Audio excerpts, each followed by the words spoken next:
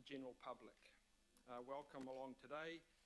Just a reminder that this meeting is being webcast, and particularly to the councillors online, please don't use the chat for conversations, and members in the room cannot see your comments. So I'll ask Maya now to just announce those councillors who actually are online. Morena councillors, we have Councillor Leone, Councillor Stewart and Councillor Fully online.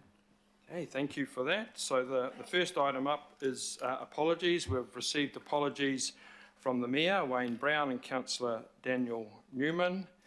There are no apologies for lateness or early departure as it stands. Is there any more apologies? Mr Chair. Okay, thank you. Moved by Councillor Sayers, second by Councillor Simpson. All those in favour? Against? Carried. Item number 2, declaration of interest. Are there any declarations of interest? No. Item number 3, confirmation of minutes should come up onto the screen now. Motion on the screen. I think we have to get someone to move that. Moved by Councillor Simpson, seconded by Councillor Hills. All those in favour? Aye. Against? Carried. We now come to a segment of the agenda that we sometimes have business in, sometimes we don't. Today we do have.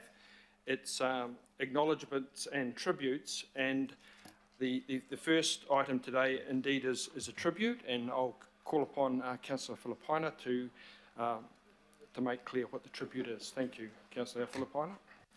Tēnā koutou katoa, and I just wanted to acknowledge those who are online, but more importantly those who are here. And I'm just going to acknowledge a passing of a colleague from council. I attended her funeral on behalf of Auckland Council. It's Lisa Satene. Now Lisa Satene, her history with council goes back 30 years. So she's done an amazing contribution within Manukau City Council when I was there as a councillor, but also her contribution to Auckland Council. So with Lisa, she ended up going through, she was at Manurewa Central within our leisure team. Then she went into Clendon, again with leisure, looking at our young community and getting them physically and eating right. It's a shame that I lived in Māngere because I could have helped with that. But with Lisa, she also then became one of the managers in the Manukau City Council, and the managing that she ended up doing was around our art centre. So as you know, just before the amalgamation, she ended up leading the team around the management and also the opening of the Māngere Art Centre, Ngā Tohua o Nuku. And that was the one in 2010 that we actually opened, and one of the first as the new council. So she was crucial in regards to that. She also was part, and for those that go back to the Manukau, was the culture. She led that, the culture, and it was amazing up until in the Auckland Council days that was no longer supported. She had a battle. It was a long battle, and obviously succumbed to it. And she, in the Auckland Council days, then became employed by Auckland Unlimited, Tatake Auckland Unlimited, before that AT'd, and she was the manager for major events production, and she looked and economic development, looked after the cultural festivals, Tamaki Herenga, Waka Festival, Lantern Festival, Pacifica, Diwali, and she is remembered because when she was battling what she was battling, she still continued to go online and attend the meetings with her staff. So, Chair, thank you so much for allowing me just to pay tribute to Lisa, and I just wanted to see if we could just have a moment's silence for Lisa. Nō rei e te rangatira, haere atu rā. Kia ora.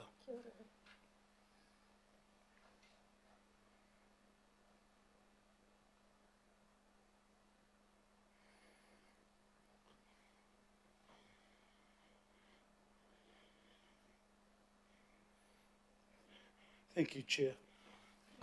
Thank you, Councillor Filipina, for that a wonderful tribute to Lisa, and I think it's very apt that Auckland Council has a number of long-serving employees have made an excellent contribution, not just to the council but to the Auckland region. So it's it's very appropriate that people be acknowledged in that respect.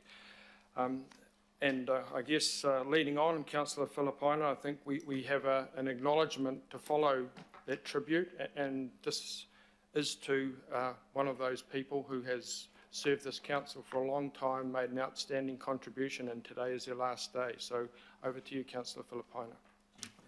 Again, and with the indulgence of the community that are here, not in physically but also online, just a few minutes, because when the chair started mentioning the acknowledgement and tribute, I saw Maya look over here.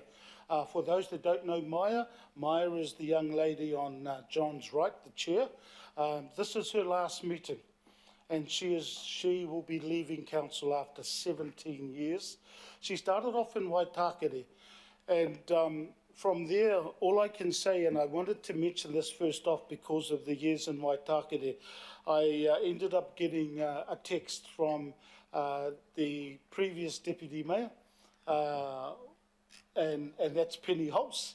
And I advised her that this was Maya's last day, and she said, please pass on my love and my happy memories of working with her over a long time. She is one of our real Westie stars. Please hug her for me. And so she wanted to pass on her love to you, Maya.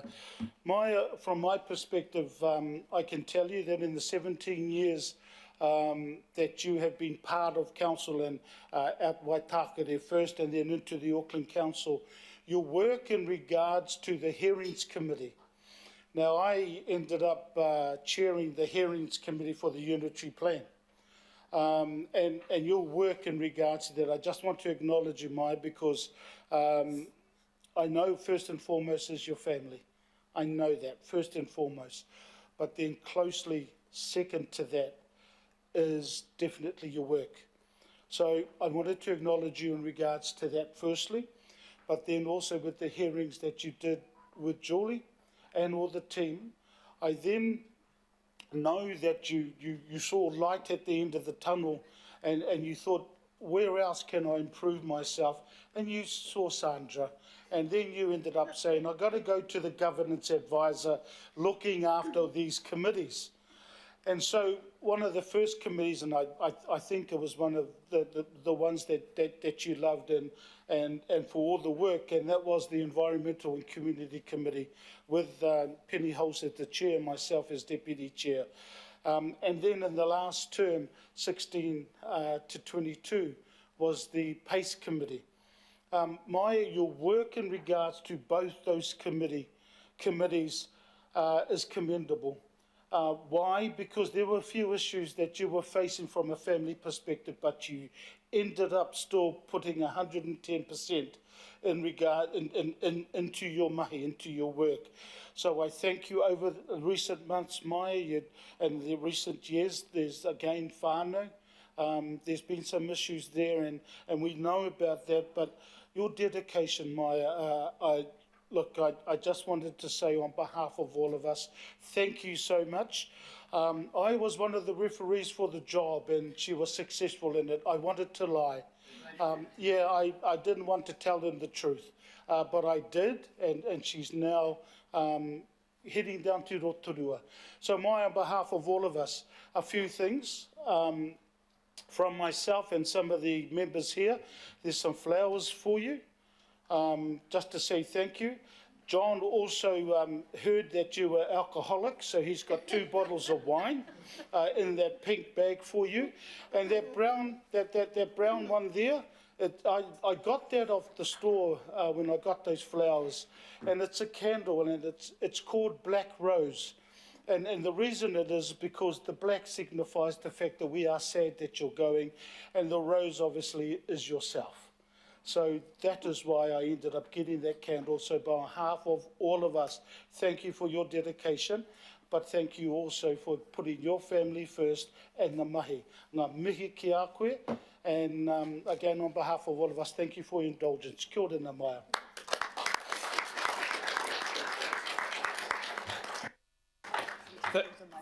Thank you very much, Councillor Filipina, and just to echo your sentiments there of appreciation of this committee for the way Mai has helped us get up and going, and for sort of calm and efficient presence she brings to this meeting. So thank you very much, Mai, and we look forward to just seeing you before you go. So the next item is petitions. We have received no petitions, so we go straight now to public input. And the first member up today is Roger Hawkins. Roger, is Roger here? Hi, Roger. So Roger, as Roger makes his way up to the front desk, he will be talking about Auckland Transport's proposal with respect to Ponsonby Road and Pompalia Terrace with pedestrian improvements. Welcome to the meeting. Roger, you press the talk. There's a talk button that should go on red. You've got 5 minutes for your presentation, Roger, and then some questions from the councillors. So welcome, and your slide should be brought up to aid your presentation. I'd like to thank you very much, Councillor. I'd like to start by showing this rather obvious slide. The yellow line at the bottom, orange line, is the Consumer Price Index, and the blue line is the rate that rates have increased since 1994 through to 2021. There has to be a sense of reality start to kick in soon, that people simply cannot keep paying. Thank you. Keep paying rates increases at the rate that they are. If central government increased tax each and every year by greater than the rate of inflation, there'd be rioting in the streets. And council doesn't seem to understand that you are getting away from people's ability to pay rates increases. My own rates, being irrelevant in the grand scheme of things, 43% last year. I put in an objection, still haven't had that dealt with, and the last I worked out on the numbers that were provided to me is those rating objections won't be handled until January 2024, which is simply not good enough. It's my argument that, in fact, the rate of inflation is the only criteria that would allow you to increase rates by, if this was a business and it was being run as a business. I think it's important to understand that, in my view, unnecessary spending by Auckland Transport is paying a significant part in the expenses and costs that Aucklanders are now having to pay. And a lot of the work that's being done is simply unnecessary. In my view, it's make-work projects being done by council, and that needs to stop sooner rather than later. Ratepayers are simply not a bottomless pit of money. In any normal business, I mean, I've worked in both corporate and small business, and if you don't have money, you don't spend it. You certainly don't borrow to do things that are simply not necessary or not needed. In my view, the Miola Road improvements, in inverted commas, and Great North Road are simply not necessary. Sure, you can put in cycleways and other improvements in inverted commas, but you shouldn't be doing that at the expense of the free movement of vehicles. Trucks, cars, ambulances, fire engines, and everything else also uses those roads. There's $1 billion so far has been put into cycleways, and to date, not nearly enough people have been moved from cars to cycles to justify any more spending, and certainly couldn't justify the spending that's been done to date. The raised pedestrian crossings, traffic lights at every pedestrian crossing, which is simply not necessary because cars must stop at a pedestrian crossing anyway, so lights aren't necessary for that. Overheight judder bars, deliberately compressing roads, 30 km/h restrictions, and most importantly, why do we need 24-hour bus lanes? Sure, in the peak periods have bus lanes, but Quay Street, Fanshawe Street, all of those areas where there are 24-hour bus lanes are deliberately compressing vehicular traffic into congested roads.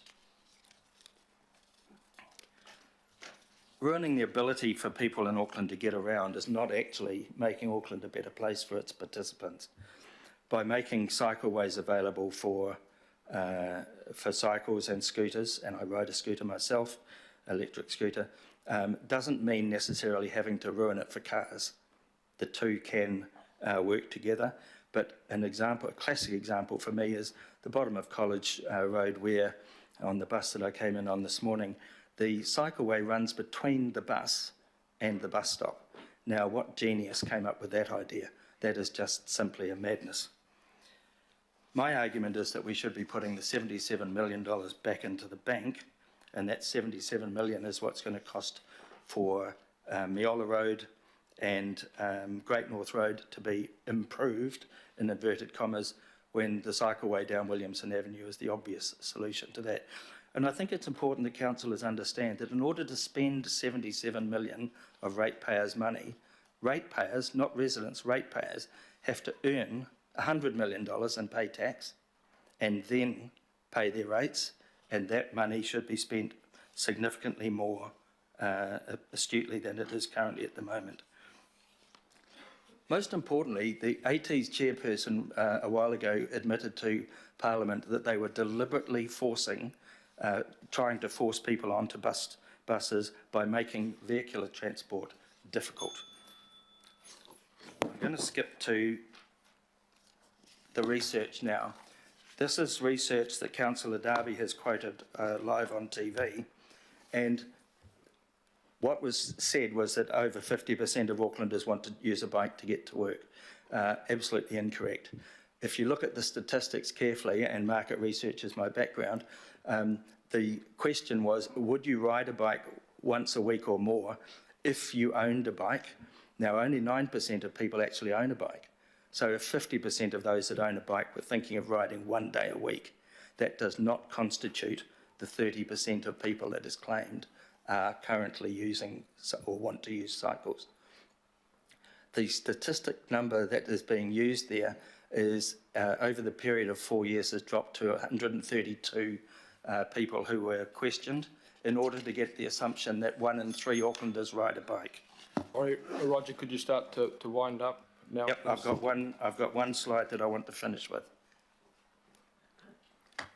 Ponsonby Pompalia Terrace. This was a 2017 project that was held up because of COVID. The world has changed since then. We simply cannot justify the expense that's being used here to raise pedestrian crossings that are already working perfectly, to deliberately, and this is the part that is beyond comprehension to me, to deliberately compress 4 lanes down to 2. And the 2 lanes that flow into Pompalia Terrace and around the back of Blake Street, 1 lane goes back into town through College Hill and the other lane goes onto the Harbour Bridge. And Auckland Transport, in their infinite wisdom, are trying to force that all into 1 lane, which will force a choke point of significance into that one part of town that simply is not needed, and there is no way that that job can justify the $1.5 million projected to cost. Thank you. Thank you very much, Roger, for your presentation. Do we have any questions? We have a question, Councillor Dalton. Thank you, Roger. Okay. Thank you for your presentation. A number of times you mentioned improvements, so you don't believe there are improvements. What is it that you're worried about, or what is it that you don't think are improvements to the roading, put aside the cycling, the roading corridor? Well, none of them are actually improvements. What they're doing is deliberately compressing roads so that it's difficult for a vehicle to get around. Now, an improvement would be to ensure that cyclists and scooters are safer, and you can do that by putting them onto a footpath with a white line. Most importantly, the improvements that are proposed for Great North Road and Meola Road are going to create massive choke points. And if you look at Great North Road in particular, the traffic that's going to be compressed into 1 lane is now going to be, if you're trying to turn right into one of the side roads and there's a car coming out of those side roads, you're not going to be able to do that. And there's only 1 lane out of town other than the bus lane. So if you're trying to turn right and you can't turn right, the traffic behind you is going to back up all the way to Queen Street. Now, that's not an improvement. The road is functioning perfectly well at the moment. I've lived here 43 years. I know that area particularly well. There is no justification for $43 million to destroy the road as opposed to improve it. Thank you. Thank you. Finally, Councillor Sayers, quick question. Yeah, thank you, Chair. Roger, my question is just around the first graph you put up in linking rates to CPI. Yep. So obviously when a city like Auckland perhaps is undergoing growth or has catch up to do with its infrastructure and there's some capital costs that need to occur there, have you got other models or ways that you might fund that necessary infrastructure? I understand what you said about living within your means, but are you talking about user pay systems or just any other ideas you had around funding for growth? Well, funding's a function of what needs to happen, and the simple fact is water, we needed to fix the sewage going into the harbour, but a lot of the funding that is being done and a lot of the money that is being wasted, and I mean wasted, through Auckland Transport is on work that simply doesn't need to happen. And if it doesn't need to happen, doesn't need funding, and you can reduce your rates increases to a point where people can actually sustain those. I think one of the critical things is, in a small business, if you haven't got the money, you don't spend it, and you don't borrow it either. You only do what's essential. So instead of doing the nice-to-haves, I think this committee has to start thinking about what we absolutely need. We don't need Ponsonby Road ruined. We don't need Great North Road. We don't need Miola Road done. We need a tunnel under the harbour bridge. Those are the things that should be funded by the essentials out of ratepayers' money. Okay, thank you. Does that answer your question? Thank you very much, Roger, for your presentation. We'll save the thank yous once we've gone right through public input. And Roger's presentation is on Nexus for any of the members that are online. Do you have a question?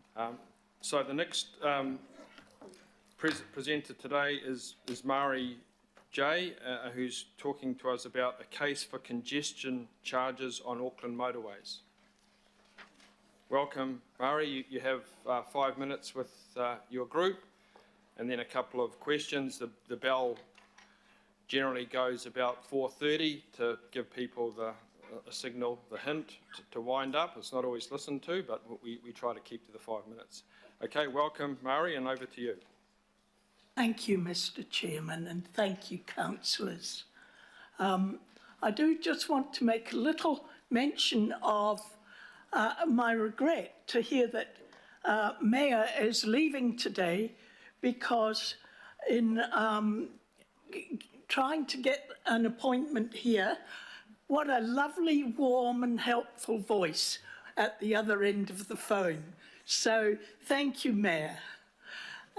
I have a doctorate from the University of Waikato in environmental planning, and I'm a member of Extinction Rebellion, Auckland. And my reason for being a member of Extinction Rebellion is a passionate knowledge, understanding that we are at a critical point in climate. The climate situation really is drastic. Extinction Rebellion, they're rebelling against all the things like car transport, fuel, fossil fuels and so forth, driving us all to extinction. And this morning, I just want to remind councillors of the question of congestion, which you have discussed to death many times. You've had the question of congestion charges 6 or 7 times. My own, as I say, I'm an environmental planner, so I'm not actually a transport planner, but I see in 2016 the Auckland Transport Alignment Project. 2017 first came up the congestion question. Could road pricing improve? I need to be... Sorry, I haven't got this. I do with this thing? Can someone help me? Yeah, perhaps, Please? can you do it? Yeah, so Maya will do it for you, Murray, just manually. Help, help. He's the last person you'd ask for help. Okay. So, Yes, so 2017, you had a report, the congestion question, could road pricing improve Auckland's traffic? 2020, the congestion question came up with a technical report.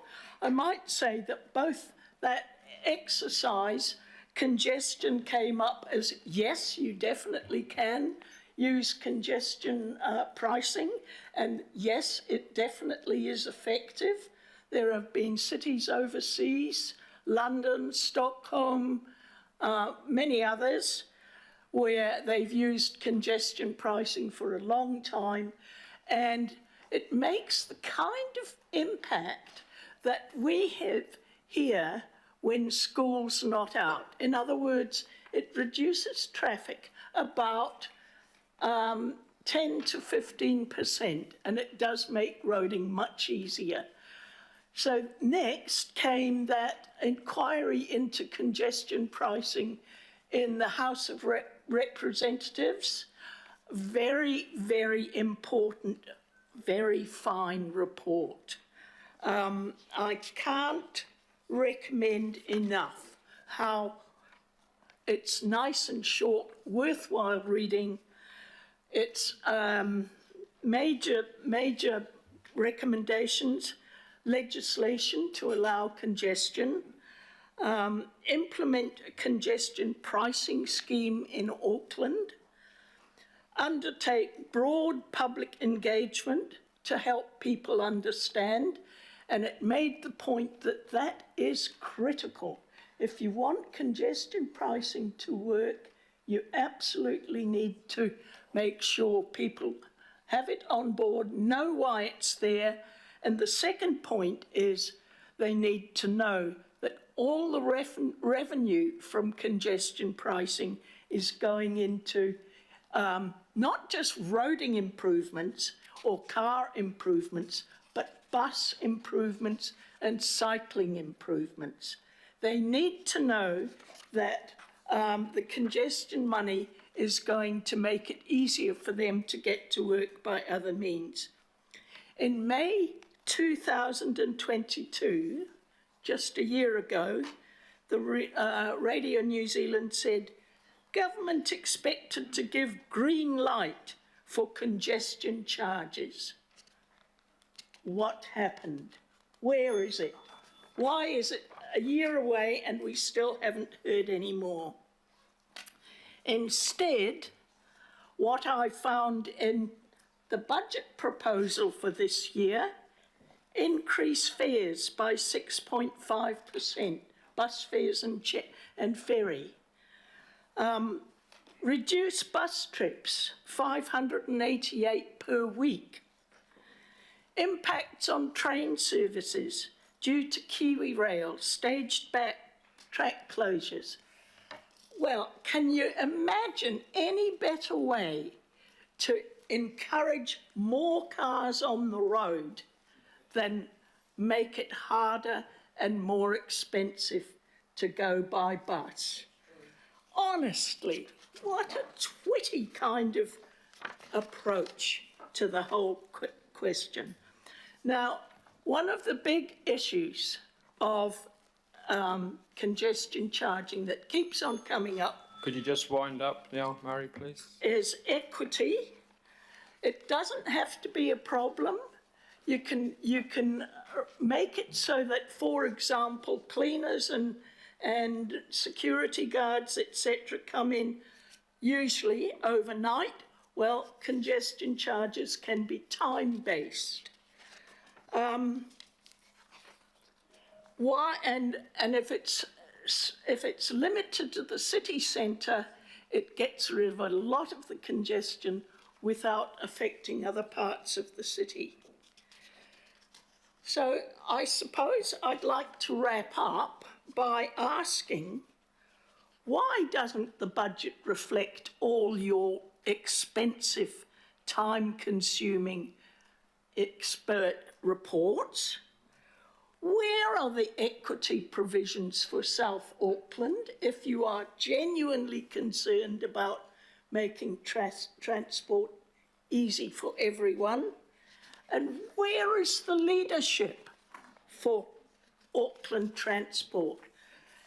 At the moment, it looks like you are going towards another 2% increase in congestion by next year.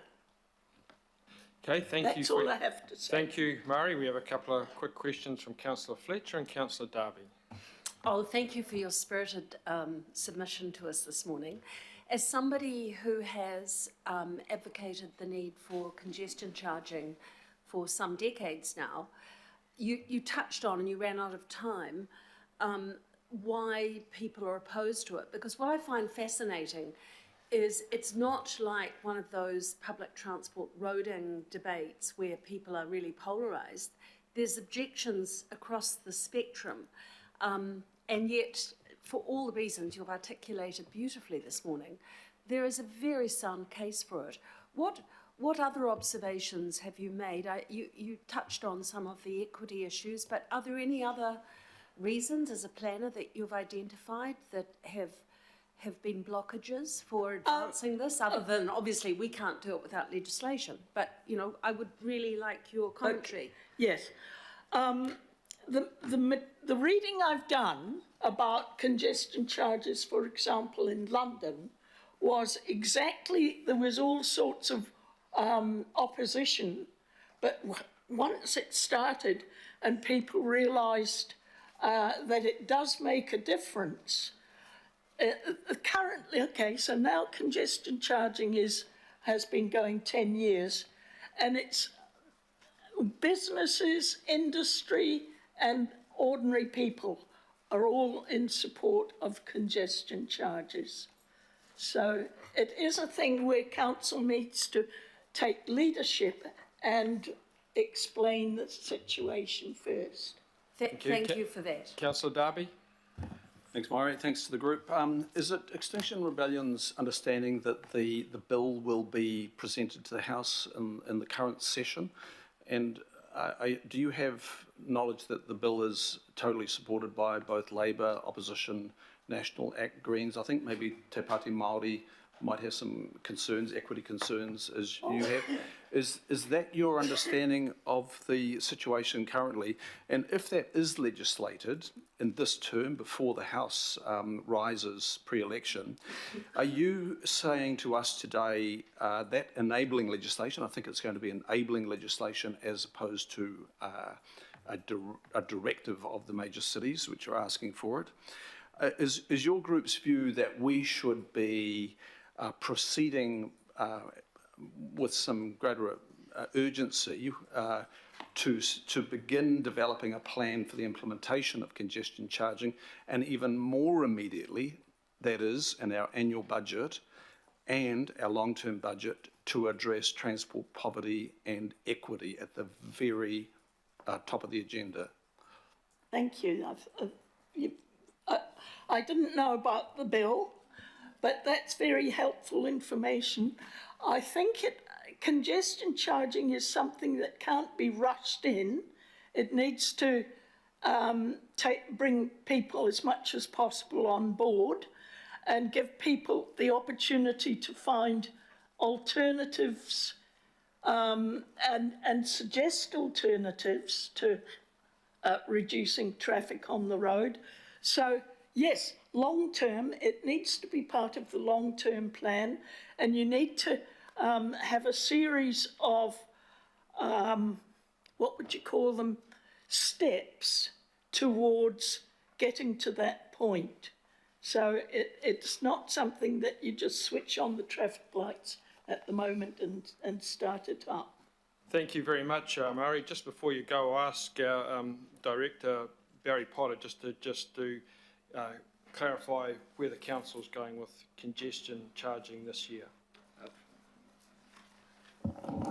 Thank you, Chair. And it's the intention on our work plan to bring this to this committee in the next 2 or 3 months. So it's on our work plan to bring congestion charging here for a discussion and consideration by councillors.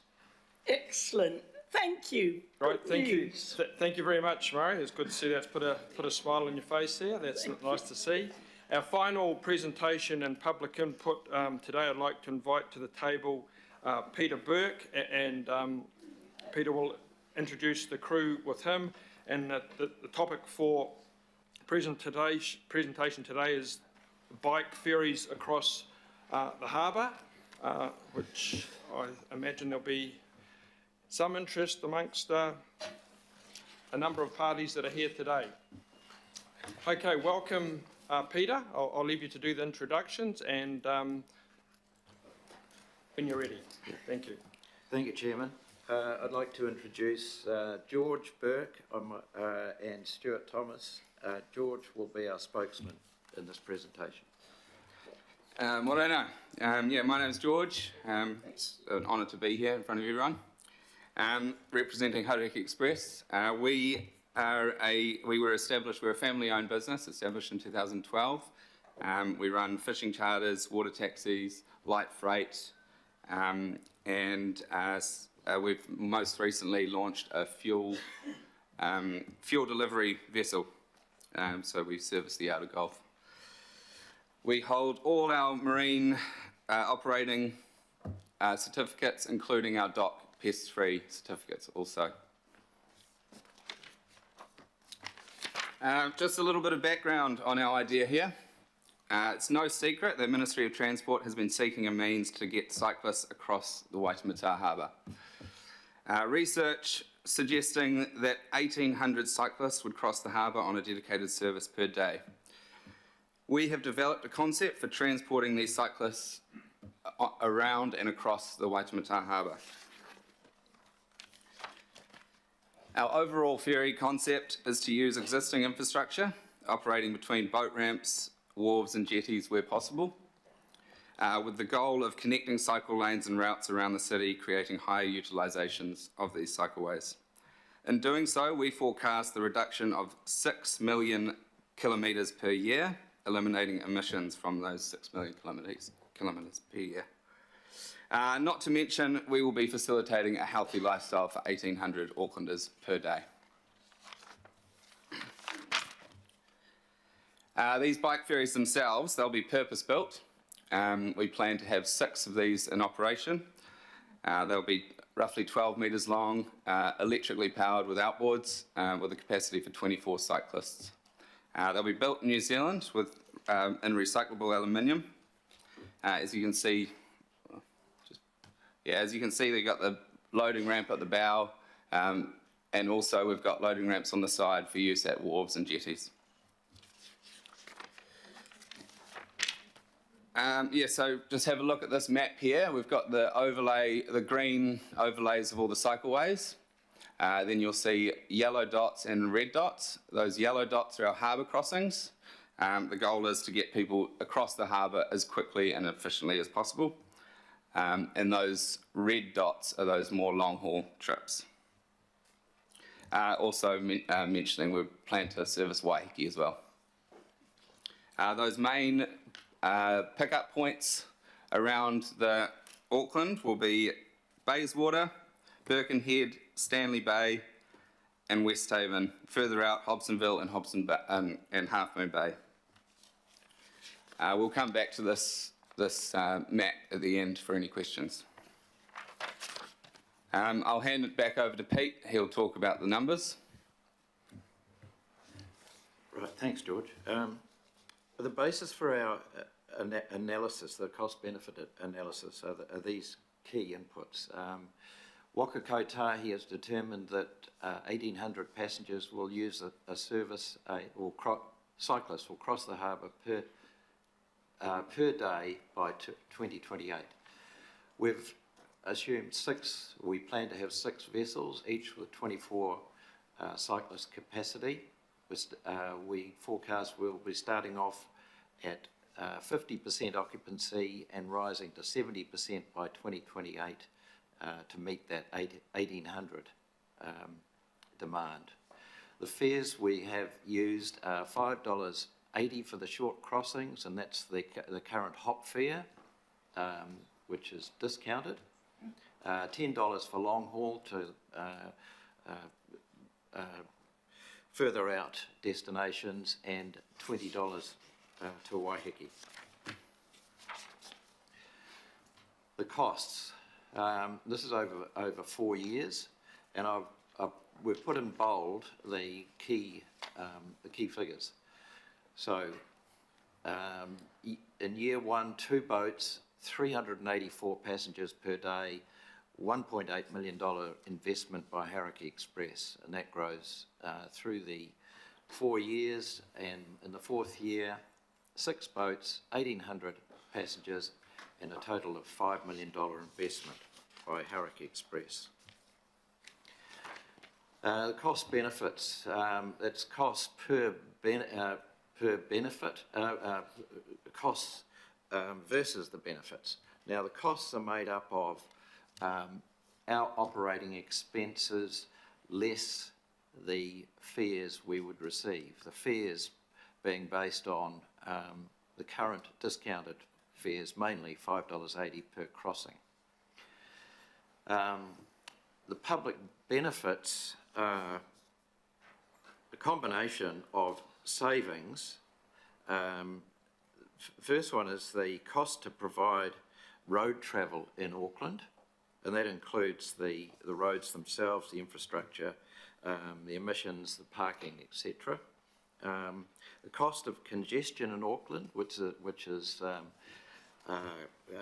really a unique cost for Auckland alone, and the benefits of a healthy and fit Aucklanders, and especially taking pressure off the health system. We've got data from the Ministry of Transport to do these calculations. And you'll see that with 2 boats in year one, it's actually quite a shortfall of operating costs and fares. It rises up to 3 years, and then it drops away. And beyond 4 years, it actually the public cost, which really is the subsidy arising from the discounted fares, starts to get into positive territory. The public benefits from what I've described before are actually very, very significant. And you see the total over 4 years, $2.65 million of cost or shortfall in income, and public benefits $26.8 million. That's 10 to 1 benefit to cost. So yes, as a brief summary, Hauraki Express Bike Ferry Plan provides significant public benefits at little public cost. Capital and operating costs are covered by us, Hauraki Express. The public costs are minuscule compared to government's initiatives to establish a dedicated harbour crossing for cyclists. The benefits to public purse far exceed public costs. As Pete said, it's 10 to 1. So we want your full support in this, and we want in this initiative, and we would like to engage with council to make this all happen. Thank you very much for that presentation, of particularly exciting prospect, and well supported by fellow presenters, I see. So we've got a few questions here. Councillor Walker, Councillor Turner and Councillor Hills. Over to you, Councillor Walker. So I've got 2 questions. The first question is to yourself and Barry, and you can think about that in the meantime, and that's how we can advance this. Okay, so just give some thought to that. The question that I've got for your team is, you can deliver this, I'm assuming. Do you have the crew? That's one question. Is there any infrastructure requirement on council's part? And I think you may have already addressed this. How quickly could you put this in place, given that I think there's a very quick turnaround. You can build the boats yourself. And the other question that you may not have the answer to that, I understand the economics and the benefit cost, but the return on investment in terms of carbon reductions must be absolutely outstanding. So I don't know whether you've given support to that. So a few quick questions, Mr. Chair. Staff-wise, we've been around for 12 years, so we've got a pretty amazing staff base. We've got skippers, contract skippers that work for us, and they want to work for us full time. So this would be a great opportunity to bring more people in, full time work. What was the other touchings? How fast could you get going? How fast? Maybe Stu could take that one. Yeah, so we've got a really good relationship with Extreme Boats and their commercial and bigger boat, legacy boats down in Whakatane. And so they're keen to put their hand up as an option to build the boats. We'd be looking to get them underway next year. Next year? Yeah. What, start of the year? They would be able to get one of those out the door sort of mid next year, I believe. Yeah, they tend to build another shed and get them more staff when they get busy, so they've got a really good team down there. Got that. So the other question was, no infrastructure requirements on the part of council? Correct, so it's all around using the existing boat ramps and wharves that are there where necessary. And the last question around carbon? Yeah, that's the carbon emissions are included in the benefits. They've been monetised in the calculations.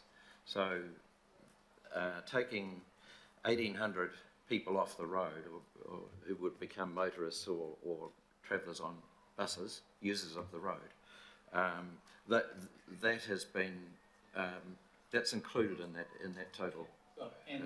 Okay, we'll answer a question at the end.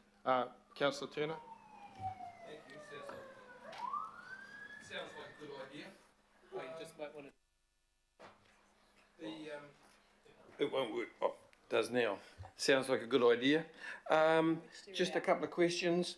Propulsion. You talked about electricity, and then you talked about you've got outboards on the back. Is the primary propulsion outboards, or is the primary propulsion electrical?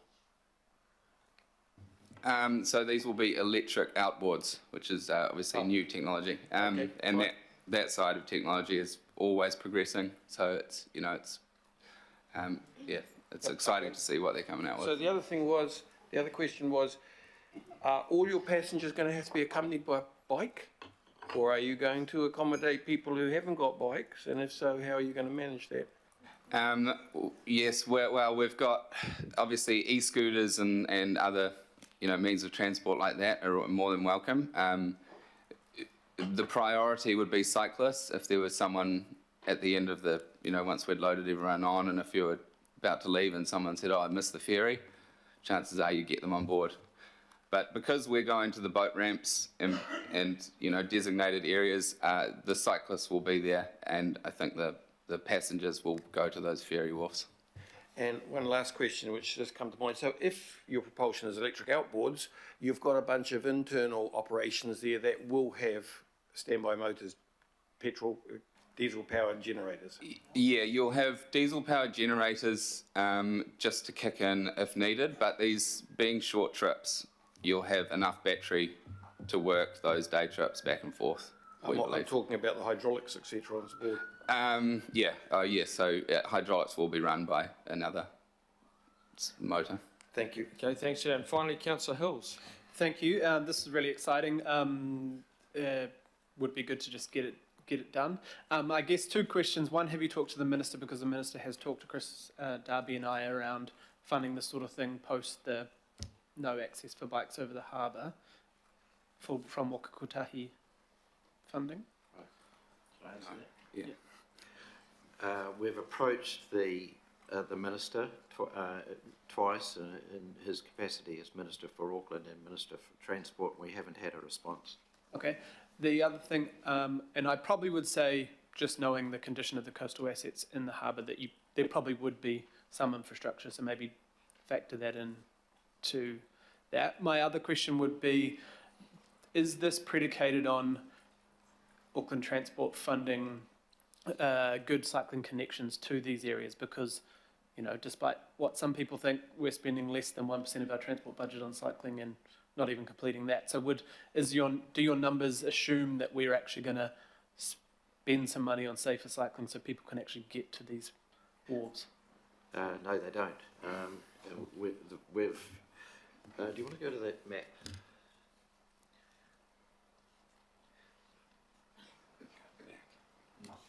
We have the priority destinations or pickup points are on the North Shore, Birkenhead, Bayswater, Stanley Bay, and on the south side, Westhaven and Okahu Bay, although Okahu Bay is more exposed to weather. All of those have existing ramps and jetties, but the ramps are quite adequate for our operation. We don't envisage any work necessary or on the land to be done, and we don't see that there's a need for any resource consents at this stage, although experts might tell us differently, but I don't think there are any consents other than the maritime consents that we normally get anyway.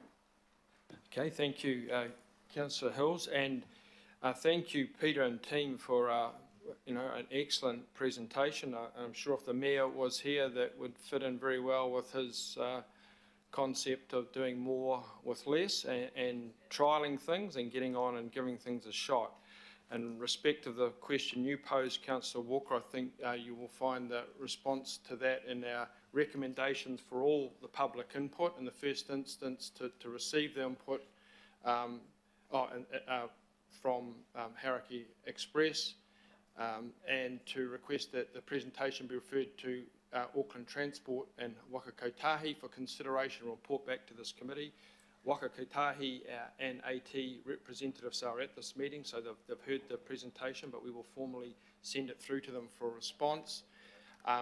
So if we could have a mover and a seconder, please, for this one. Moved by Councillor Fletcher, a seconder by Councillor Sayers. All those in favour? We'll just move this first. You had about 5 questions. We've done. I've got a question. No, we're moving it. We're set.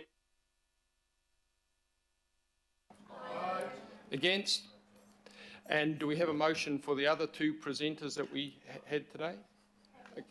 Okay, moved by Councillor Lee, seconded by Councillor Fletcher to thank our other presenters.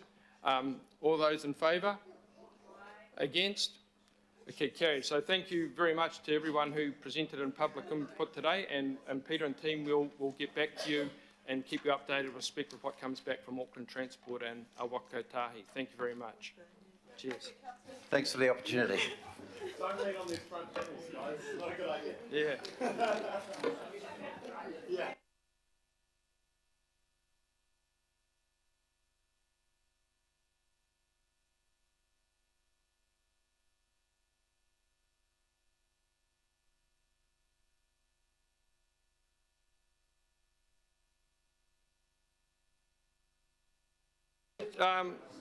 Okay, just while people are filing out and Councillor Henderson is fixing up the council property he's vandalised. You can't let these Westies in anywhere, can you? So item number 6, there is no local input today, local board input today, folk. Item number 7, extraordinary items, none that I'm aware of, which takes us through to the agenda proper. Item 8, we have like to welcome Steve Mutton from Waka Kotahi.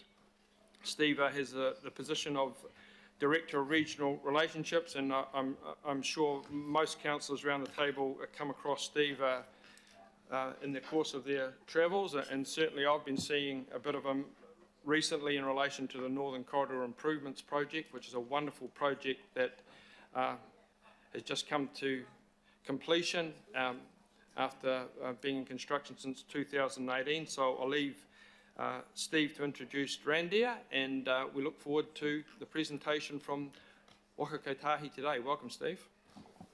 Thank you very much, Chair, and once again, thank you for the committee for hosting us this morning. It's always good to come and talk to you all.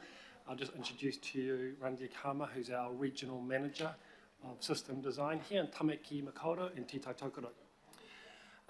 If you remember last time we were here, we talked about the government policy statement and we talked about funding. And we had Nicole Rosie join us, our Chief Executive. What we thought we'd do today is go to the other end of the value chain and talk a little bit about a project that's just been completed to talk to you about some of those benefits that we're recognising from that. So I think one of the key things with the Northern Corridor Improvements Project, which the Chair mentioned was formally opened last Friday, is that it's delivering much more than just transport benefits, but it's actually delivering, you know, real true community and environmental benefits, and I'll touch on some of those today. The government policy statement, which is known as a GPS, now you'll all be interested towards the end of May, there should be a draft of GPS come out for consultation. But it talks about the purpose of the transport system is about improving the well-being of people and also the livability of places. And I think when you look at this particular project, it really aligns to those 5 objectives, which includes inclusive access, it's about health and safety people, it's about environmental sustainability, it's about resilience and security and economic prosperity. So this is one of the projects that Waka Kotahi have successfully delivered with our partners. You know, it really does meet those 5 outcomes. So this project, NCI, is known as Northern Corridor Improvements, actually kicked off about 6 years ago, and it was to complete the Western Ring Route, which was a 48-kilometre alternative route through Auckland, which went via State Highway 18, State Highway 16 and State Highway 20. Now, the Western Ring Route was upgraded across 2 decades, and for those of you who've been around a little while, it started off with the interchange down at Minako, with that State Highway 21 interchange. We saw State Highway 20 develop. We saw the State Highway 16 causeway get widened and came up higher for climate change reasons. We saw Waterview Tunnel do that critical connection between 20 and 16. We saw Te Atatu and Lincoln Road interchanges get upgraded. State Highway 18 was put in place, and now this is the final piece where we've now got that State Highway 18, State Highway 1 connection. With the project now complete, we have that absolutely alternate route through Auckland from a resilience and security perspective, where the movement of people and goods are in addition to that State Highway 1 and also across the Auckland Harbour Bridge. It also provides additional network capacity, which is absolutely critical for us as Auckland continues to grow. And people have more choices now about how they travel and how they connect to work, to school, and to their homes. They can do that by state highway, by driving, by public transport, by walking, cycling, and using their scooters. So as mentioned, this project took 6 years to complete. There was a pandemic right in the middle of it, which the team did an amazing job to work through. And over the 6 years, the Northern Corridor Improvement Project has delivered completion of the Western Ring Route via that direct connection between 1 and 18, which I talked about. Approximately a 5-kilometre extension of the Northern Busway to Albany, including the Constellation Station upgrade to support the northbound trips. Approximately 10 kilometres of shared paths with local connections along State Highway 1 and State Highway 18. Additional lanes on State Highway 1 between Otae Valley Road and Constellation Drive. Upgrade of State Highway 18 westbound on-ramp and safety improvements along State Highway 18. 3 new community sports facilities, which was the North Harbour BMX, North Harbour Hockey, and the Wainoni Park Pony Club. There's upgrade of 3 community spaces, the Rook Reserve, Arranway Reserve and Meadowwood Reserve. And also those people who travel it, the incredible urban design narrative which reflects the cultural richness of that area. And also a range of environmental benefits, including planting of hundreds of thousands of native plants and upgrades to a lot of the stormwater systems around that to protect the local walkways. So that team has been incredibly busy over the last 6 years. I think some of the additional community and environmental benefits this project has delivered has certainly been enhanced thanks to our partnership with Ngā Mana Whenua o Tamaki. They've been a partnership with us right from the beginning of this project, and they're so important to us in terms of helping us to achieve these great outcomes. And that whole urban design development has enabled that story of the region through design to be told. And it's really important cultural landscape, but also reflects, I think, creates a welcoming and stunning community space for locals and visitors to enjoy. The construction of NCI was delivered through a hybrid alliance model, set up with our partners. And it was one of our first of our kind, the hybrid alliance, and it's worked really well right from initial conception and really kept the principles of customers at the heart of decision making throughout. And I think that has resulted in a really good outcome. I think a couple of key things here was around that the 2 direct state highway links and local road upgrades in the immediate area also enabled the team to work really closely with other infrastructure providers such as Vector and Watercare. And we've included upgrades in their infrastructure as well as part of this project. So we're able to do this work a lot more efficiently and effectively working with these key partners. And I think that it's also an incredible project, not only for the transport outcomes, but in which the way we've worked with the other infrastructure organisations to ensure that we achieve those great outcomes for Auckland. So as mentioned, keeping our customers at the heart of the project has ensured that we achieve those outcomes. The customer-led construction methodology reduced the impacts, which I'll talk about a little bit more shortly. And also there was a thing within the team said, don't muck with the bus, which absolutely assured that everything they did not impact the public transport schedules and that the bus had priority over all their work and their work methodology. Another benefit was minimising lane shifts and actually keeping speeds at a higher level during construction. And we're actually using that type of methodology in a lot of our other projects on our live motorway networks at the moment, especially down the southern corridor. The Tirahanga Wainui Bridge also provides walking and cycling transport connections for communities both sides of the state highway. And we use that along with the infrastructure that Watercare were delivering for their critical water infrastructure on the North Shore's growing population. We also amended some of our designs to go from a flyover to an underpass to reduce impact on the neighbouring properties. And these benefits have a real positive impact for those who live and travel through the area, in addition to the wider general public who are using this network. The NCI team has worked over 4.5 million people hours. We inducted over 5,000 people into that project. And there's some really big numbers of 13 new bridges, 33,000 cubic metres of concrete, 200,000 metres of squared pavement, all achieving a no lost time injury, which is absolutely fantastic that we kept our people safe while delivering this significant infrastructure.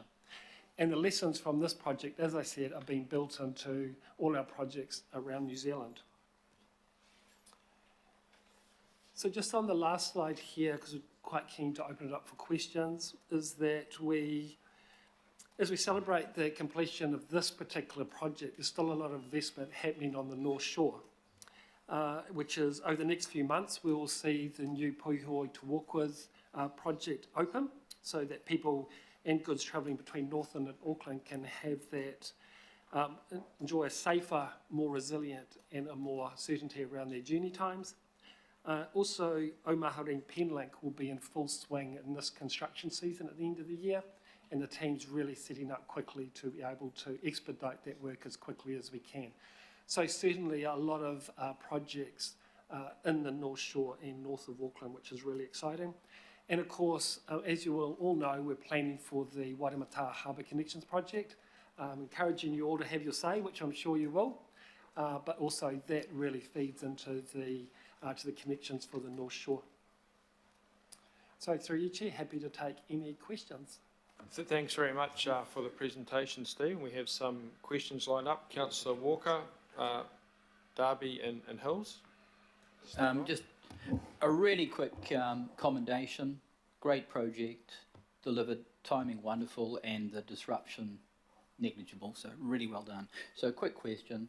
The Rosedale station, When is it going to be delivered, and can you deliver it?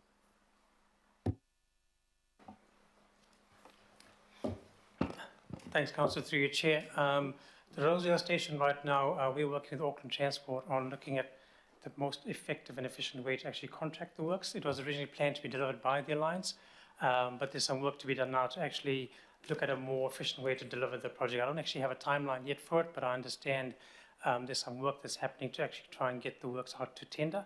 That's the next piece of the puzzle for this particular project to get underway. Okay, thank you, Randir. Councillor Darby?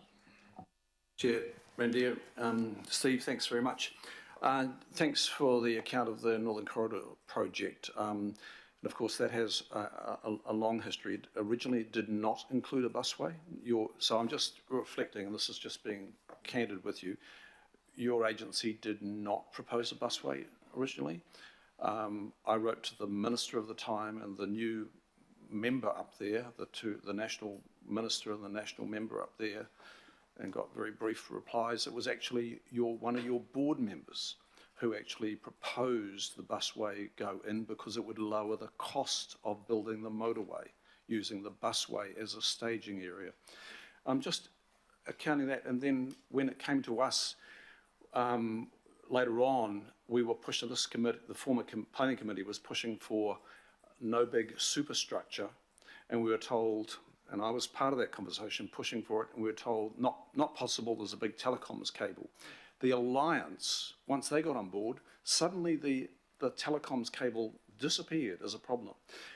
I guess I'm just giving a brief background here because I give credit to the agency, but I also give credit to the agency being open to the inputs of others eventually.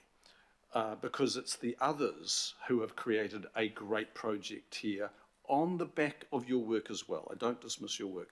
Which draws me to my key question is 8 years ago, at least, I went down and met a board of then, and they talked about Waka Kotahi's great new plan to reallocate road space on its network.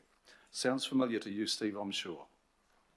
So in 8 years, but possibly in more recent years, what has Waka Kotahi done to make their network more efficient and carry a lot more than 1.1 people per vehicle in the AM and PM peak? What have they done, and what are they planning to do to make the motorway network in Auckland become substantially more efficient than 1.1 person occupancy? Thank you, Councillor, for your question. I'll just talk quickly about, first of all, the partnerships. Waka Kotahi realises that partnerships are absolutely critical to have when we're working in Tamaki Makaurau. This is why we're very connected with Auckland Council, Auckland Transport and yourselves.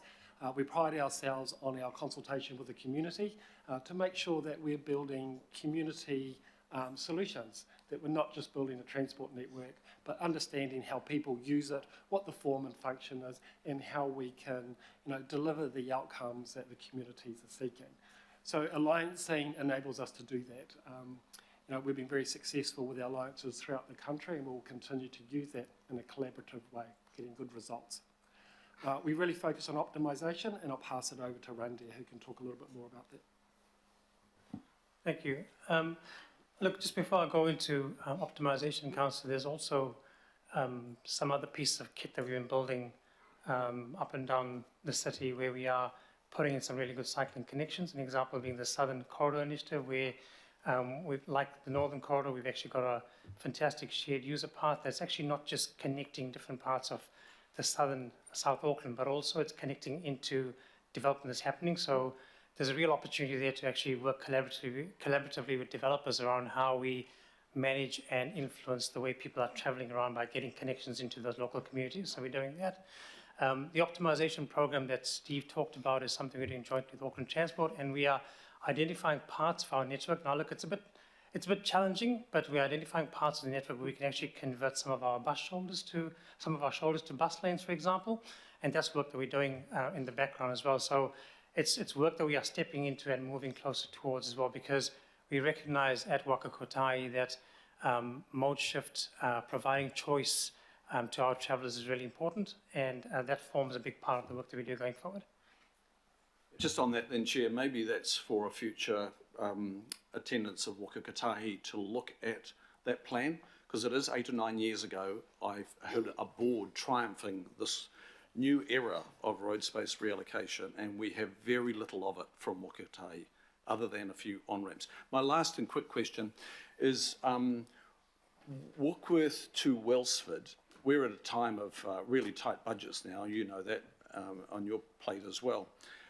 Is Waka Kotahi proceeding with a notice of requirement, creating a designation in place already, and spending, acquiring land on that corridor at a time when really those benefits are not as great as the core city benefits from investment in transport in the core of Auckland as opposed to the outskirts? What's the status of that? Are you in the process, is the designation now in place, and are you spending acquiring land? So we've been working through that process between Warkworth and just north of Wellsford, Tihana. Under the Public Works Act, we are only acquiring property where there's hardship issues, and there's been a number of those where we've had to use that process to purchase that property. We're only following that protocols at the moment. So there's no construction funding, it's purely just a designation project at the moment. So the designation is in place and you're beginning some acquisition? When it's required under the Public Works Act for hardship or other reasons. Okay, thank you, Chair. Councillor Hills? Kia ora, and thank you, Chair. And yeah, just to add to Councillor Darby's comments on a few of those changes that you guys did, I remember the ramp from the Albany station was supposed to go right across the car park, and we said, well, that would prevent any future development or housing or anything over there. You changed that, and it was a definite no-no that we could go under. It was all going to be a massive flyover, more concrete, more emissions, more unsightly kind of overpowering views for the Unsworth Heights. And so to change, those changes were awesome. I think also you undercooked some of the benefits. That the busway now, that you don't have to get on and off, I think I've been on it a couple of times and I swear it's 10, 15 minutes maybe sometimes when you had to go through several traffic lights. It will bring phenomenal change to that area now that people realise how quick it is. And I think it's helping our bus driver issue too, because the turnover is faster. My question on this fantastic project is, were you able to get AT on board with getting some of the connections into that? So bus and cycling connections, the shared paths are amazing, but they kind of just end in suburbs. And I kind of felt hopeful or fed back 6 years ago that I was hoping AT would feed in. Do you have those kind of discussions? Because it seems like you're doing all this great infrastructure that then joins to nothing. Through your chair, thank you, Councillor Hills.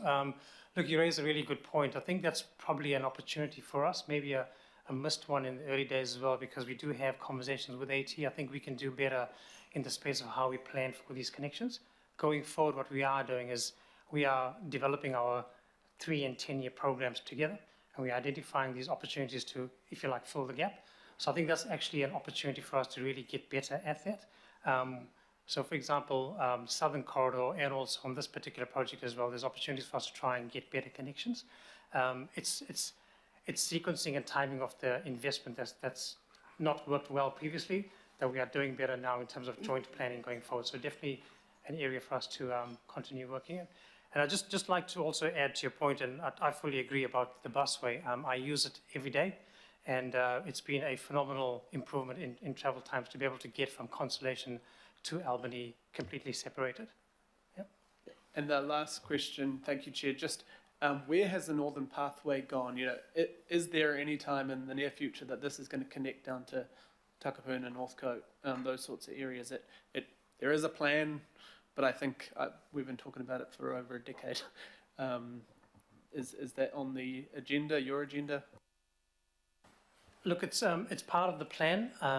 Ultimately, this piece of cycleway will connect on to Akaranga Station as well. So the connection from Constellation to Akaranga is as part of our long-term planning. Unfortunately, it is not in our current decade plan as part of ATAP.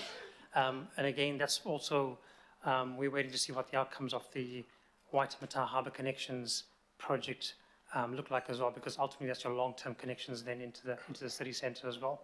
So it's part of the mix, but it's just how we stage it over time as well. But it was in the plan, so now it's not in the plan? Like it was in the 10-year plan and now?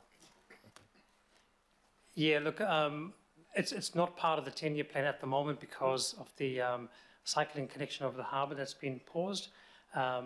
What we are doing right now is looking at actually could we start some of the early investigation work towards the latter part of this decade to tie in with the Waitemata Harbour Connections project. Thanks. Councillor Baker. Thanks, Chair, and yeah, g'day Steve and Randy, always good to see you. And it's nice to see my northern colleagues so happy. I think that was a happy Chris. I'm not sure, but I just want to pop down to the other end of Auckland and talk about State Highway 22, between 25 and 30,000 vehicles a day. Last 10 years, close to a dozen fatals and 40 serious injuries, crashes. 2017, there was a plan to. It consulted on plan to have huge safety improvements on that road to try and reduce the death and serious injury. That's gone.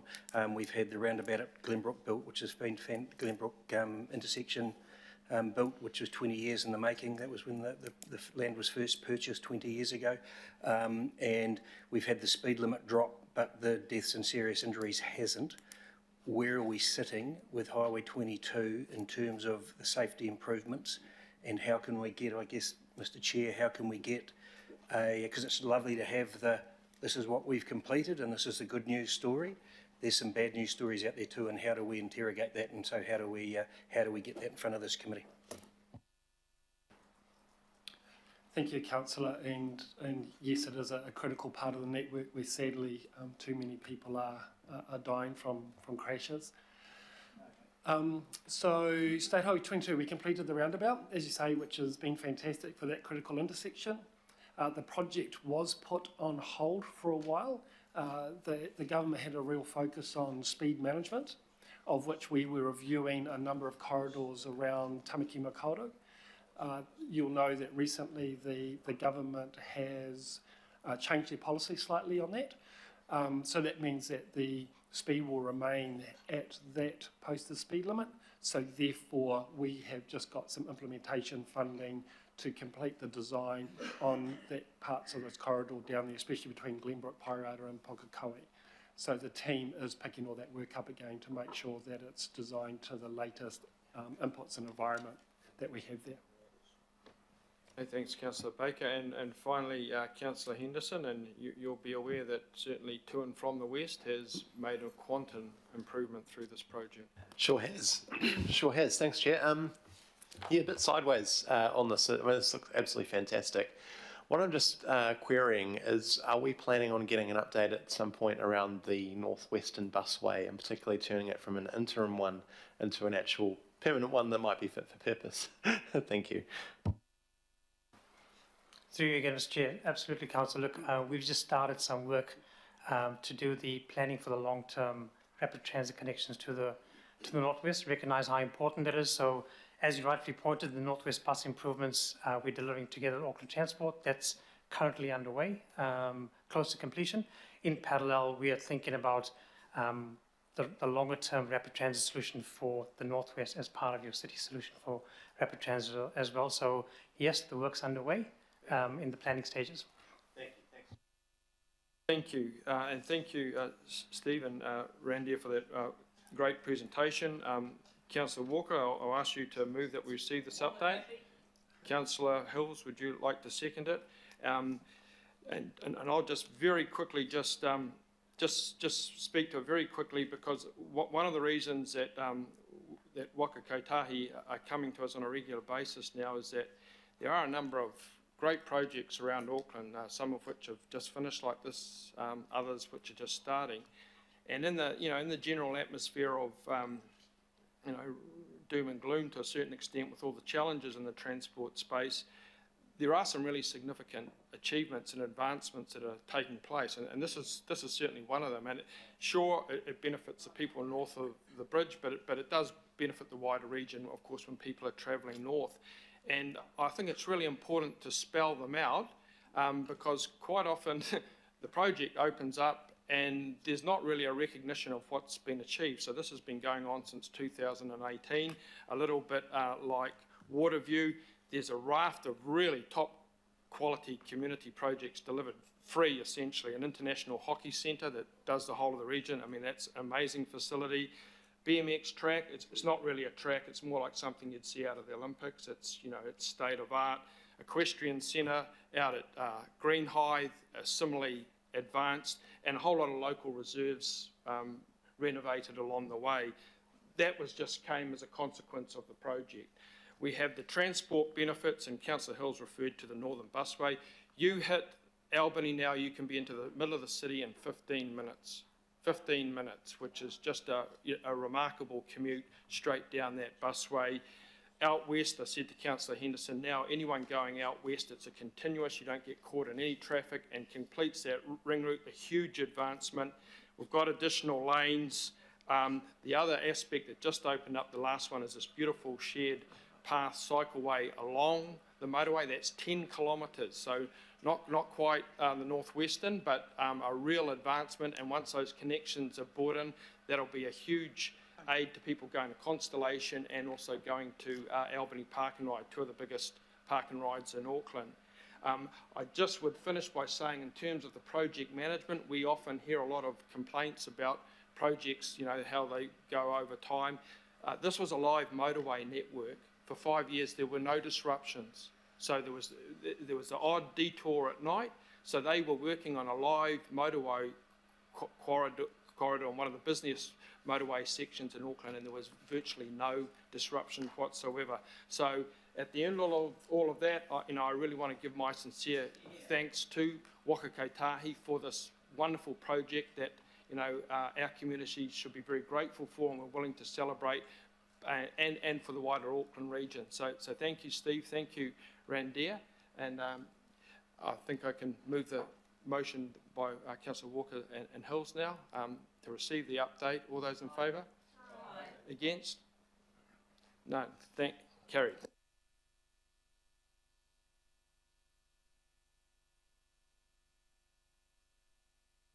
Auckland Transport section of the presentation today, ladies and gentlemen. This is the first meeting where we have our new Chief Executive, Dean Kimpton, who will be leading the team, also accompanied by Mark Lambert, who, Executive GM Integrated Networks.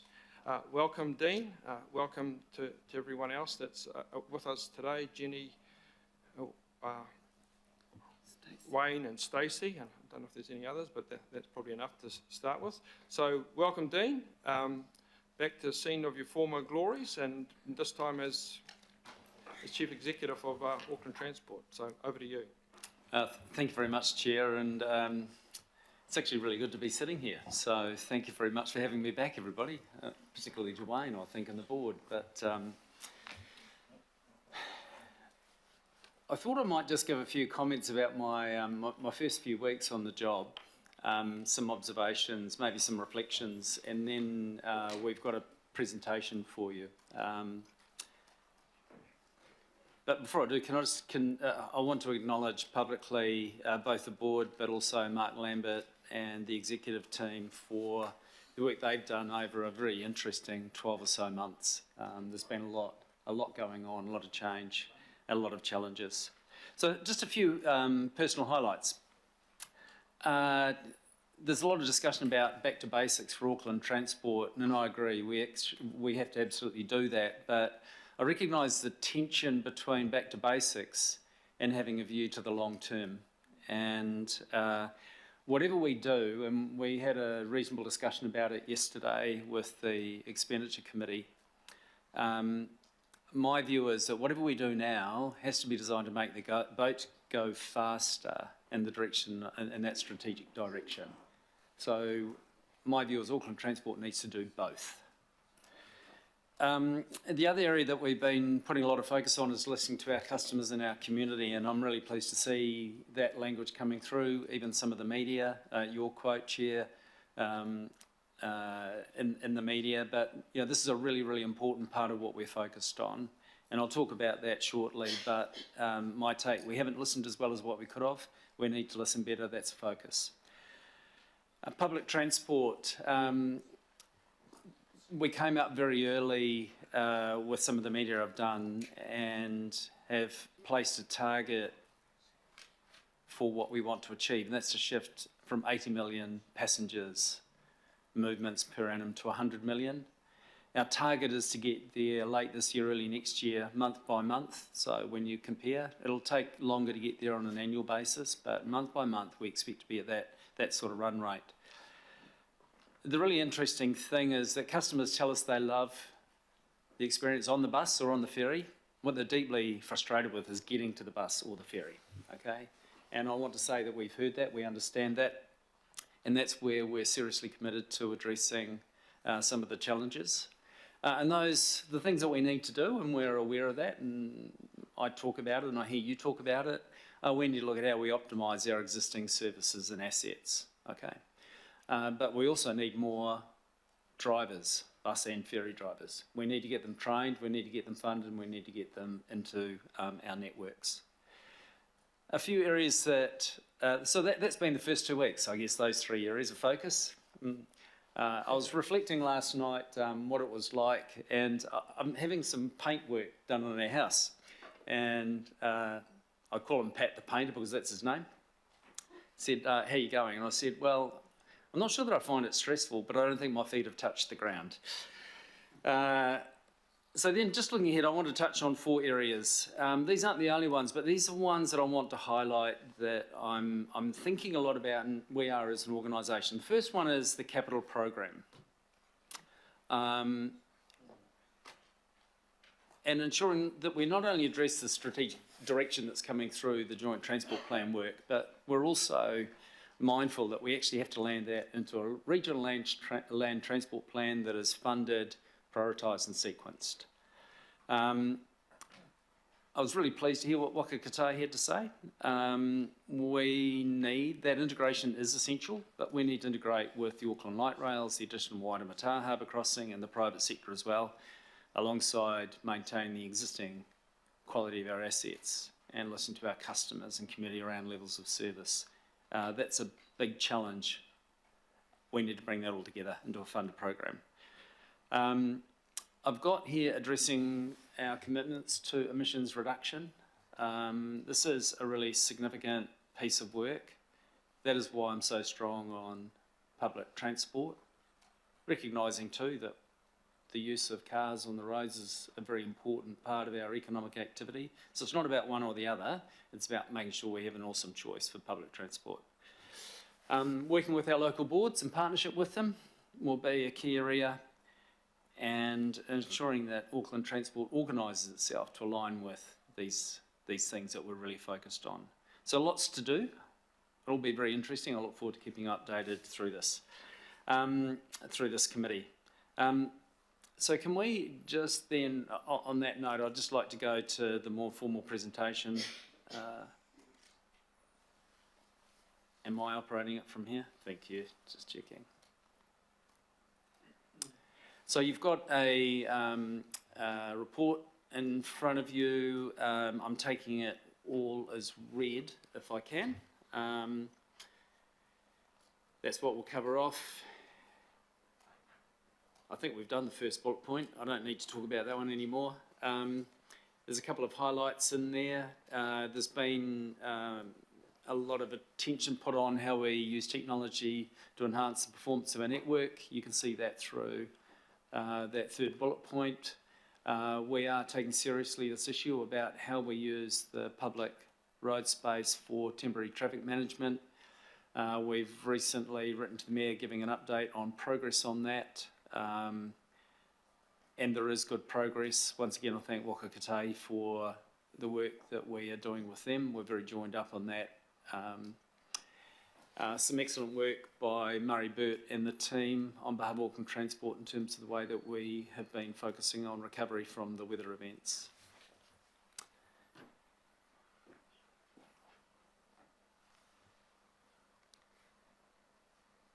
We've got some performance metrics here. I'm sure that you've had a chance to read those. I've already referred to the PT satisfaction on the bus and on the ferry. We are working at the dissatisfaction associated with getting to it. And you can see a range of other metrics in there. Chair, I won't pull them out any more than to say I'd like to take them as read. We're tracking this, you'll see this in each report, but you know that already.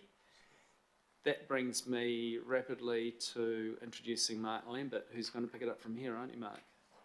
Is that right? I don't seem to have got the direction on the pointer quite right. There we go. Thanks, Dean. Good morning, councillors, Chair. So the next few slides are just running through an update, as usual, on our public transport performance. So I'll just go through this quickly and raise a few highlights. In the last month, we have been operating at a run rate of around 82 million annualised boardings per annum. Dean mentioned run rates and stretch targets. That is different to what we've actually carried over a 12-month period. So right now we are operating in the last few weeks at the highest level of patronage we have for a number of years, but of course that needs to translate into an annualised figure over time. So we are operating at around 82 million boardings per annum over the last few weeks. The actual boardings over the last 12 months is 67 million, and we're forecasting for this financial year to be around 67 to 68 million, and that's against our current SOI target of around 59 million. So we expect to beat our SOI target for this year. We have an internal stretch target of a run rate of around 85 million boardings per annum at the end of June. We believe we're on track for that, and as Dean's mentioned, we are setting ourselves an internal target, an aspirational target for run rates over month by month of around 100 million for next year, which is similar to how we have managed both the actual and the target forecasts for this year.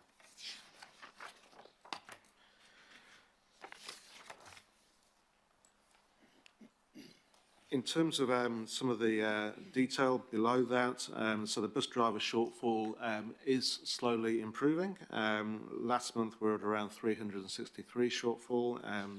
At the moment we're around 357, so a minor improvement. We're about 16% short on the industry requirement for bus drivers, but we are expecting to see quite a big improvement over the next month or two.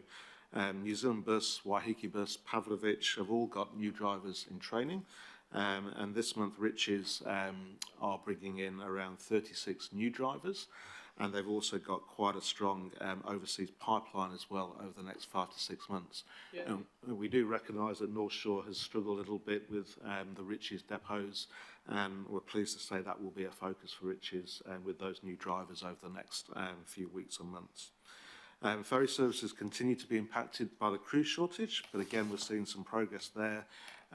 Through the Ministry of Transport, we've got support through a marine industry working group now, which is into its second month, which is helping us at a national level as well with the ferry improvement plan.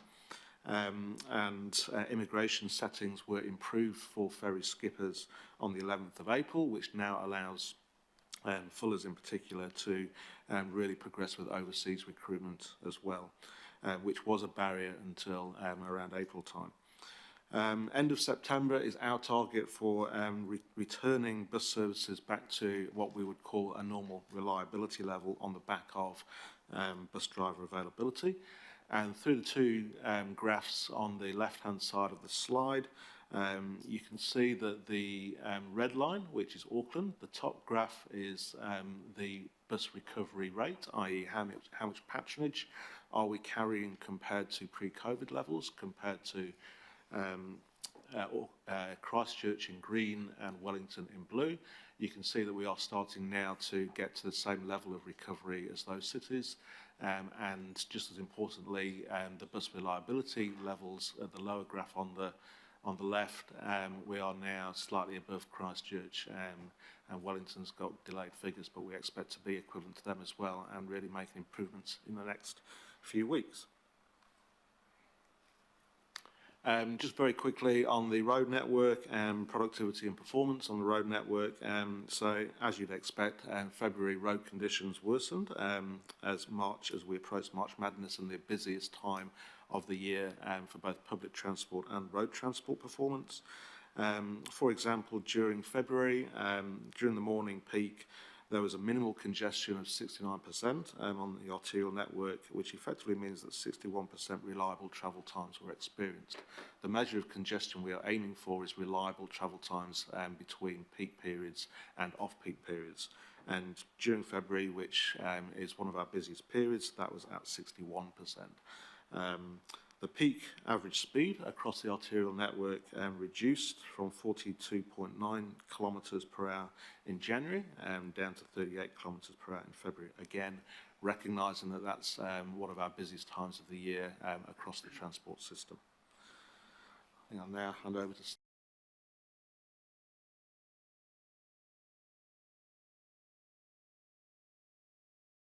but with all residents able to access through one lane into their communities. I understand that number is now 8, so good progress continues.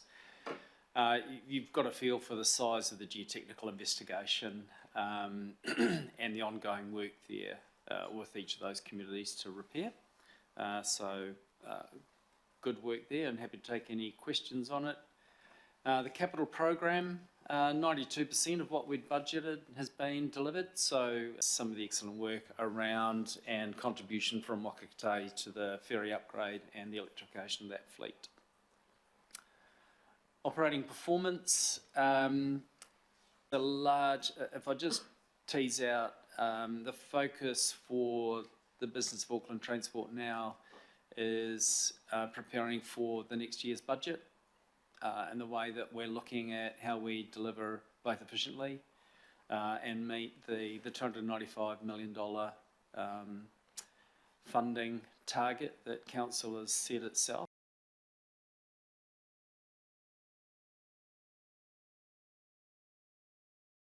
Reduction plan. So I see that as a really, really important foundation for the way that we move forward. That's why I said that that's one of the areas I'm focused on. I don't think we are there yet in terms of how we fully understand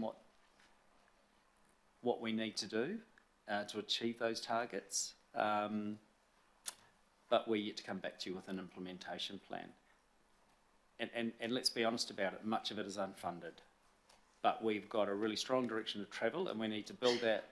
We need to understand what the current interventions deliver, current and proposed, and we can talk about the busways and we talk about CRL and all these things, how we optimise our existing network to get the most out of that, because that strongly contributes to emissions reduction. But there'll be other things we need to do, and I might, without getting myself in further trouble, I will look to Wayne, who is fully across this because he's been leading it from a board perspective. Thanks, Angelo. I think one thing I'm going to share about is that Auckland Transport Board and Executive are highly motivated to do everything we can when we can around emission reduction. And as we're meeting here now, we haven't stopped anything, I think, that would have contributed to that, perhaps for two cycleways that didn't attract Wakakatai funding. So everything still is live, but we've paused to make sure we're doing them the right way and recognise financial constraint. So, and I would also say that all the things that we need to do in the early stages of the emission reduction program are still in flight. And in fact, our funding is likely to be oversubscribed by just achieving those things alone, which is supporting opening of CRL, finishing Eastern Busway and the extra services to do that. So other than look for every other opportunity we can find, the resources we have are fully subscribed to it. There's another point I was going to make. I've just gone out of my head. So I'll come back to it. But the other thing I was going to say is you've mentioned that the TERP targets are well ahead of government targets. In a way, that can be a little bit of a problem. And I would actually like the council's permission to align with the government, and particularly Waka Kotahi, around things like VKT reduction, because that would allow our two teams to work much more effectively together to get the most out of what government funding is coming for those kinds of things. At the moment, if we're separated by different targets, it actually gets a little bit harder for the team to work. So I think being able to, as I said, come back to doing what we can with who we can, as we can, would be really helpful at the moment. Thank you. I'll leave it there. Yeah, thank you, Councillor Dalton, and that obviously will be something our committee has to pick up and get involved in. Councillor Turner? Thank you, and I support that last comment. I just wanted to just speak about you saying there's a tension between back to basics and the future. I think, just on behalf of the public from West Auckland anyway, it's a subjective term, back to basics, but it's in two pieces, and one of them is maintenance methodology, where we're not doing maintenance, we're doing call-outs, and people see that, and they see the downstream effect that that's having. The other side is of that old-fashioned term, back to basics, is leadership by example. And I know there's a lot of complexity around health and safety. I know there's a lot of complexity in the modern workforce, but it's hard to get people to come on board with saving carbon and reducing kilometres when they see, you know, 3-4 traffic control trucks accompanying one person doing a job. It's not sustainable with finance. It's not sustainable with and the other thing is that we're almost victims of fossil fuels because they make life so easy. In the old days, when the jobs were done with a shovel, there was a much bigger driver to do it right and do it once. And so I think, you know, back to basics is not denying the future. It's just saying there was a lot of things we used to do better that we could revisit. And I suppose to turn it into a question, do you agree with me?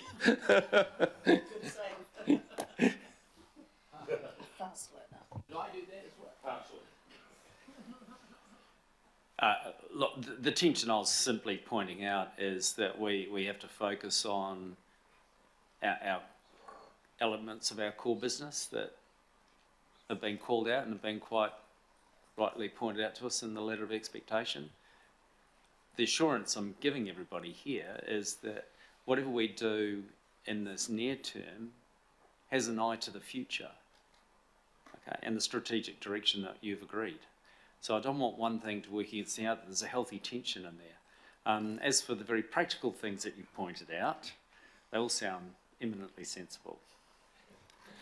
Mr. Chair, can I just add, I don't actually like the term back to basics.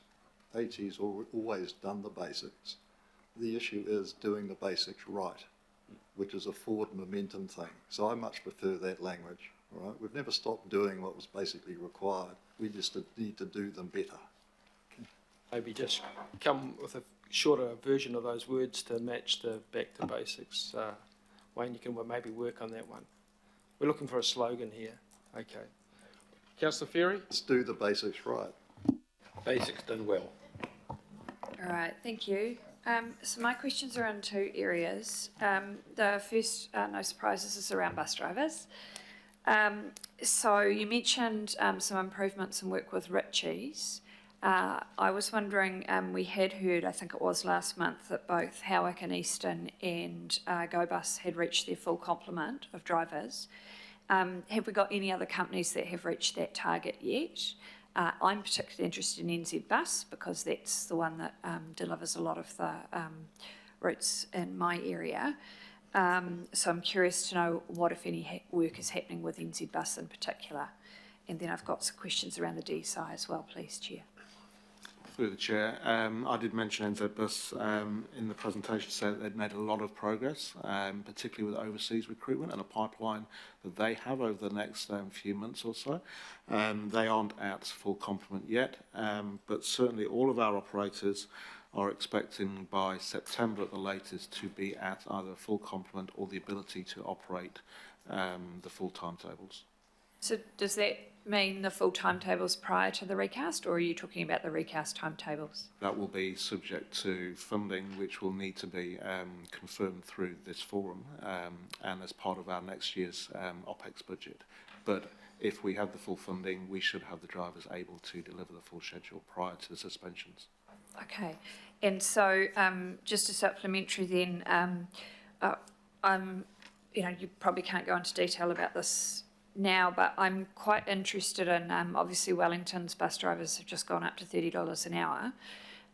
If NZ Bus is relying primarily on overseas recruitment, are there issues there where we might end up with a situation where, yes, NZ Bus recruits them, but after a short time we lose them to Wellington, or indeed NZ Bus loses them to other companies? I've heard that they've split the pay bump from central government and haven't put it all on the hourly rate. They've put some of it on penal rates instead, which is not necessarily a problem, but they are also, I understand, structuring their shifts and work so that there's a lot less overtime available to their staff, so that's not necessarily having the impact it might in terms of the pay incentives. Any comment on that?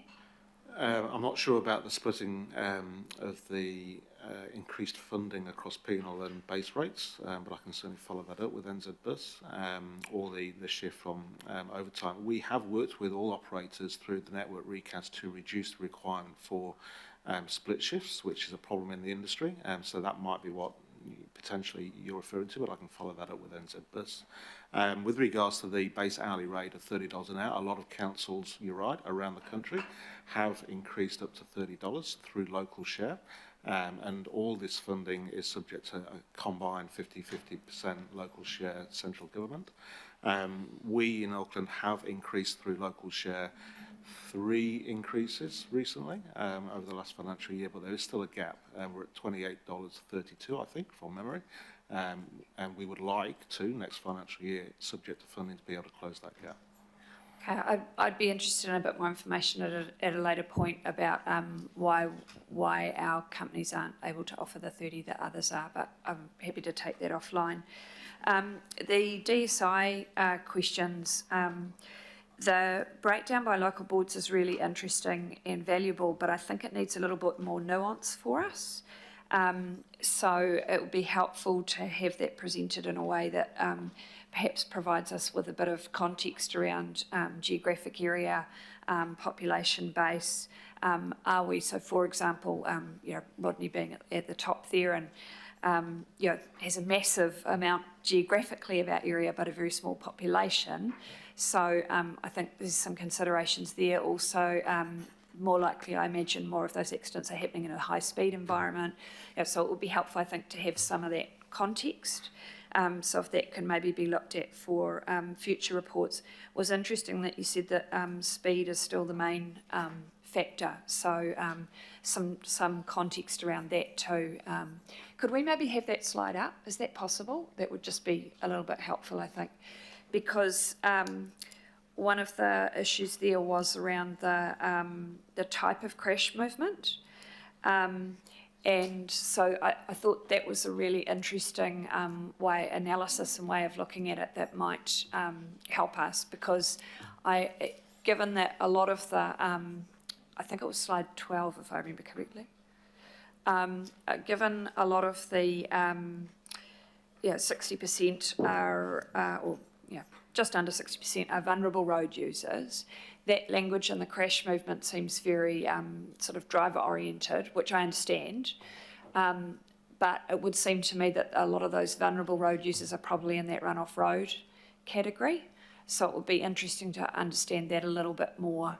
For example, a lot of the cyclists are probably in that run-off road category. So could we have in the future it'd be good to have a bit more context and analysis, but what sort of are your initial thoughts around that? Yeah. Thank you for your question, and through the chair. We do have a lot more detail, slices we can go through. So the idea would be to try and provide that different views in terms of each time. So we do publish an equity view every year, and so that is available, and I'm happy to share that, which does go through in terms of those population statistics. They will be updated once we get the updated census data, which will be helpful, and it does change the views, absolutely, in terms of that, as well as the vulnerable road users piece, in terms of more detail, in terms of the why. But we are producing quite a lot more in terms of that detail that we're publishing in our monthly report as well, which is available on our website. So this, what you see here today, is new reporting. We've recently started doing this, but it's also been quite helpful in terms of particularly that equity view that we used when the team went out to the local boards to talk about katoa ora in terms of what that meant for them locally. So we are sharing that and getting more into the detail to understand the why, to help in terms of, you know, future and what we do and what we focus on. Thank you. And I wonder if, and I'm sort of looking at the Chair of Regulatory and Safety there, whether there's an opportunity to have a little bit of a conversation at that committee too about some of these safety aspects and how they might align with some other safety initiatives that Council is doing separate from Auckland Transport. Yeah, I'm also quite interested in the road suicide issue as well, that will be a factor in particular on some of the runoff roads and the head-ons. But I'll leave it there for now. Thank you. Okay, thank you, Councillor Ferry. Some good questions there. Councillor Simpson. Thanks, Chair. Dean, welcome to the job. Gosh, if you can achieve that in 2 weeks, what are you going to do in 18 months, eh? Stacey, I just want to say just a personal thanks for your work in the floods. It was tough and you did a great job, so thank you. Mark, thank you again, and welcome everybody. Look, my great minds think alike. I'm glad that slide is still on because safety, you know, the lives of everybody in this region, whether they live, work or visit, is paramount importance to all of us. So DSIs are kind of really, really up there. There are still people in Auckland that think reducing speed is not a good idea. So what I'm interested in is to have a look at the results, and congratulations on lowering Auckland's when New Zealand has stayed still. What I'd like to see through you, Chair, if I may, some sort of a chart that shows us the investment that Auckland Transport has done in areas to reduce DSIs and to show that it works. Because time and time again, you get people saying, no, this is not a good idea, we don't need to reduce speed, it shouldn't happen. But you've got to prove that what you're doing and the investment that you're making equals results. Now, I looked at that chart, I looked at Orake, and there are still deaths. Now, we've had significant investment in my ward to reduce speeds, and I'm really keen on knowing where those deaths occur. Were they anywhere near where that investment was made, or were they in areas that there has been no investment? This will help sell our story. Stacey, you know what the game is. Communication, communication, communication. And if you've got tangible examples where that investment has worked and you can prove that, it makes the rollout of your program that much easier. Are you able to do that? Tagged on my question at the end. Thank you. Through the chair, absolutely we can. And so we can go into that detail. I can't give it to you right now, but... Asking for it now, but I am asking when you present next time, to Absolutely. Will do. Thank you. Thank you, Councillor Simpson. And Stacey, we can maybe pick up some examples there. We don't have to have them all, but a couple of examples maybe in Orake would be a good idea. Councillor Darby. Thanks, Chair. I've got 3 questions. The last one's in a couple of parts. Stacey first. When we workshop recently, I just highlighted the importance of understanding the underreporting rate. And when I look at that slide, it's not pretty. And in the last week, it's been most unfortunate. But that underreporting rate at our hospitals, formerly district health boards, is apparently at a rate of 7. I mean, those stats there, the death and serious injuries are probably accurate because they're probably accurately recorded, but it's, I think that underreporting rate is the other injuries. Is that correct? Through the chair, yes, absolutely. So in terms of underreporting, we estimate it's about 7.9 for cycling type injuries and about, I think, 2.9 for pedestrians. So we are working on layering that data so we can actually get that full holistic view of what that looks like. We do have the MOH data, ACC data, so we can actually build what we call a proper dashboard in terms of road harm. The idea also will be to obviously look at the economic cost of harm. And so that sort of helps when we frame investment decisions as well. So we are working towards that. It takes a little bit of time because we want to make sure that the data we're using is correct and that we can actually provide that back. It becomes tricky in terms of when we're putting it against local board area because it's by DHB zone, but we can obviously put it more broadly. So would that lead, sorry, second part to that one then. So would that lead you to review and recommend to your board or senior management how much should be allocated to that area? If that underreporting rate is so significant, surely that brings you to refocus at your road safety program immediately. I mean, it just clicks for me that you have to have a serious new look at how much, how much budget goes into that area. Would that, once you do that work, would you ultimately be making a different recommendation in terms of what should be spent there? Yeah, through the chair. It will enable us all to have better conversations about it, I think, in terms of that. That's the first thing that we really want to do, is so that we actually have that proper view. So what you see here is the CAS data. So that's the crash analysis system that is limited to police attended events in terms of where there is, death and serious injury. So when I use those multiple factors, the 7.5 or 9 or 2.9, that is by going through the MOH data. Yeah. So that is real. These are injuries that have been recorded in the hospital system as occurring on our roads. So yes, we can, but we do need to make sure that we go through that process so that we actually have that robust view and it's tangible and it's been quantified. So once we've got that, we can then obviously have better conversations about speed management as it may be, or in terms of enabling better infrastructure for active mode users as an example. Thank you. Okay, thanks. The second question was largely handled by Councillor Ferry, but I think it would be helpful to get an A4 response from Mark, because I'm also hearing, Chair, that not all bus companies are passing on. Like, I'm hearing a particular bus company, Councillor Ferry referred to that company, is paying current drivers $26.25 and new drivers $29. I think we need to know who's getting what and what Auckland Transport needs to do in that regard to make sure our expectations and the Minister's expectations are met. I'll leave that one there, Chair, but the last area is for Dean and Wayne. We had a workshop and we had, I think, 12 slides on the revised parking strategy.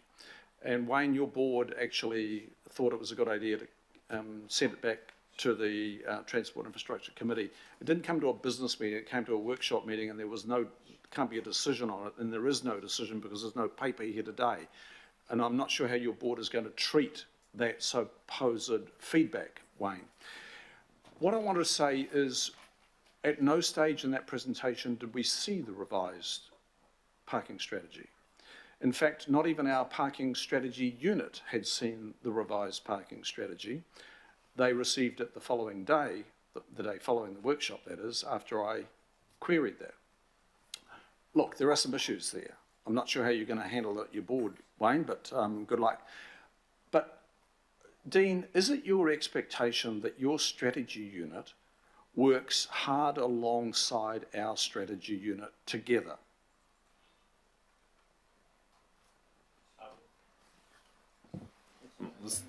The simple answer is yes. I can't imagine why it would be anything different, but that was a very direct question with a particular issue in mind, but the principle is yes. But as for the particular, the room to move or the parking management strategy, I'm going to hand it to Wayne. Is there anything you wanted to add, Wayne, on that? I'm not over the issue you're raising. I just, you know, from my perception is that a lot of good work is being done on the parking strategy, and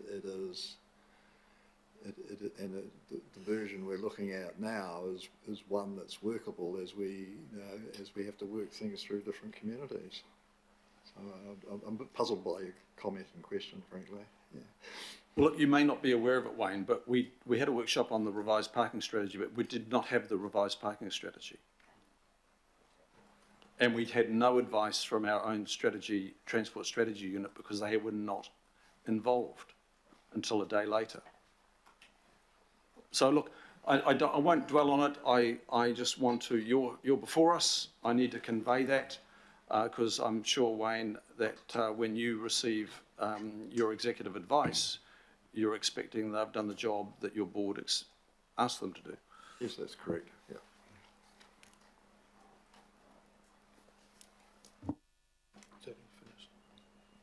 Okay, you finished that? Okay, thanks, Councillor Darby. Councillor Baker, Hills, Bartley, Foley, Sayers and Henderson.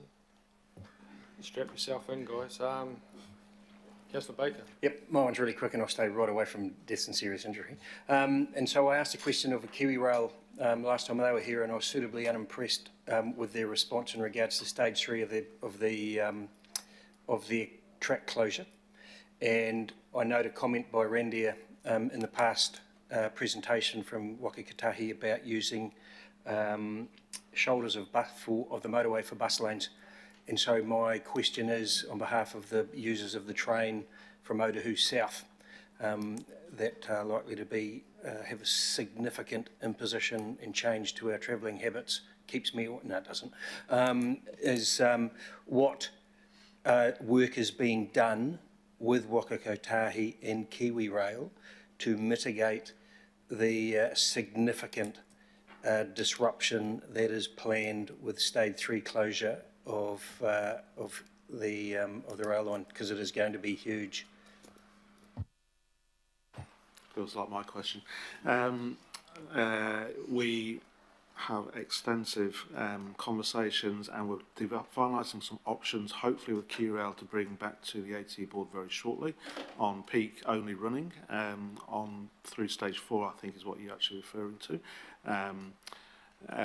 of EMUs through that peak only period, in peak only directional running as well. So that would be our preference. We've said to QRail that is our only preference. If for whatever reason they simply cannot accommodate that, then yes, we would need to look at shoulder lanes and things like that on buses. But as you know, the buses will be the issue, not necessarily the shoulder lanes. But yeah, so hoping to get a mitigation in there, at least for the peak travel periods. Okay, Councillor Hills. Thank you, Chair. On the DSIs, obviously 47 families never see their loved ones again, and 601 people's lives changed potentially forever, and that's just in 1 year. I do hear a lot of concerns or pushback on things like safety, speeds and pedestrian crossings, but in my ward the schools are all fighting over who gets the next one. So there is two sides to that story. But if there is a political pushback on some of this, do you feel, and maybe it's I guess for Wayne or Dean as management as well, do you feel a responsibility, governance responsibility, personal responsibility to do this work anyway, to save lives and stop kids getting run over, etc.? Because it's a serious question around whose responsibility is the deaths if we push back on safety. Yeah, thank you, Councillor. I think one of the things the board takes very, very seriously is its responsibility for the transport system to be as safe as possible. So if we get technical advice that the particular circumstance is unsafe and we should do something about it, we will do something about it. But it's this all involves communities, and what we're undertaking, and this is one of the reasons for bringing all this data together, is to be able to have good conversations with local boards, etc. Because sometimes it's not just one answer or one technological solution. You can come up with a different approach to how streets are treated to make them safer and operate a bit slower without just putting, say, a speed sign up. So, answer to your question, very serious. We won't knowingly let a dangerous situation continue, okay?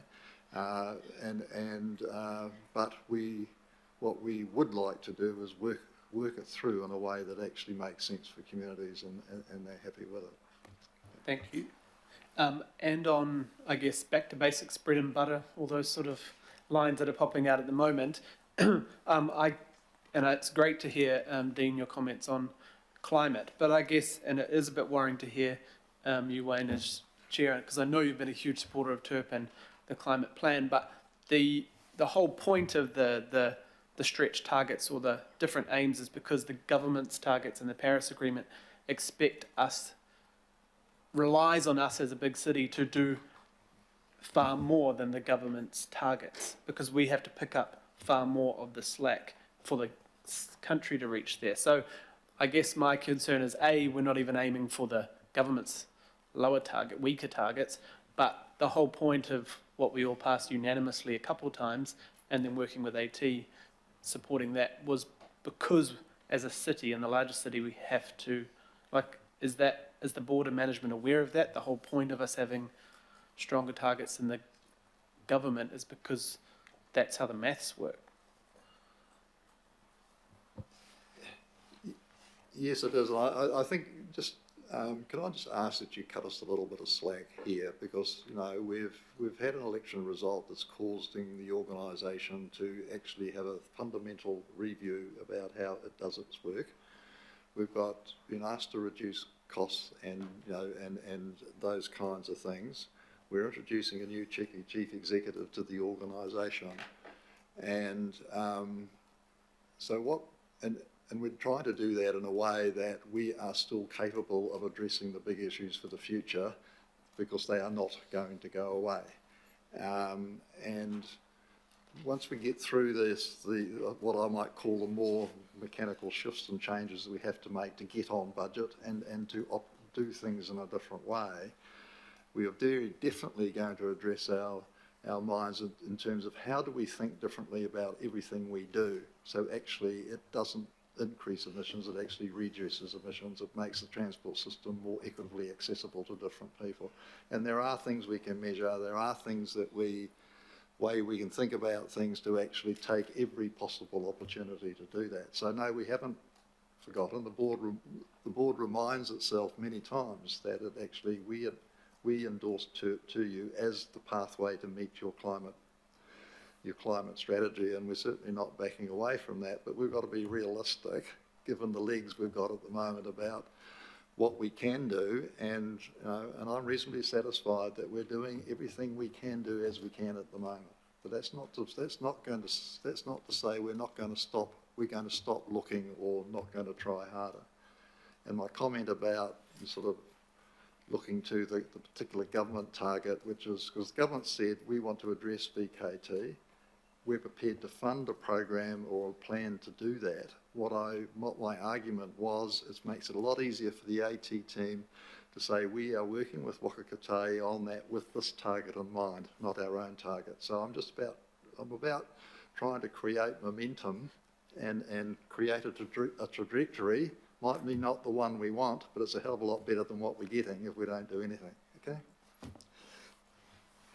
Yeah, thank you, Wayne. I think it's a very compelling answer. Councillor Bartley. Cool, thank you.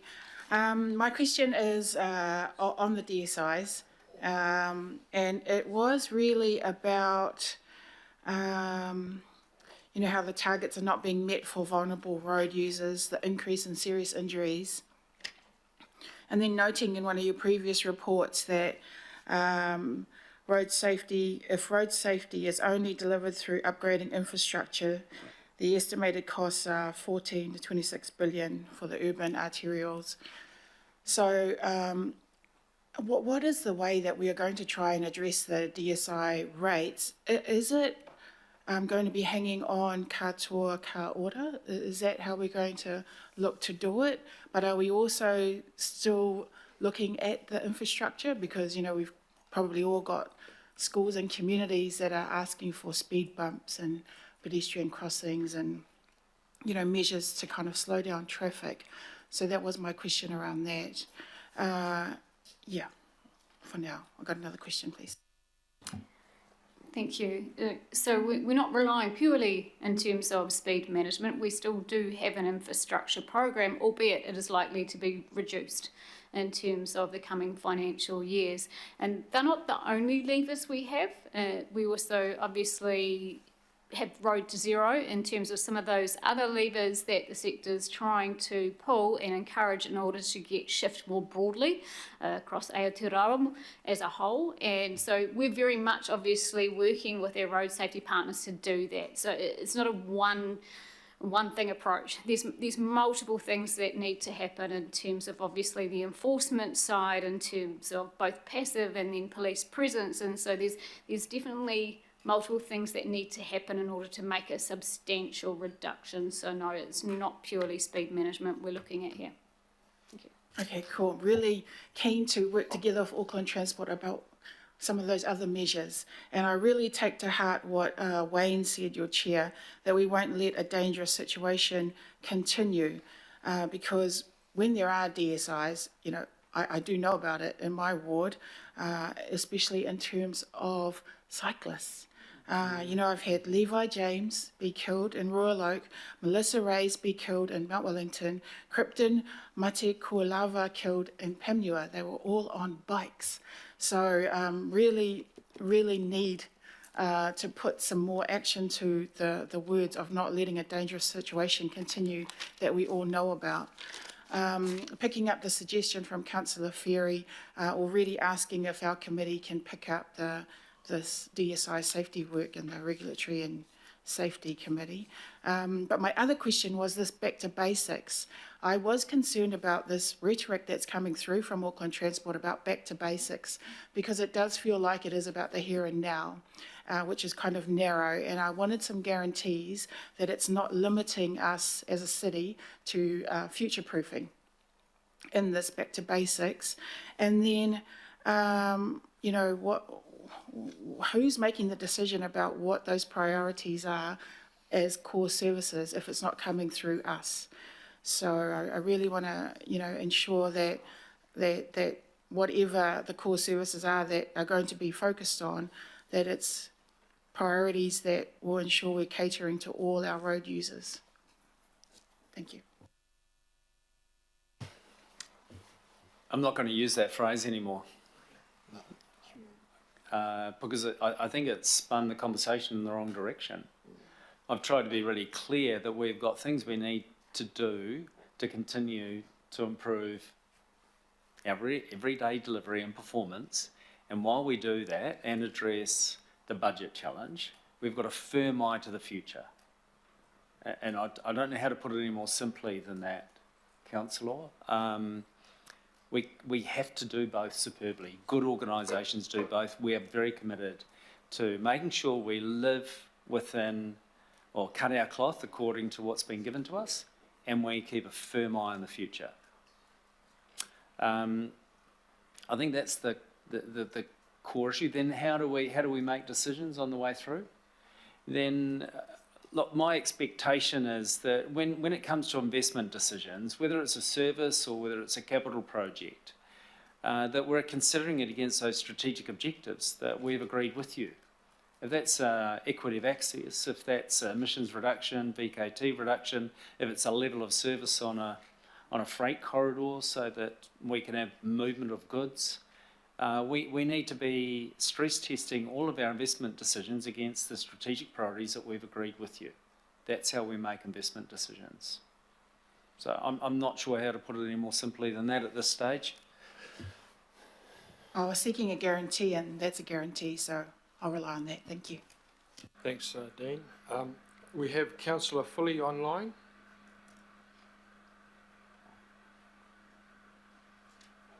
Kia ora, thank you, Chair.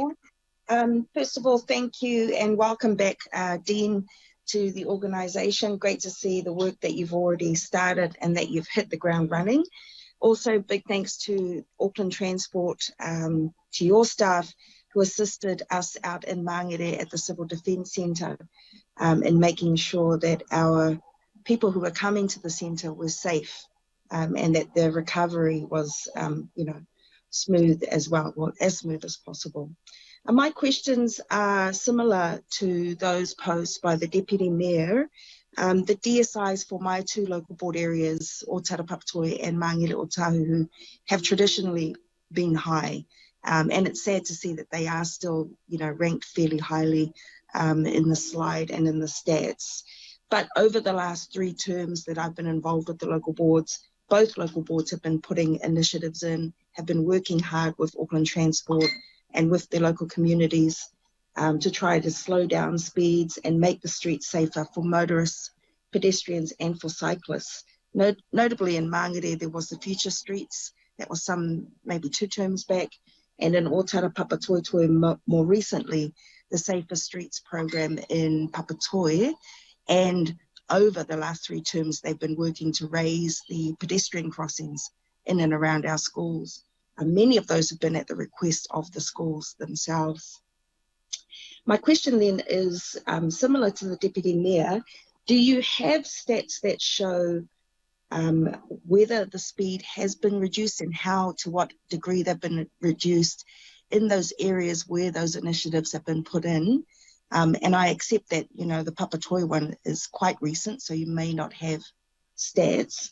And if you do, have you presented those back to the local boards and back to the communities that were involved? Because I know that, especially in Papatoe, the communities were very involved and very engaged right from the start, right from the planning to delivery in all of those initiatives. And have you gone back and presented those stats and told that story and showed what the effect has been? I'm sure it's positive because I hear from the residents on the street that it has been positive, that their experience has been that the speeds have been reduced. But have you gone back and told that story? Kia ora. Thank you, Chair. Thank you for your question. We have gone back more broadly, but in a generic way. And what I mean by that in terms of presenting the information, the positive impacts from the speed changes since 2020. So we have not drilled down by local board area or presented that information. So I thank you for the feedback on that today. So we got a good message and a takeaway on that. Some of the ones that we've done more recently, we do need a substantial reporting period to be able to actually mirror back to. So we will do that. Thank you. Okay, thanks, Councillor Foley. Thank you, Chair. Councillor Sayers. Thank you, Chair. I had a question probably for each of the presenters, but I just think it's appropriate to acknowledge Dean and to welcome you and congratulate you on your appointment to the role. And also, I just would like to echo your acknowledgements that you made to Mark and the senior management team and the board. So first question, Stacey, might be more towards you, and that's just in terms of the breakdown of the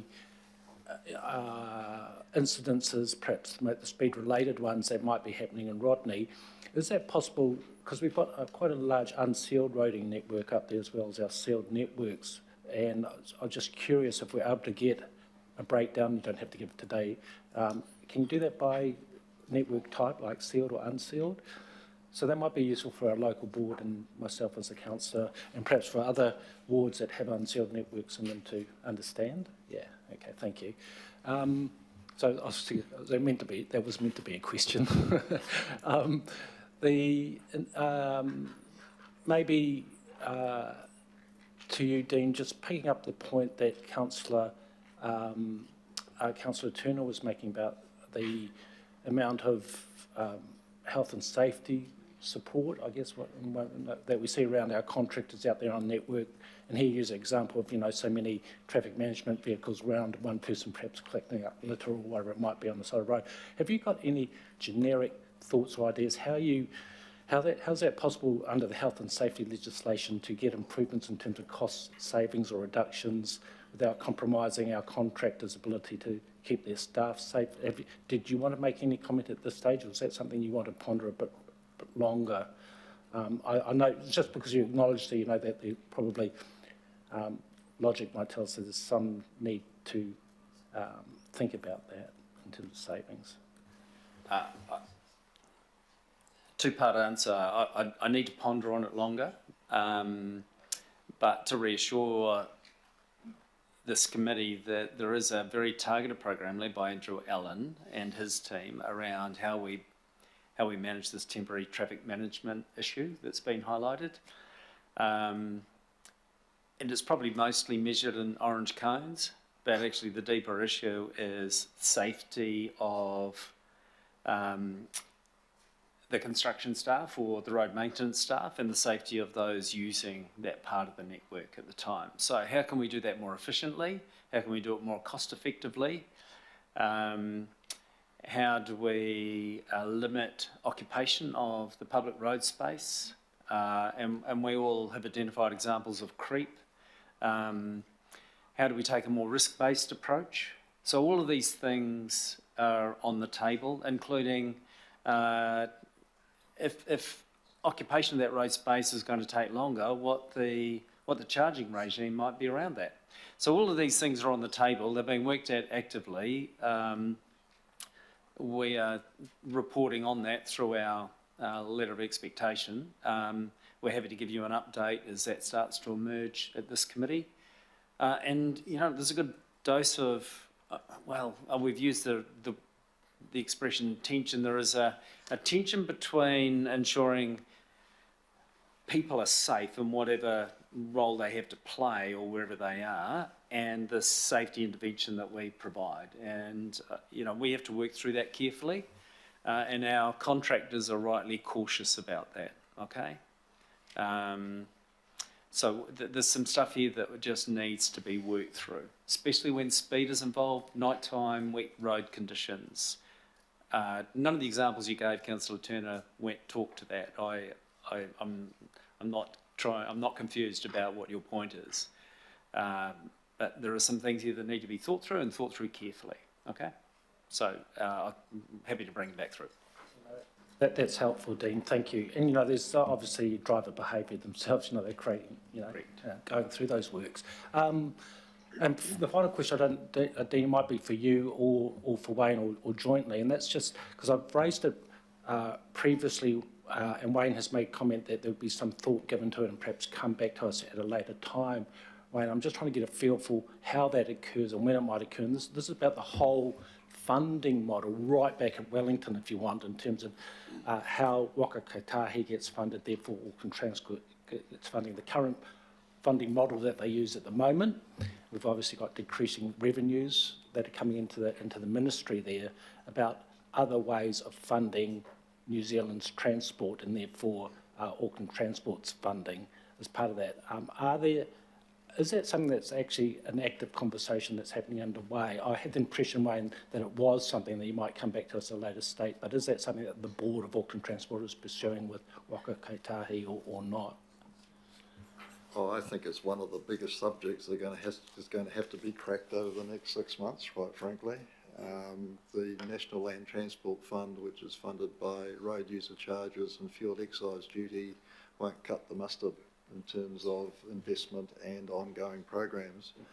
And I think the big risk is you're going to end up with multiple funding systems, which is only going to make the whole environment even more complex. So if we have to run an RLTP, for example, which is focused on the National Land Transport Program and the hypothecated fund, but that only does 60% of what you need to do, and you've got to come up with another system to get, say, capital appropriations from government or private sector investments or that kind of thing. It's just going to make our world more and more difficult and more complex. So it's a work in progress. I think everyone knows what the issues are, but it's just, and I'm rather hopeful that the joint transport planning process that's happening at the moment between Mayor and Minister's offices will actually shine a real light on that as well.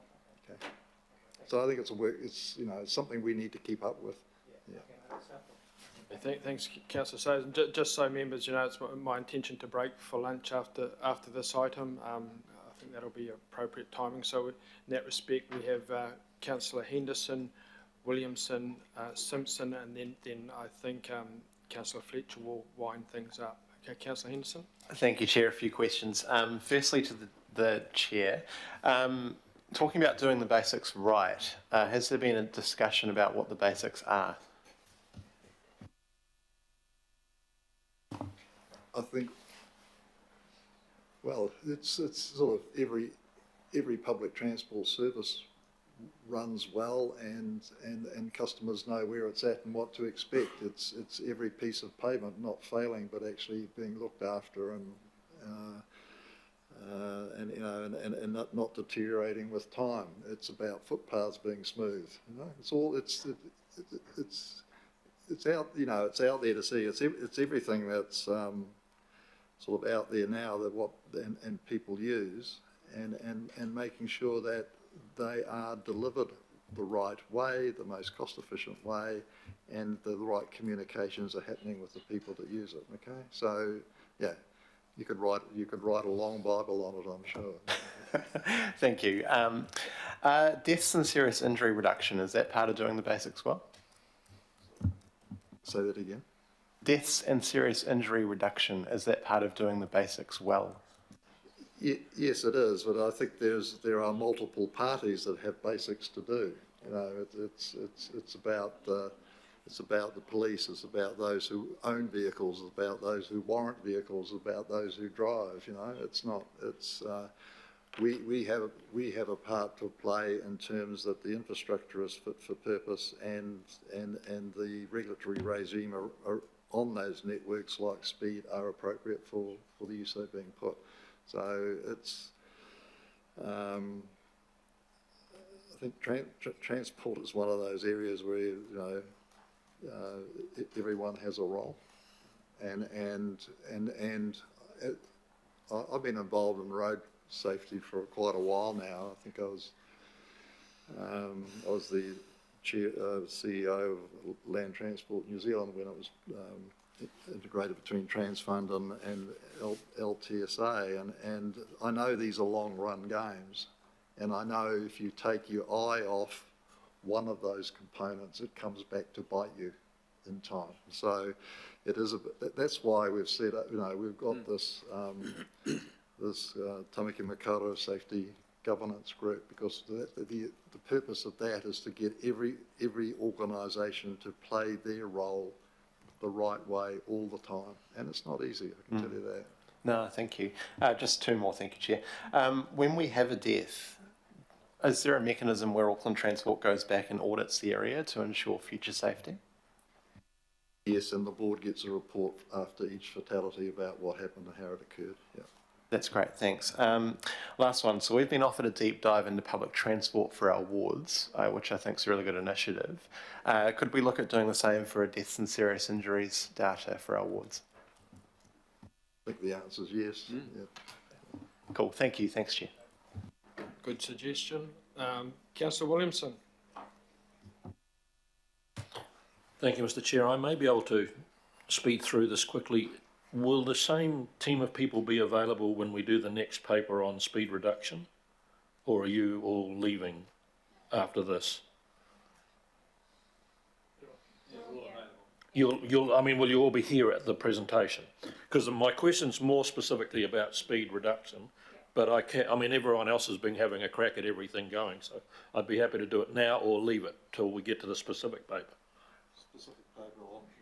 Probably You'll be here for the specific one. Yeah. Okay, then I'll leave my questions because they're mainly about speed reduction. Okay, thank you, Councillor Williamson. Councillor Simpson, a quick follow-up, I understand. Sorry, yeah, just a quick follow-up actually for Councillor Greg. Just brought something to mind on road cones. But my first question is, Chair Wayne, you said one of doing the basics was keeping footpaths or being smooth. I do hope you're going to write to Rod Stewart. And if you haven't already, I suggest that you do, because it would be really nice for him to get a nice letter telling him how our footpaths are going to be smooth. because you'll be aware that he made a media statement about it. And Auckland, we want to be the place that international acts come with regularity. But I want to go and just give you an example on road cones and the spend and the war against road cones, just by way of, to you again, Stacey, from a comms perspective, just to give you an example. We've got some work happening on Tamaki Drive, footpath upgrade, separation with a cycle lane, etc., right? A whole lot of vehicles parked along there. There are road cones all the way beside those vehicles, all the way, every day. But when those vehicles aren't there, there is parking there. So mums and babies can get their children out, no road cones, and they're supposed to be kept safe. So the communication around when you put all these road cones out for these projects is hard for some people to understand when they're never there, when anybody else parks there. So again, you've got to explain the why, and is it really, really necessary? So that was just a quick story. You'll take that by way of comment. Just a very quick observation from me, and it's to me it's surprising how glaring this particular road user type, and that's motorcyclists, who make up 23.1% of the deaths and serious injuries. And I know with motorcyclists going right back to the 60s, 70s, 80s, a disproportionately high number of the fatalities on the road. Yet my anecdotal observations is that there's far less motorcyclists now as a proportion of the population than was the case back in the 70s, where that was a popular form of transport for all manner of people. And I guess that leads to my own observation is that some of these trends are deeply ingrained in the driving culture of New Zealand, and if you compare our driving culture to other driving cultures overseas, it's a lot to shout about. And no amount of interventions can sometimes alter deaths and serious injuries as a consequence of that driving mentality. So I just before I hand over to Councillor Fletcher, I'd just really like to thank the board for all you're doing. It's incredibly challenging times on a whole number of fronts. COVID, floods, public transport crisis, and certainly from my observation and the feedback I'm getting from the community is that people appreciate the effort that AT's making and understand the way that they're really challenged at this particular time in our country's history. So thank you all for that. So Councillor Fletcher, I believe you'd like to move to receive the presentation and also make a brief comment. Do I have a seconder for that? Councillor Hills, thank you. And just over to you, Councillor Fletcher. Well, thank you, Mr. Chairman, and I don't want to delay people from their lunch break. But in speaking to this report, which contains an awful lot around the challenges that are confronting Auckland Transport at the moment, I also want to speak to the role that you are playing as our chair, because I think you've taken the approach that transport isn't just about Auckland Transport. Transport is about, more generally, Waka Kotahi, it's about Kiwi Rail, it's about the footpaths, it's about so much. And the visibility that you're giving us and the opportunity to interrogate this, I think is showing a real depth in the opportunities we have to explore those areas of interest. I want to acknowledge Barry Potter as our lead officer for the way in which he has used his relationships with those other organisations to enable us to actually really try and form a much more comprehensive understanding of the challenges for the region and going forward. I recently had the opportunity of chairing a small group looking at board appointments for Auckland Transport, and it was a great privilege to do that. But what really drove home for me was the respect that was always there, but just the depth that the acting chair, Wayne Donnelly, has brought to Auckland Transport. It was probably to be chair for this time was not of his choice, and I really, really want to acknowledge the personal sacrifices that he has made and the integrity with which he brings so many of the issues that we're talking about now, the consideration and the fierce determination that in the governance structures as we go forward, that these are qualities that are respected, and issues around health and safety. I was, it really was a great privilege to spend some time with Wayne Donnelly and understand just how hard things are at a governance level for the board in terms of meeting the expectation. And we do, we've got formal processes with statements of intent, and then we've got the complexities of legislation where we're trying to run parallel paths with what we are required to do within Auckland Transport and the RLTP, but just the very careful way in which the board and management have been attempting to grapple with this in the changing political environment that they find themselves in. I would be remiss if I didn't acknowledge also Mark Lambert, probably somebody else who had to really step up and over this period as our acting CEO, the impressive work that he has created and the platform for Dean to come in and the stability that he has created in turbulent times. So, in welcoming Dean, I think you're coming in at a time where everyone has really stepped up, and that is just incredible. But what I wanted to do was to take an opportunity to recognise a retiring staff member for Auckland Transport, and that is Stephen Rainbow. Stephen came to Auckland. I got to know him as a Green Party politician in Wellington, and I got really interested because I had been chairing the committee, Transport and Environment, before climate change was a thing. We drilled in with Helen Hughes and others into the whole issue of transport emissions, and I got to know Stephen. And when I became mayor, I invited Stephen to come up from Wellington to assist with the rail corridors issues and the rethinking of Britomart.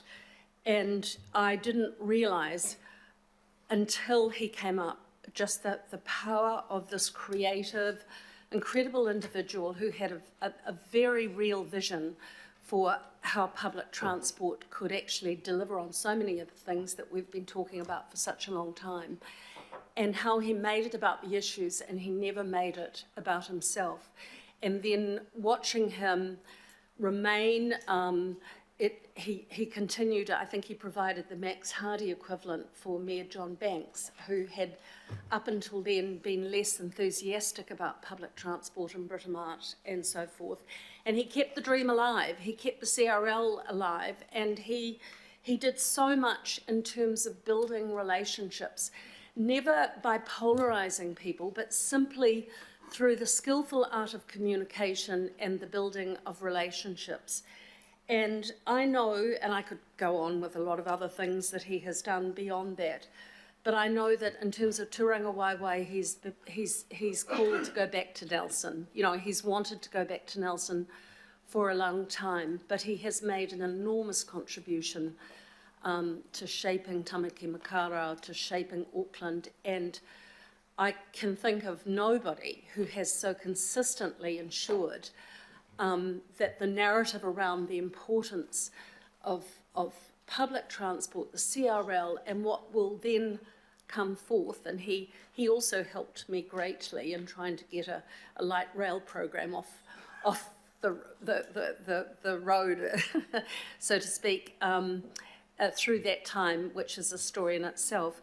But a man of considerable vision, a man of great kindness, and I think that he will be a significant loss to Auckland Transport and to Auckland more generally. So thank you, Mr. Chair, for allowing me to say a few words, but also to thank you again for the opportunity you're giving for a lot more public debate on these matters. We had Todd Niall asking that we have more of our workshops to be held in public.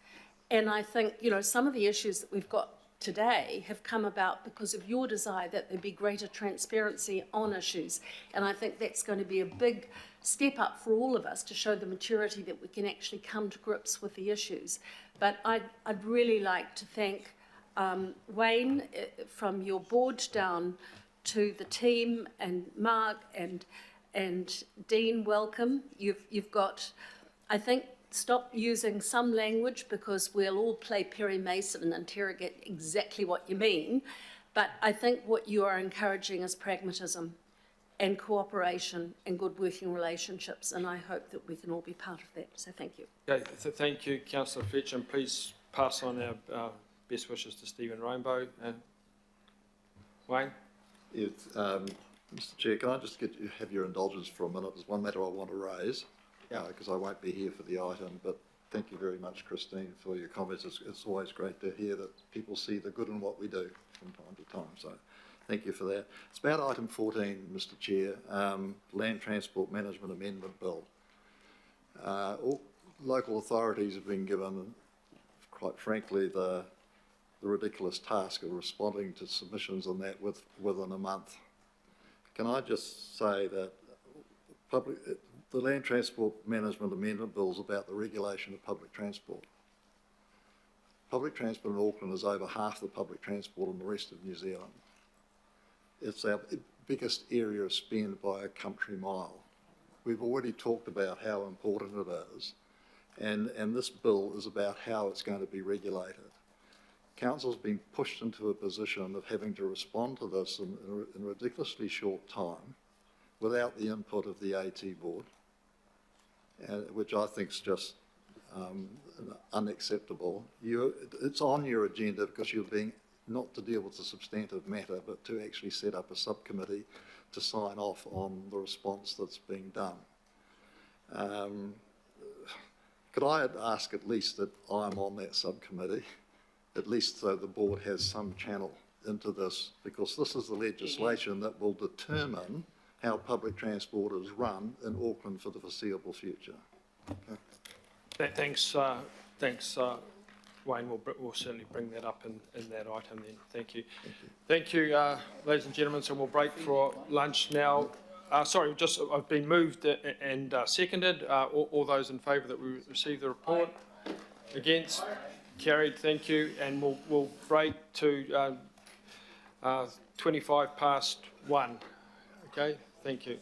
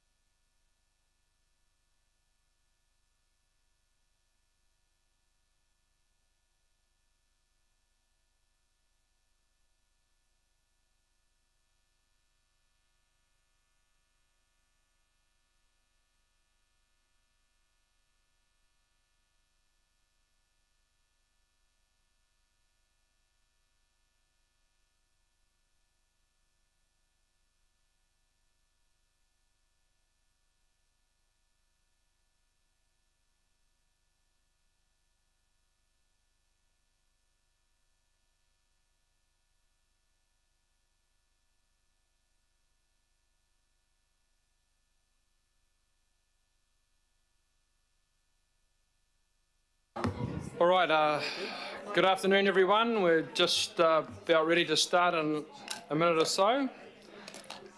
We've already got the AT team at the front desk. Councillors slowly finding their way to their seats. I think our online participants seem to be on the screen.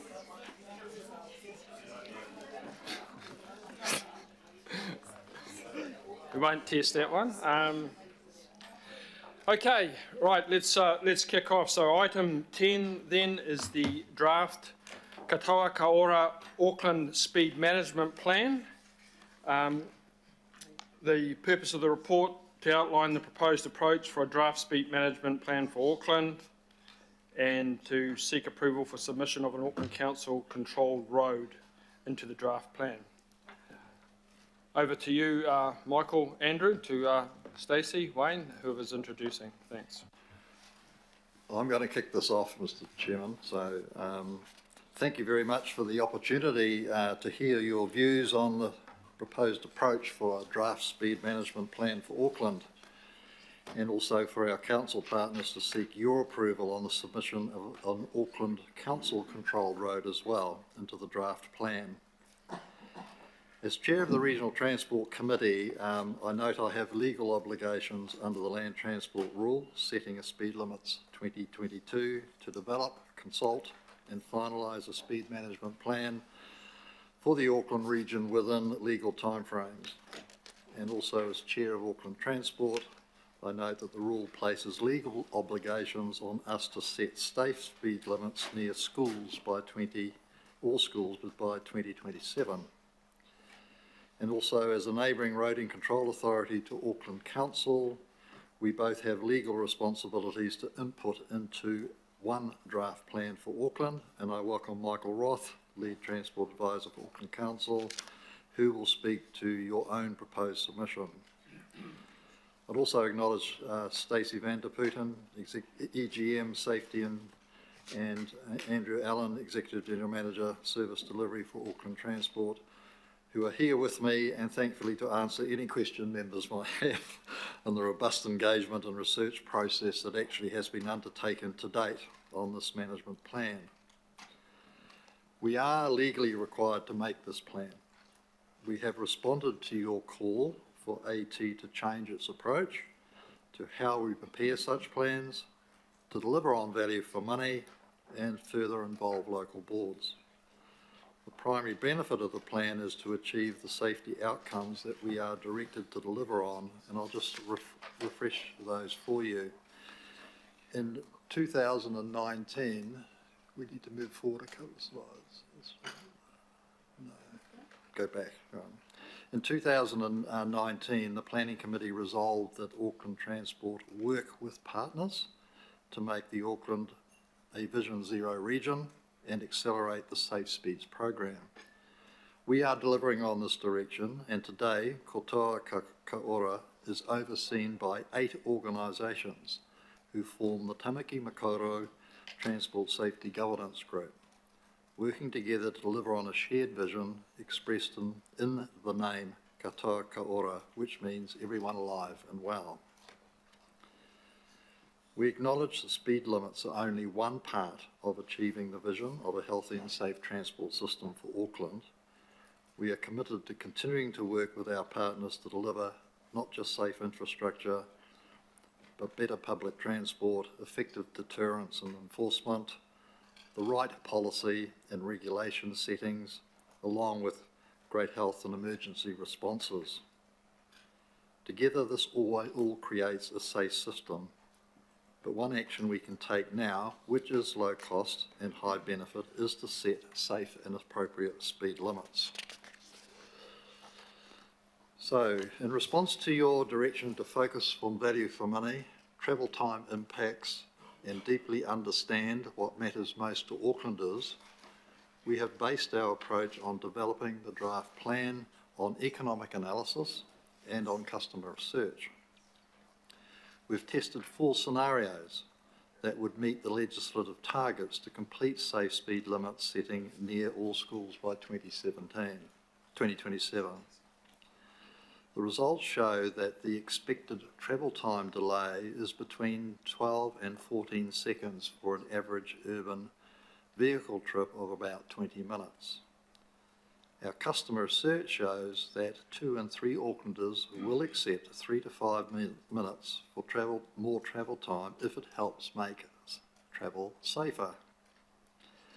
Considering value for money, if we only use variable speed limits at a cost of $20,000 per sign, this produces a loss of 80 cents for every dollar invested, or a BCR of 0.2, and is the most expensive option to implement.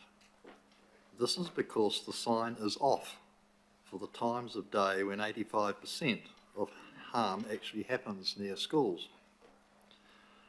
What does produce value for money is using permanent speed changes on local roads within walking distance of schools, and using variable signs to maintain travel times on the arterial network and for high-speed rural roads.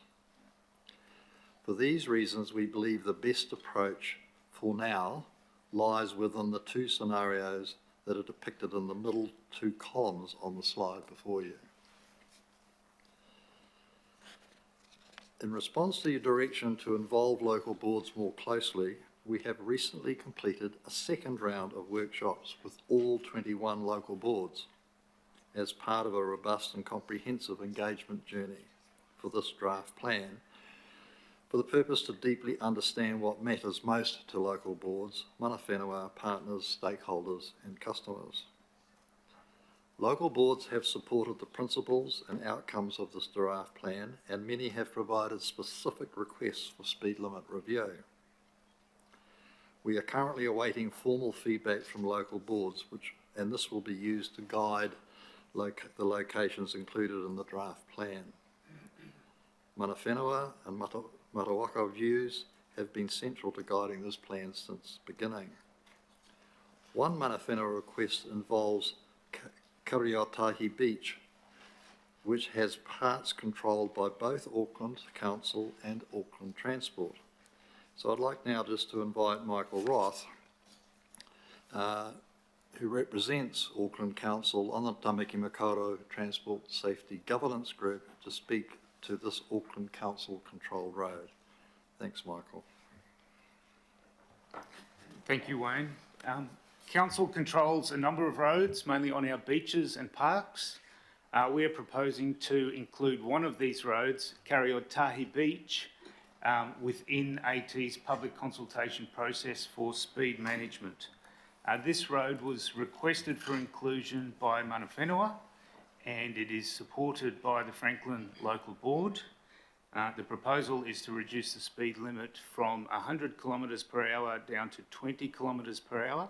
That 20 will be consistent with the adjoining section of Auckland Transport Road, and the Waikato Beach area to the south is at 40 kilometres an hour. The 20 is needed because this is an area where families access the beach, so there are people on that beach area, and there is a history of harm based on speeding traffic. Council seeks to have AT include this to improve safety, to reduce any negative wildlife impacts, and enable police to better enforce inappropriate behaviour by car drivers. Thank you, Michael. So what might all use these roads? If you live in an area where your local board has supported this plan, you can expect to see safe school zones or permanent 30 kilometre per hour areas on quiet residential streets near schools, town centres, playgrounds and community locations. If you travel on high-speed rural roads or urban arterials and your local board has supported this plan, you can expect to see variable 30 kilometre signs near schools. On urban collector roads that have higher movement function, AT may use 40k limits to provide better travel times, or for rural roads, you may well see 60 or 80k speed limits. So to conclude, we are making this plan because we are legally required to do so, and it delivers on the safety outcomes Auckland have asked for and which you have directed. We have changed our approach to this draft plan in response to your letter of expectations. Work on value for money, travel time impacts, local board involvement and customer research have been fundamental to how we propose to get the most out of existing network and deliver a safe transport network at the same time. So I'll hand over back to you, Mr. Chair. Thank you. Thank you, Wayne. So that's the presentation, folks. Do we have some questions? Councillor Walker and Councillor Fletcher to start us off. Sure. So in respect of where these limits come into play around a school, is there a distance from the school that covers off the restriction? Through the chair, yes, there is, councillor. Between 400 metres and 1,000 metres is what we're looking at, dependent on the schools and the roads surrounding it. So 400 to a kilometre. And is that distance 400 each way, or a kilometre each way, or is that kilometre, for example, split and it's actually 500? So I might just phrase that as it's the diameter that I'm referring to. So the school at the centre, 400 metres, 200 either side. And when I talk a kilometre, obviously 500 either side. Okay. Typically, when we're looking at the bigger circumference or bigger diameter, that 1 kilometre diameter, that's where the school typically butts up to a residential neighbourhood, where there have been requests for lower speed environments in that residential neighbourhood. So we'd look at a slightly bigger area to incorporate parts of that residential neighbourhood where there have been requests for that. And what is the distance on a given road that speed limit would apply? The same as the diameter I've just referred to. In essence, what we're looking at is the part in here that deals with schools deals with that 400 metre radius, okay, or the kilometre, somewhere around there. So, look, I understand that. So, if I ask a question by way of an example, so on Whangaproa Peninsula, there's a school, it's a college, it's a large college, and the school is in the immediate proximity of Whangaproa Road. There's a town centre in the vicinity.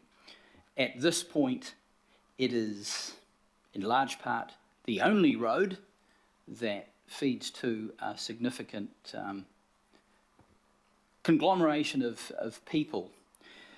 So if you were to put this in place, there will be substantial unintended consequences in terms of traffic delays stacking up in this vicinity, especially at peak hour.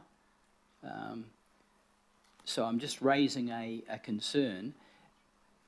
A question that follows from this, is it possible to customise? So in a circumstance where there would be some significant disruption and there's already a crossing that enables people to cross, have you got the flexibility to make those sort of calls?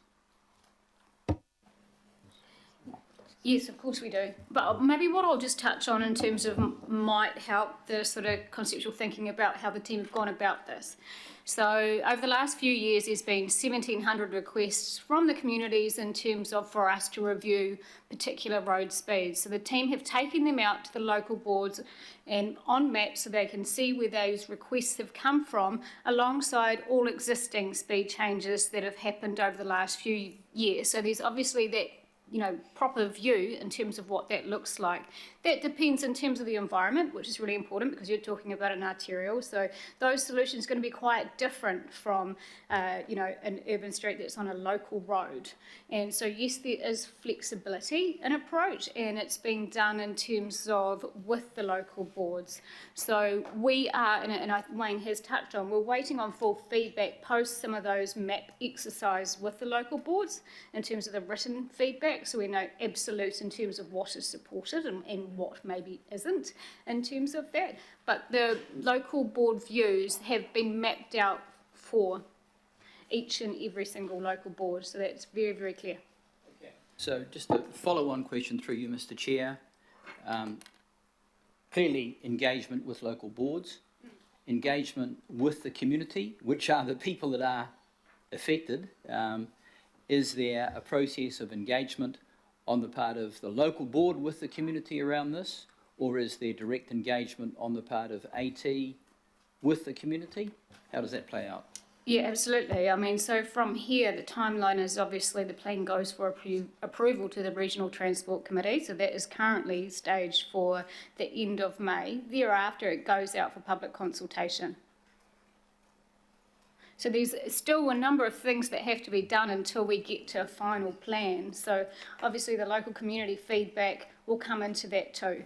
Thereafter, we'll bring that final plan back or suggested final plan for further review before we actually put it in place.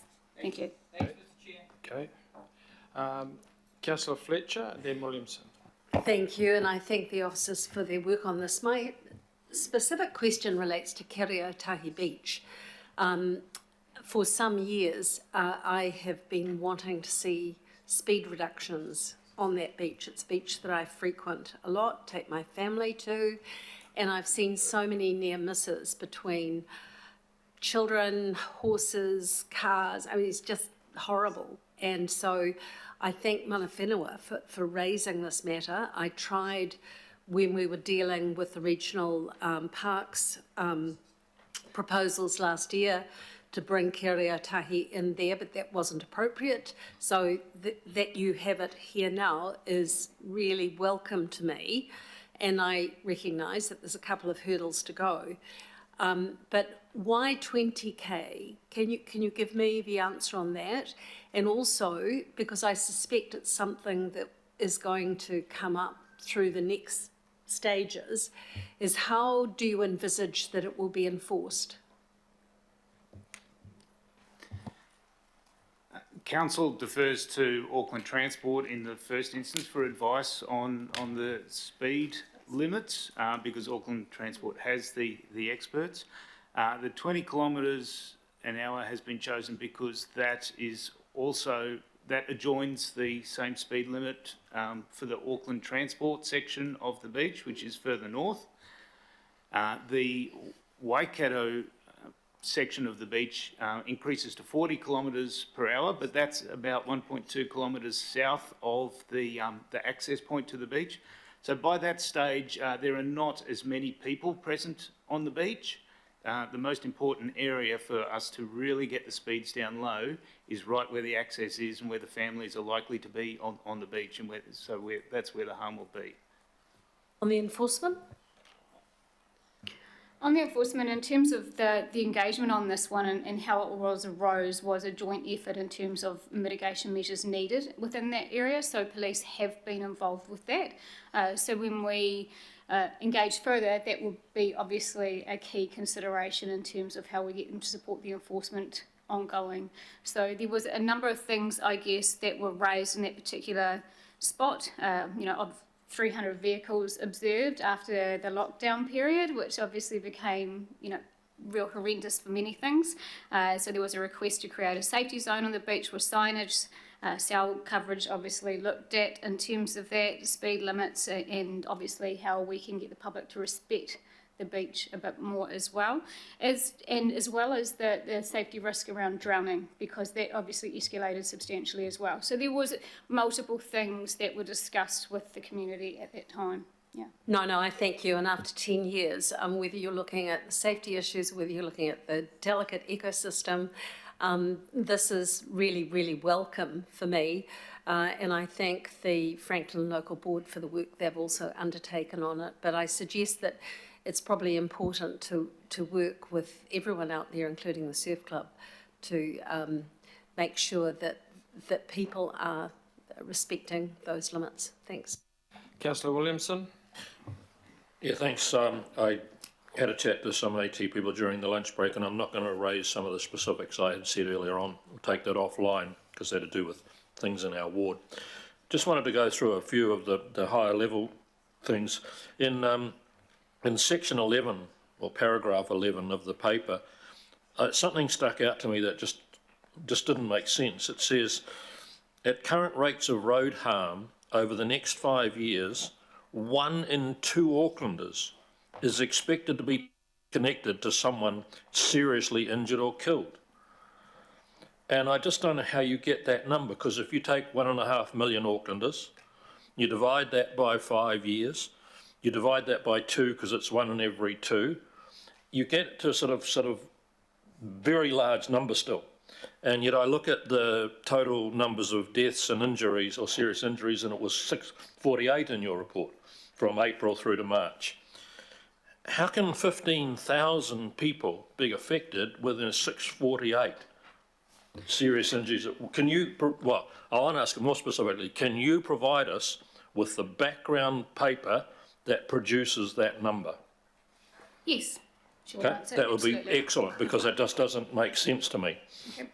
That's the first thing.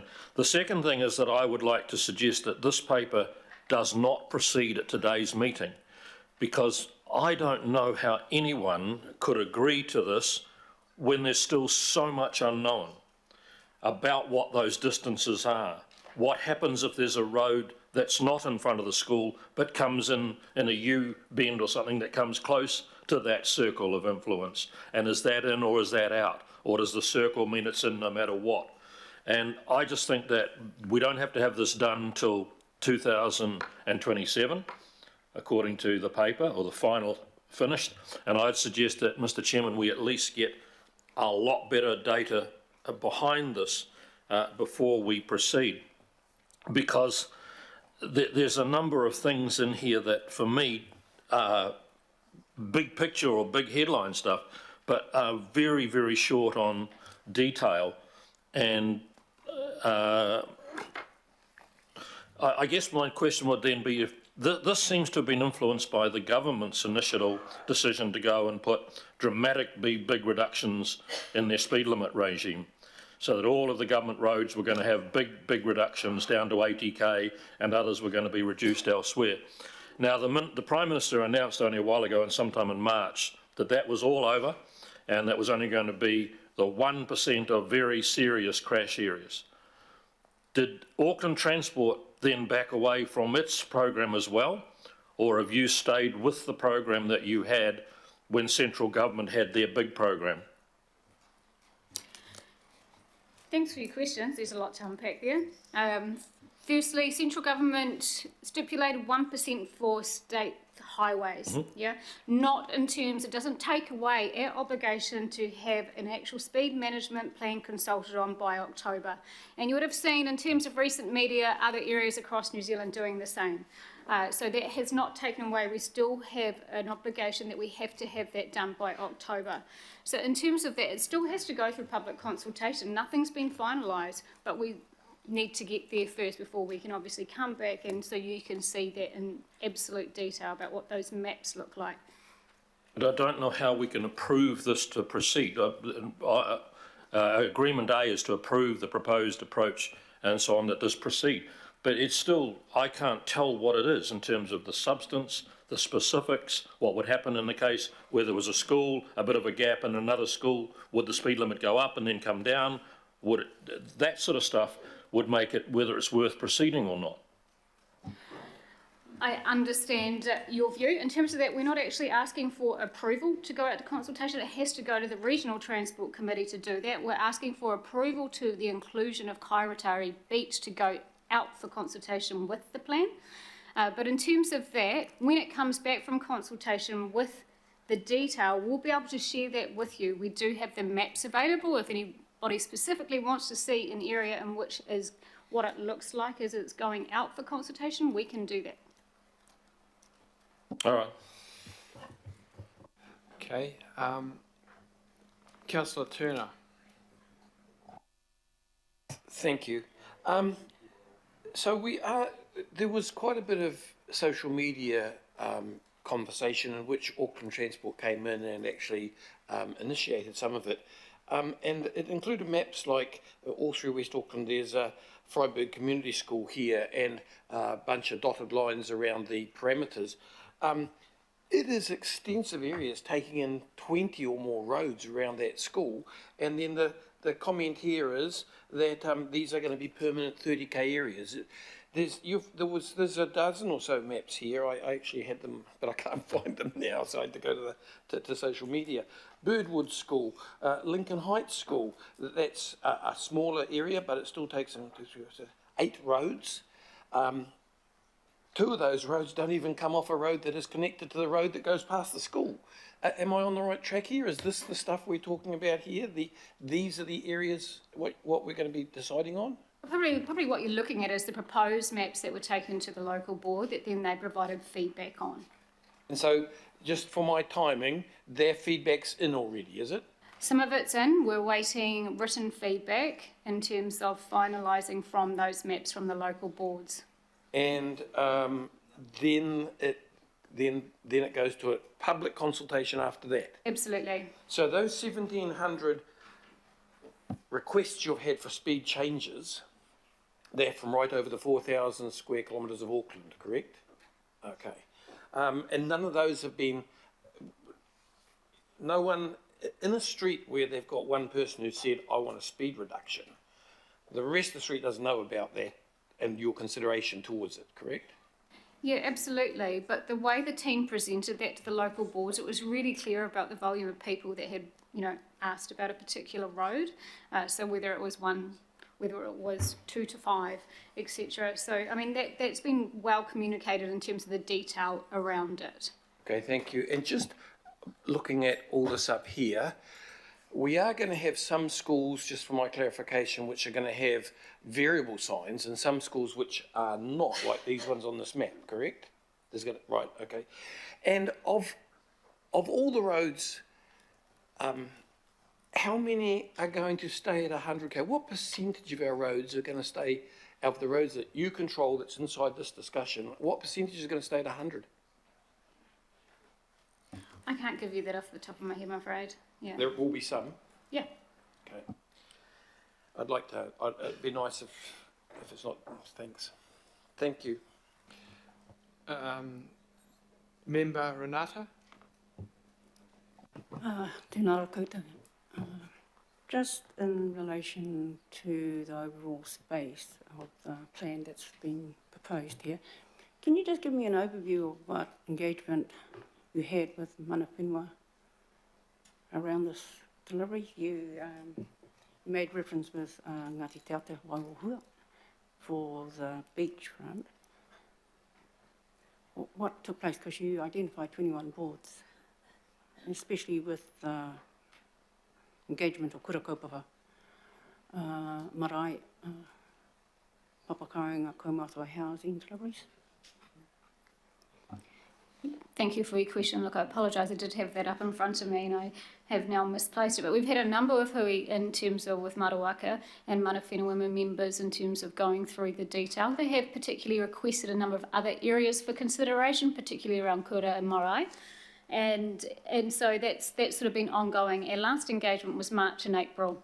So, I mean, overall, the positive engagement and feedback provided particular support around safer speeds, around schools, kura, and some variable speed limits rather than permanent. In terms of that, they also provided feedback regarding potential confusion to the public by multiple speed limits and signs. So asked for consideration with that, which was actually something that we heard when we had the workshop recently, and it's being taken into consideration with our planning. Specific locations were raised for inclusion, or at least consideration, or continued engagement. They include Okahu Bay, Papakura Marae, amongst others. Thank you for that. Just to add then the discussion of the beach front that we have there and Ngāti Te Ata Waiuhua has supported that whole space. What were the key themes around that again? Because I did hear some mention, I think yourself referred to that.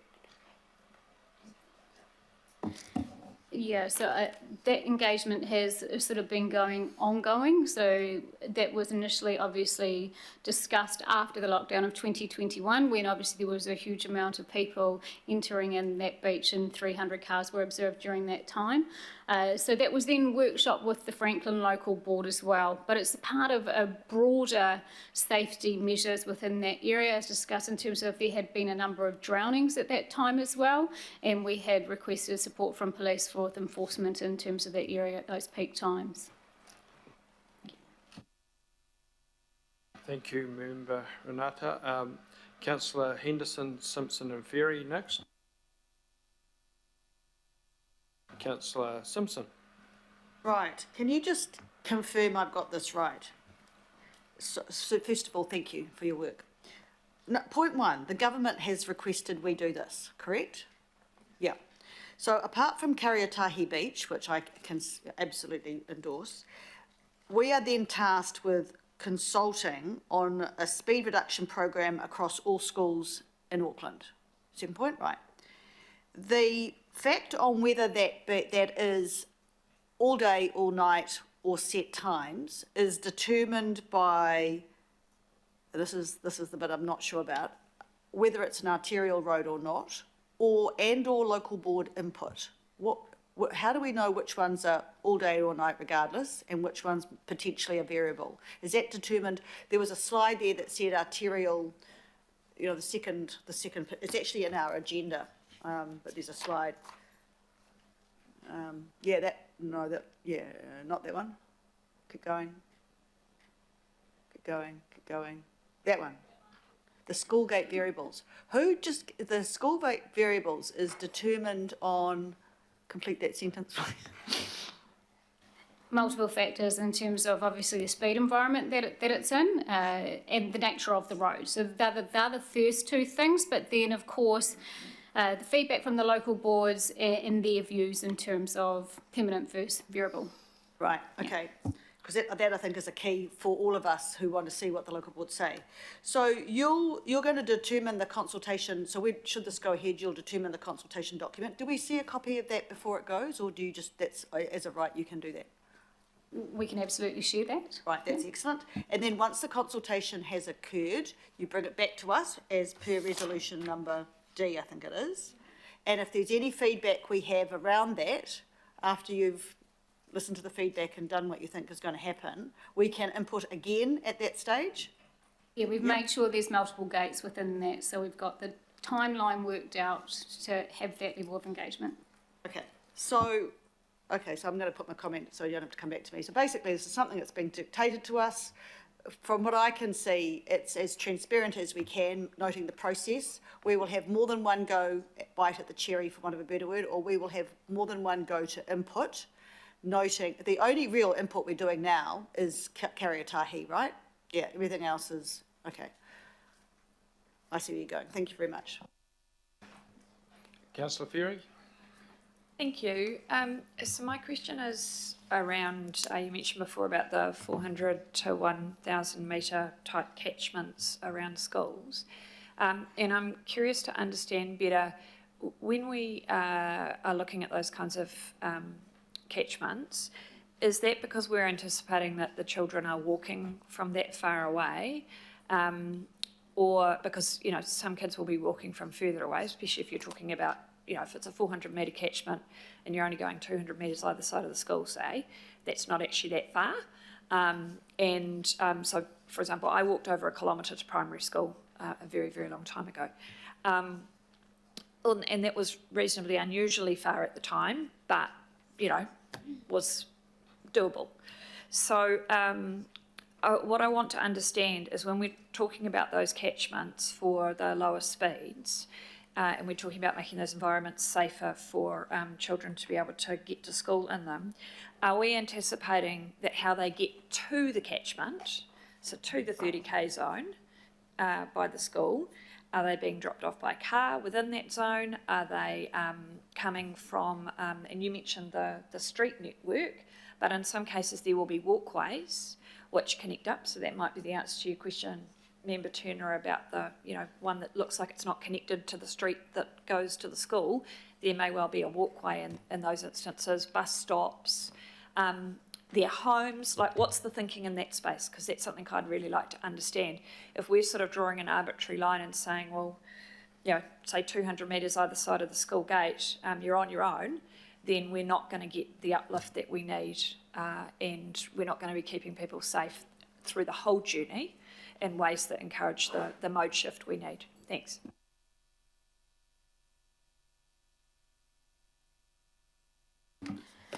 Good question, and yes, I mean, that has been in terms of those surveys we've done with the school to understand in terms of the footprint that the children are walking up. So there hasn't been a one-size-fits-all approach, I guess is what I'm saying. So within those areas where there is strong support in terms of having proper school zones, so that those connecting streets that feed into the school are part of that, that is included in the plan. Yeah. Councillor Dalton? Comment, sorry, not a question, thanks. Councillor Darby, Baker. Thanks, Chair. So just on the title, katoa ka ora, is that all will survive? What's the... It means alive, safe and well. Yeah. Okay, thank you. Well, with that in mind, I know that's the focus, of course, but slide 3, if you look at the left-hand side of slide 3, it's for every dollar invested, we get $9 of return, 14 seconds of time lost over 5, but that less 500, is that deaths and serious injury savings in a year? Is that what you're referring to there? Yes. It's 40, 41, 42, something like that, every month. And every week it's another 10 of deaths and serious injuries. That's what we're talking about here. So it leads me to my question really is, when I look at that and I think, I'm watching the clock on how much time we're discussing this actually, and I'm looking at that early 24 date, it started in early, 22. Is there scope to actually truncate this work, considering every month that goes by, there's another 41, 42 deaths and serious injuries? And I'd say that seriously. Through the chair, just maybe correct one of the statements that Stacey's just made. Those figures that you see up there, the 500, the 400, the 180 and the 25 are based over a DSR saving for a 10-year period, not a 1-year period. It is highlighted at the bottom of the slide. So that's the saving over a 10-year period. On the footing. Sorry, not a 1-year period. Doesn't change, I guess, the point you're trying to make, Councillor, about the importance of this program. That's the thing I'm stressing. Okay, it's less, but there's still deaths and serious injuries we can avoid by maybe truncating this process. So is there room to truncate this process? Can you do that this faster while consulting with Aucklanders? We need that plan approved first before we can do that. And you know, there's definitely a process we have to go through. We do have a requirement that we have to set safe and survivable speeds by 2027 around schools. That's a must in terms of that. Anything above that, of course, obviously is pending funding scenarios that we have to work within. So can we do it quicker? I think it's got to be that sort of phased approach as fast as we can go, given some of our constraints. Yeah.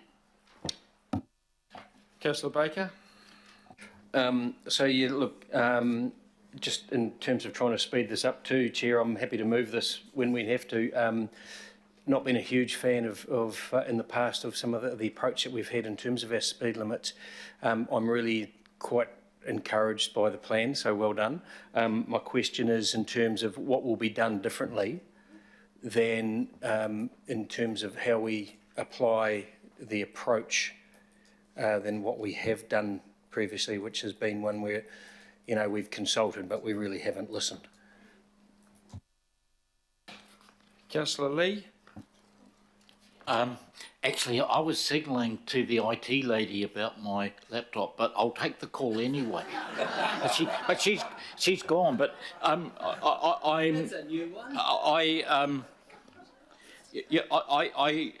I see that the government has given us 4 years or 48 months to sort this problem out, and I heard the question from Councillor Williamson and Councillor Turner, and I just wondered if we could have an extra month to look at this report, which indicates that over the next 5 years, 1 in 2 Aucklanders is expected to be personally connected to someone seriously injured or killed. It sounds like a war zone out there, and maybe it is. And on a similar basis, there's the evaluation of phase 1 of the Auckland Safe Speeds program showed 2 years later, deaths had decreased by 30% on roads where speed limits were changed and increased by 9% on roads where speed limits were not changed. So that's pretty compelling stuff. But I have been around local government, regional government a wee while, and sometimes it's how these things are interpreted and the snapshot of data that's being assessed are quite critical and can actually give different results depending on the way it's looked at. So that's my question. I tell you for why. I went to a public consultation, an AT public consultation last evening at the request of the local community, and it was about closing off a major road, which many in the community were concerned about. And as I walked in, one of the people associated with AT said to me, muttered, "I hope this is not going to be a bloodbath." And I said, well, it won't be if the public are reassured that what they have to say will be listened to. Because all too often in the past, AT has not listened, and because of that, AT has a reputation problem, which AT itself fully acknowledges and is fully trying to deal with. But whether it succeeds is another matter, because business goes on regardless, it seems, even if the government modifies the rules. So what I suggest is that we at least have 1 more month to look at the background data to this report in a little bit more depth, as some members have requested. Thank you. So I guess the question is, Stacey, does the timeline enable the ability for a month's deferral if the committee was of the view of that? No, unfortunately it does not. It is a constrained timeline. In order for us to consult meaningfully and look at that feedback and actually get it back here, we need to make sure we have the adequate timeline to do that. And so I do stress that we still have that consultation process to go through to actually get the community feedback so we can provide you with the full and whole picture of what's going to happen. Is that a refusal? Yeah. No more, you're not going to give us an extra month, is that what you're saying? So saying the timeline doesn't allow for that, as it's been spelled out, and everyone's shaking their heads here, is it? Mr Chair, the timeline is imposed on the Regional Transport Committee, so we're going to have to proceed. What this consultation about, this meeting is about, is adding your road, which is a beach, and explaining to you the process that we've been through, the very different approach that we are taking to give you comfort that we're trying to do things the right way, and we can't really take things much further after talking to local boards and things like that until we've actually engaged with the communities this proposal affects. So I don't see any gain in delaying it for a month. I just don't see. Councillor Bartley. Thank you. I just wanted to pick up on one of the risks in the report about public understanding, and I wanted to know what is being done to, really mitigate that risk and really help socialise almost or communicate to communities when this consultation is happening that it is a 12 to 14 second delay, but that has, some real major benefits in trying to address the injuries, the injuries as a result of speed. So that's really where I'm trying to go to, because a lot of things get lost because people don't understand or get the why. So I'm hoping it can come through first in the consultation, because that will flavour the response that you get from the public. And then if it is implemented, then really getting that out there. Thank you. Thank you, Councillor Bartley. Just a couple of questions from myself that maybe go to some of these issues people have been bringing up, and it goes to the role of the local board in the process thus far. So we're going out, it involves all schools, right? So in the area I live in, it's not just schools where people have expressed an interest, so it's going out, covers the whole schools. As far the local boards, they're all different. Are they coming back on a school by school basis for their entire local board area, or are some of them just coming back with an approval in principle to the general notion of the large safe school or the small scale school? So are they getting down to school specific feedback for every school in the local board area, or are there schools that are just they're getting missed out? Thank you. Some aren't in terms of that. Some it's more zone based rather than if it's school based, I guess, in terms of that. But all are providing feedback based on the mapping exercise. No, this it applies to all schools. Yeah. Yes, all schools. It's schools per se.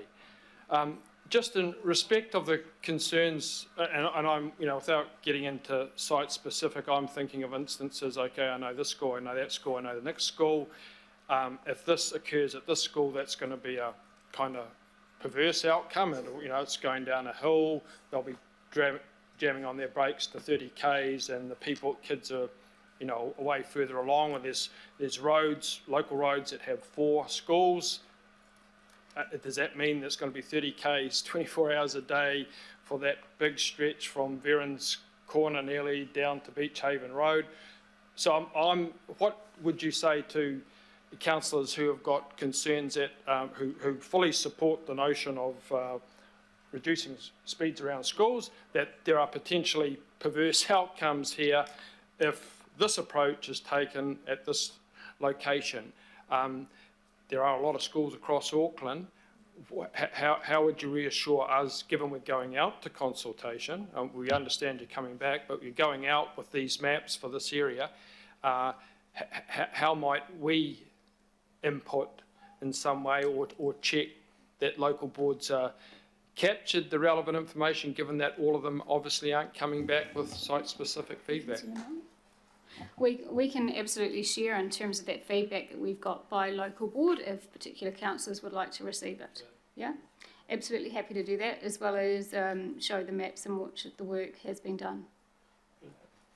Do a quick supplementary on that. I've just gone back and looked through all of the Howick local board's minutes and agendas since the last election in October, and not one item on there is to do with speed. I've done a search with the word speed or road control or whatever. There is heaps and others on their agenda. Unfortunately, they have their local board on the same day as we have this meeting on a Thursday, but it's not on there. So did you consult on this some time ago? No, I know that there was a meeting with Howick local board this year. I can provide you in terms of with the feedback on that. It's not in their minutes. Okay. Yeah, I know it was a separate meeting. It was a separate meeting? Yeah, I understand it was. Yeah, I'll follow that up. Yeah, all right, thank you. Workshops are still reported in the minutes, though. Yes, they are. Let's take that one off. Just the headings are. Let's take that one offline, the specifics of the Howick board. So just to follow up, Stacey, so thank you for that offer. I most certainly, and imagine a number of other councillors will take up that offer.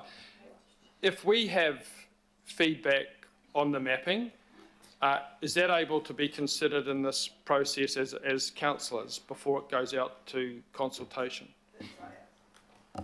Yes. Yeah, I believe we've answered that one. Before, okay, Yep. good. Nothing like repeating it for some of the slow people around here like me. Okay, so that's sort of answered my questions, and I get some reassurance from that. But my questions weren't answered, sorry, Chair, because you jumped in after my questions. Yeah, okay, sorry, Councillor Barney, do you want to quickly... Do you want me to repeat it, or you got it?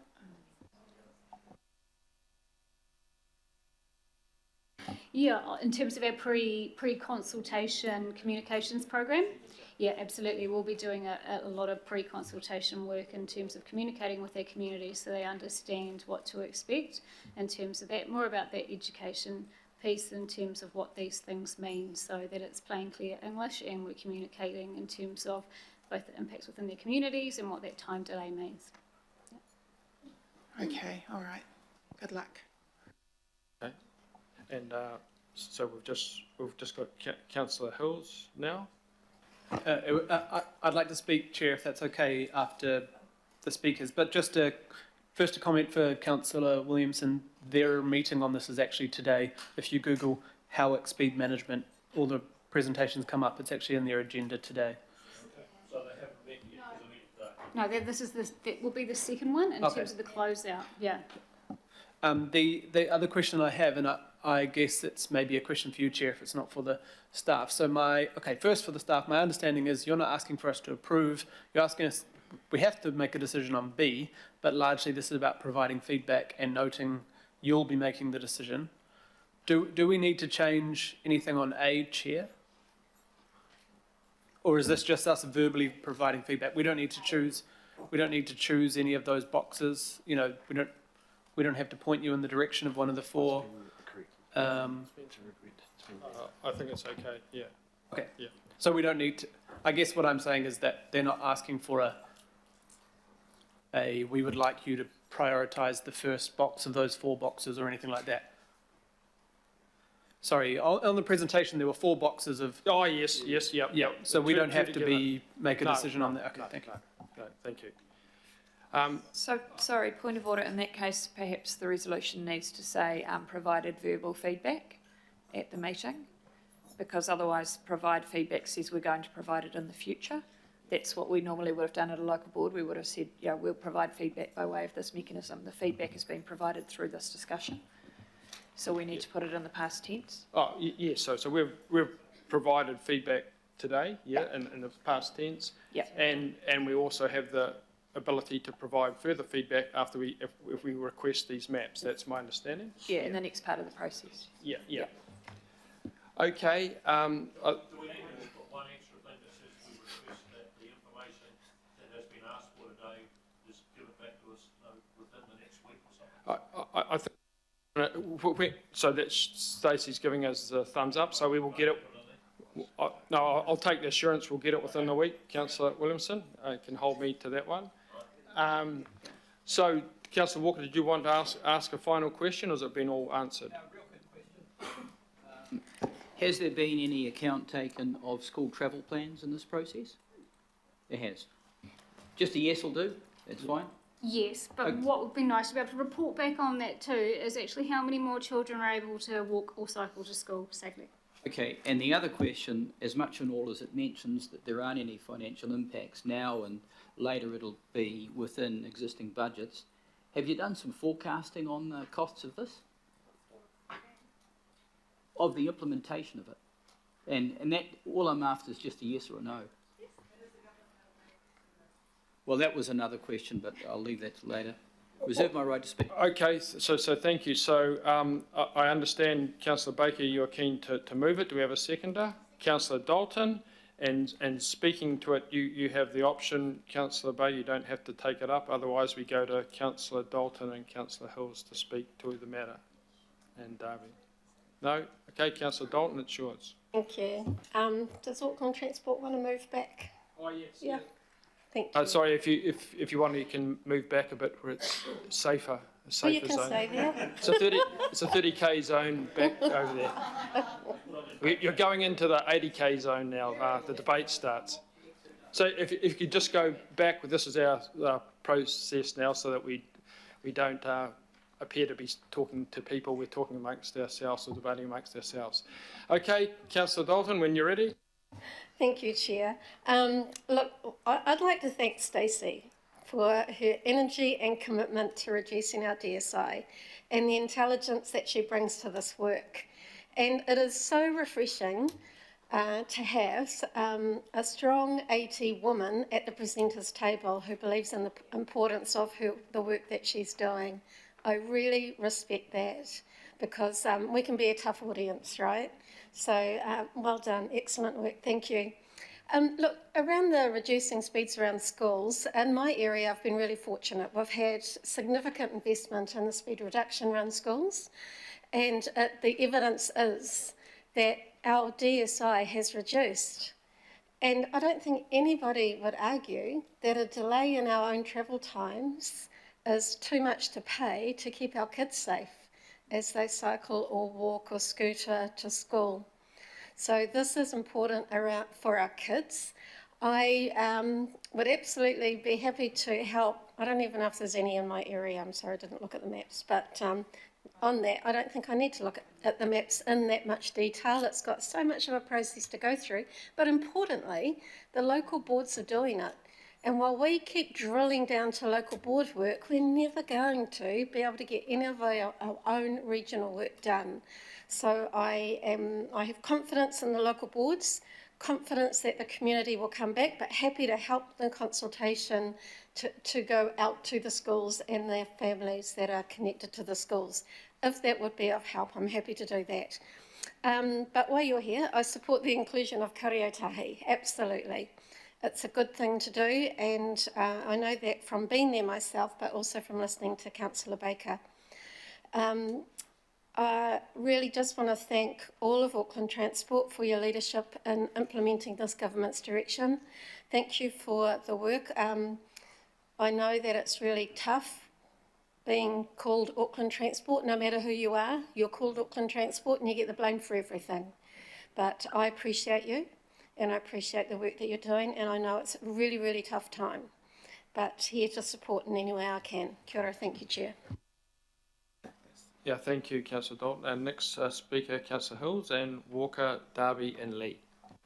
Kia ora, and thank you, Chair, and just want to thank you for allowing us to have so much question and debate on these important topics. So thanks to the staff, the officers on this. I know it's been a huge journey, and I do want to thank Councillor Morris Williamson for being part of a government who drove this whole program, the regulatory impact on Safer Journeys 2010 to 2020 was what transformed the transport system and required councils to change their speeds based on cycle, pedestrian and vehicle deaths and serious injuries. But I'm glad you were there for those collective decisions to help back us up through that now. So thank you, Councillor. And then I'm glad the new government took it on as well. And I'm glad Waka Kotahi and Auckland Transport kicked most of this off in 2016, actually, so before the change of government, because of the great work Morris had done. Just want to, point out the very serious thing, and Councillor Bartley did name some of the high-profile victims who've passed away on our roads. And my question to Chair Wayne Donnelly before around what happens if we push back was a great answer, that if there is evidence, we have to follow it. And I think that is the most important thing for us as governors. And I know we aren't, we get off kind of scot-free under the law around our director, we're not directors, but directors of Auckland Transport have a different risk profile to us. So I'm glad that this sort of process will be followed if it is seen there is evidence of harm to residents in our city. And we can see, 600 odd people a year is a huge number of people in our city that, 14 seconds is not a long time when 47 people never came home at all. So it's a long time to be away from your family. So I just want to say that, our communities are demanding this. We may hear some headlines that it's not in that way, but I've been to plenty of public meetings, plenty of schools. I've had plenty of parents and teachers email me demanding crossings, raised crossings, speed management changes, lots of things. And you know, before the election, some of the opposition was, hurry up, why do other areas get it, how come that school got it? So there is a lot of push to have this done. So I think it's really important that we continue to support these processes. But as always, we need to be consulting with people so they understand the benefits, so they understand the changes, and so they can give that feedback on what Chair Watson was saying around sometimes it doesn't work, or jumping from 30 to 50 to 30 within a small zone. And I know in Councillor Sayers and Councillor Baker's wards that can be very confusing if you're going 60, 80, 40 within a short distance. So I think it's really important that we support this, and thank you, Chair, for allowing us to have this debate. Thank you, Councillor Hills. Councillor Walker, Darby and Lee. So I'm entirely supportive of safety and measures around that. Having said that, I have a range of concerns. I would suggest that if we foresight this out, there are going to be some very high costs around implementing this. We're talking about zones that will require multiple signs. The signs themselves will have some confusion attached to them. Is it time of day or the like? It may well be that this triggers a round of calming measures and other things. And then, as a consequence, you'll see displacement. So motorists, if they're faced with having to go slow in a particular area, will then make decisions around taking alternative routes. Those alternative routes may generate safety concerns in themselves.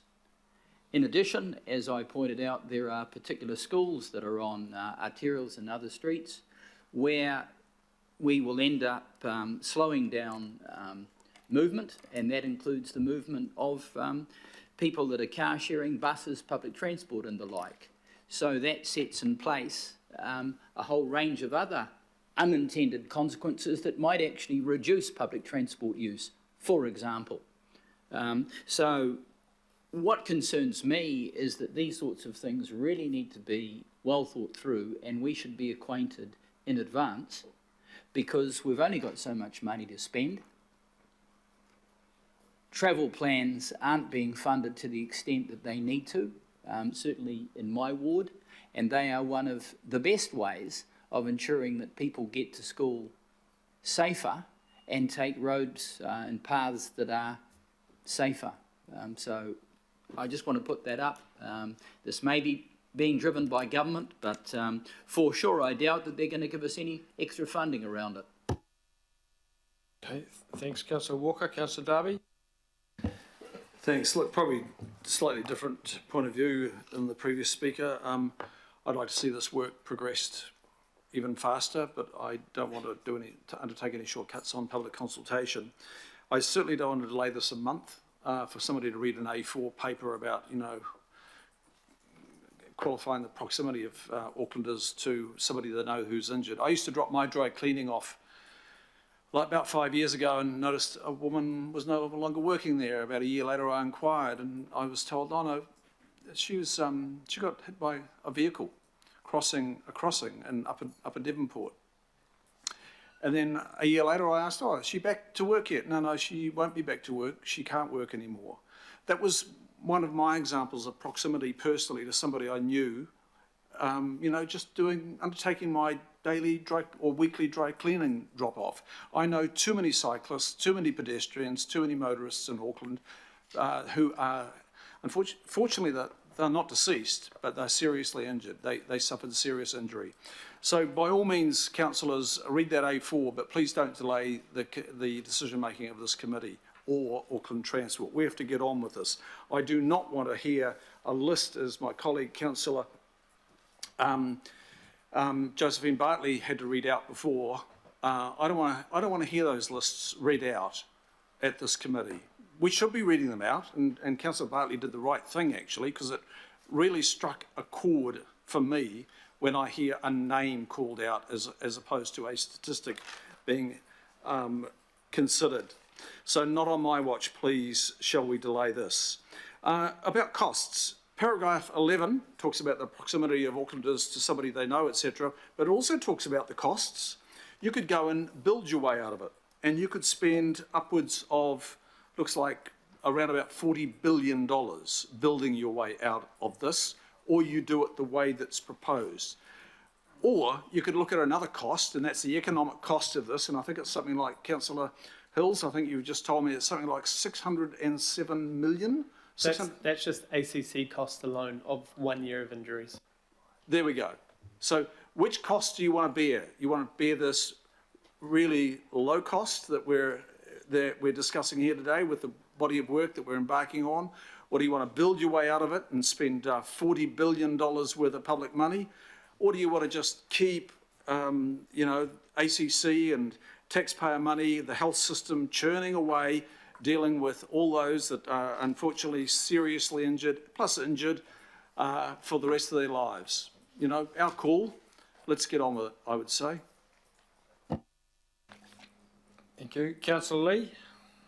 I just want to, I'm not going to discuss the substantive issue, just the process, Mr Chairman, and thank you for including the request for that, that report that staff have quoted from. And once I read that, I will be able to have an opinion, but I'll be interested to see the influence of alcohol abuse and the influence particularly what I learned in recent weeks from a district court judge of an absolute epidemic of a new brand of methamphetamine, which is like an epidemic through parts of our community where people held in cells are punching the cell walls until their fists are a bleeding mess. But we'll wait till we see that full report. But what I would like you to do, Mr Chairman, if you could, given some people around the table are new to local government in Auckland, what we mean, and it's in every clause by the Regional Transport Committee. I see different clauses talk about this committee, they talk about Auckland Transport, and they also talk about the Regional Land Transport Committee. I can say that in the past, and in other parts of New Zealand, the Regional Land Transport Committee is made up of members of local government and regional government. They come together from time to time to make decisions, and also on the Land Transport Act plans, RLTP, Public Transport Management Plan, and so on. So in Auckland, it's a little bit different, and perhaps you could explain just who is the this Regional Transport Committee. Thank you. It's not this committee. Councillor Turner? I just want someone to explain. Yeah, I'm sure Councillor Williamson would be interested to hear. Yeah, we will do it, but not in the middle of the speeches. We've got people that's debating at the moment. So, Councillor Turner, but we will get that answered, Councillor Lee. Councillor Turner? Thank you. I understand the problem and I understand what's trying to be achieved. All I want to see is that we don't penalise the vast majority of good people by making them all drive slow and in their cars when they are not a problem. I agree with this idea of some rat runs, that rang a bell, because I've seen that in West Auckland and plenty of places for other reasons as well, but road changes causes a change in the traffic. Just going back to the sort of people, my business is on the corner of Jays Road and Woodlands Park Road, Titirangi, and it's directly opposite the Woodlands Park Primary School. And just to one side of my business premises, there is a raised crossing outside the front door of the school. In the 40 years I've been there, 2 council trucks racing each other, they've rolled on the bend, there's a quite curve there. There's been several ridiculous things take place, which luckily caused no injury. Just last month, this side of Christmas, in the middle of the day, a school day, luckily all the kids are inside, someone turned up on the intersection and just burnt her out in wheelies round and round and round until my staff went outside and they saw us all and drove off. So all I'm trying to say is, please make sure we use common sense so the majority of decent Aucklanders aren't unduly penalised by an over-the-top response, and we don't actually get to the people we're trying to manage. Thanks. Thank you, Councillor Turner. And we've got just two people now, or three now. So Councillors Henderson, Ferry and Bartley to conclude. Yeah, thank you, Chair. I'll be brief. Just echoing Councillor Darby's call to get on with it. I think that it's a really, really good idea. It's a minor point, but I do think that we should make this very clear that in a lot of cases where we are called upon to look at safe speeds around schools, they'll come from a range of people. They won't come from just one resident. Quite often they come from the school themselves, as in the case of Freiburg. They come from local residents that are sick of the absolute chaos that comes with living next to a school, and I used to be one of those residents, and that was pretty tough. Often it will come from parents of kids at the school as well, and quite often multiple, not just one. I really like that we are looking to empower local boards through this process, because although requests do come to us as councillors, I would say that local boards get the majority of those requests, and they know it's their local streets. They deal with these people on a very, very close basis. I think it's entirely appropriate, and I think it's a really good development. Lastly, just in commending this, I do kind of point out that in a lot of kind of the collective corridor around the country, people hark back to the days of kids cycling to school and walking to school, and the halcyon days of birds chirping and white picket fences. Well, now it's unsafe for most Aucklanders to allow their children to walk or cycle to school a sufficient distance where road environments are not safe. We're trying to fix that, and we're trying to get Auckland back to a place where it actually was in the past, and probably a better place and a safer place. Thank you, Chair. Thanks, Councillor Henderson. Councillor Ferry. Thanks. I wasn't going to speak on this, but I did just want to address one thing that's been raised in debate, and this is this idea that people who speed are somehow bad people, or that this is about penalising decent Aucklanders. The fact is that most accidents are accidents. They are based on mistakes. Nobody, well, very, very few people each year set out to deliberately hit somebody with their car, or to be hit by a car, or otherwise harmed in our road corridors. Certainly, I'd be very surprised if there are any stats that show children around schools being in situations where someone tried deliberately to hurt them. So we're talking about a situation here where we're minimising risk and we're minimising the impact of mistakes. One of my kids, and I've mentioned this before, one of my kids was hit by a bicycle going quite fast on Simon Street. He walked away from that. If he'd been hit by a car going the same speed, he would not have. And so in both of those cases, the cyclist didn't want to hit my kid, and a driver wouldn't have wanted to hit my kid. In neither case would they have been speeding, but they would have made a mistake because they would have gone through a red light. So we're actually talking about reducing the risk. And we know physics on this is really simple. You hit someone when you're going faster, the bigger your vehicle, the bigger the damage to the person that you hit. And so while this is primarily about lowering speeds for cars, it's also about creating a safer environment generally for everybody in that road corridor. The people in the cars are going to suffer less damage when they're hit by mistakes made by decent Aucklanders too. I'll leave it there. Thank you.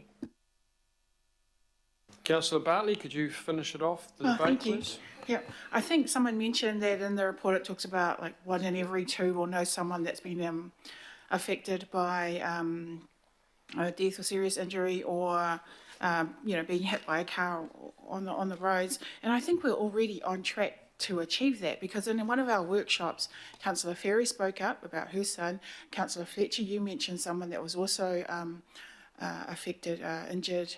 I think they died. Died, yes. And then my niece was hit on Tripoli Road, and she's got ongoing brain damage from that. So we're on track for that comment to actually be true, or to come to fruition. I am going to support this because I don't want this to be the only thing that Auckland Transport does to slow down traffic, to slow down speed. I know that it's something that we're doing because of the government. But I point to something that Auckland Transport has done that was successful, which I didn't like at all, and that was the self-explaining roads project in Point England. Did not like that, but it worked. They put visual cues in the middle of the road, they put these trees in the street, and that slowed the traffic down. But locals didn't get it, and they would cut the trees down, and, it's good firewood. But it achieved, its purpose of slowing the traffic down, and we have a decrease now in that area of car accidents and people being injured. So there are other things that Auckland Transport does that help us achieve making streets safer. And I'm worried about losing the why in all of this, because there were some other projects we did, and like innovating streets, and the communication, the implementation put people off. But what it would have tried to achieve is what this is trying to achieve, to slow people down. I really hope it's not a cheaper version of trying to get speeds reduced in our streets, of having signage, because not a lot of people follow what's on a sign, but it's something, and I suppose it's what we have to do. My niece and my nephew currently, they scooter and they bike to school in Sunny Hills. I was able to walk to school. I never got run over by a car or anything like that, and I just really hope that this will ensure or help go somewhere for our little next generators to be able to do the same that we did, and not get injured on their way to school.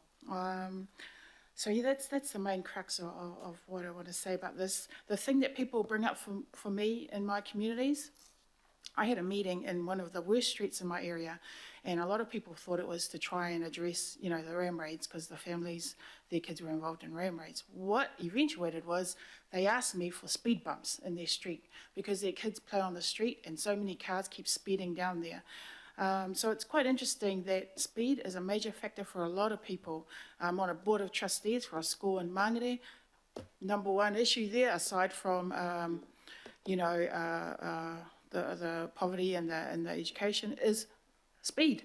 Cars speeding on the roads next to the school and speeding on the roads in front of the school. So that's quite an issue that I find with a lot of schools in my area, is they ask me, we need to slow the traffic down around here. So I'm just going by what my communities are telling me they want to see happen, and I hope this will make that happen. So thank you. Thank you, Councillor Bartley. It's been moved and seconded. I have a question that needs to be answered. Yeah. Told you, Councillor Lee, it is going to be answered after this matter is voted on, okay? That's the way we go. Okay, it's been moved and seconded. All those Aye. against? Carried. Is that unanimously carried? Can we record it unanimous then? Was unanimously, yeah. We got now, thanks. Barry, could you answer Councillor Lee's question? Sure, I understand Councillor Lee's question was in regard to the Auckland Regional Land Transport Plan and responsibility for that. And under the establishment of Auckland Transport, the legislative establishment of Auckland Transport, that sits with the Auckland Transport Board, that responsibility. The board is, the Auckland Transport Board is the committee. Yeah. Point of information, the information online about that says, which I managed to Google in about 2 minutes, is that the Regional Transport Committee is composed of the Board of Auckland Transport's directors and a representative from Kiwi Rail. It's quite easy to find. Okay, so just as the people are coming up for the next item, we're going to try and just take a couple of minutes to fix that flashing light, which might involve turning all the lights off. So just as the next presenters are coming up, we'll just have a break for about 2 minutes, folks. Thank you. I thought it was a strobe light. It was a party.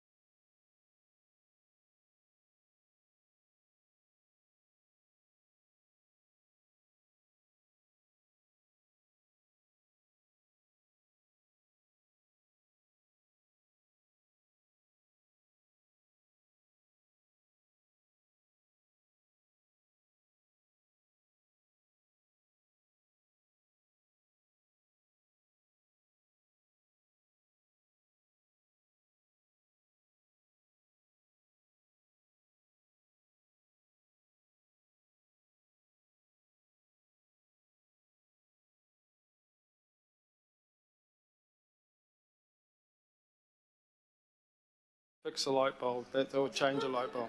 How many Auckland councillors? That was pretty. Okay, I have had a request from numbers of people if we could move matters on a bit. That's, of course, is in our own hands here. So the next item up is the, and hopefully we can start with this one. We've got the Regional Public Transport Plan Strategic Direction. We have the team up here. Luke and Andrew would appear at the moment. So over to you guys to introduce the item to us.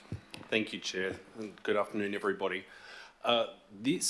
Today, what we're here to seek from the committee is guidance on the strategic direction for public transport in Auckland over the coming years. You may recall from a number of workshops we've held on this topic, we are preparing a new regional public transport plan, and while the Auckland Transport Board is responsible for the ownership and approval of that plan, we are seeking from this body the strategic guidance on the direction for public transport as a key input, as a starting point to setting up and shaping the plan itself. Luke's going to go through very briefly what the elements of that are. We have incorporated into this strategic direction, as recommended to the committee by the AT board, input from partners, stakeholders, and also from members of the community, and also incorporated feedback from this body in workshop. In particular, I'll just mention Councillor Dalton, I think, verbalised what perhaps everyone was thinking, which was in one element seeking a bit more discussion and detail, and so we've provided that in the paper today and hoping to have that discussion. I'll just get Luke to take you through the three core elements very briefly, and then we'll hand it back, Chair, for discussion. Thanks, Andrew. I don't know if we want to bring up the slides or not.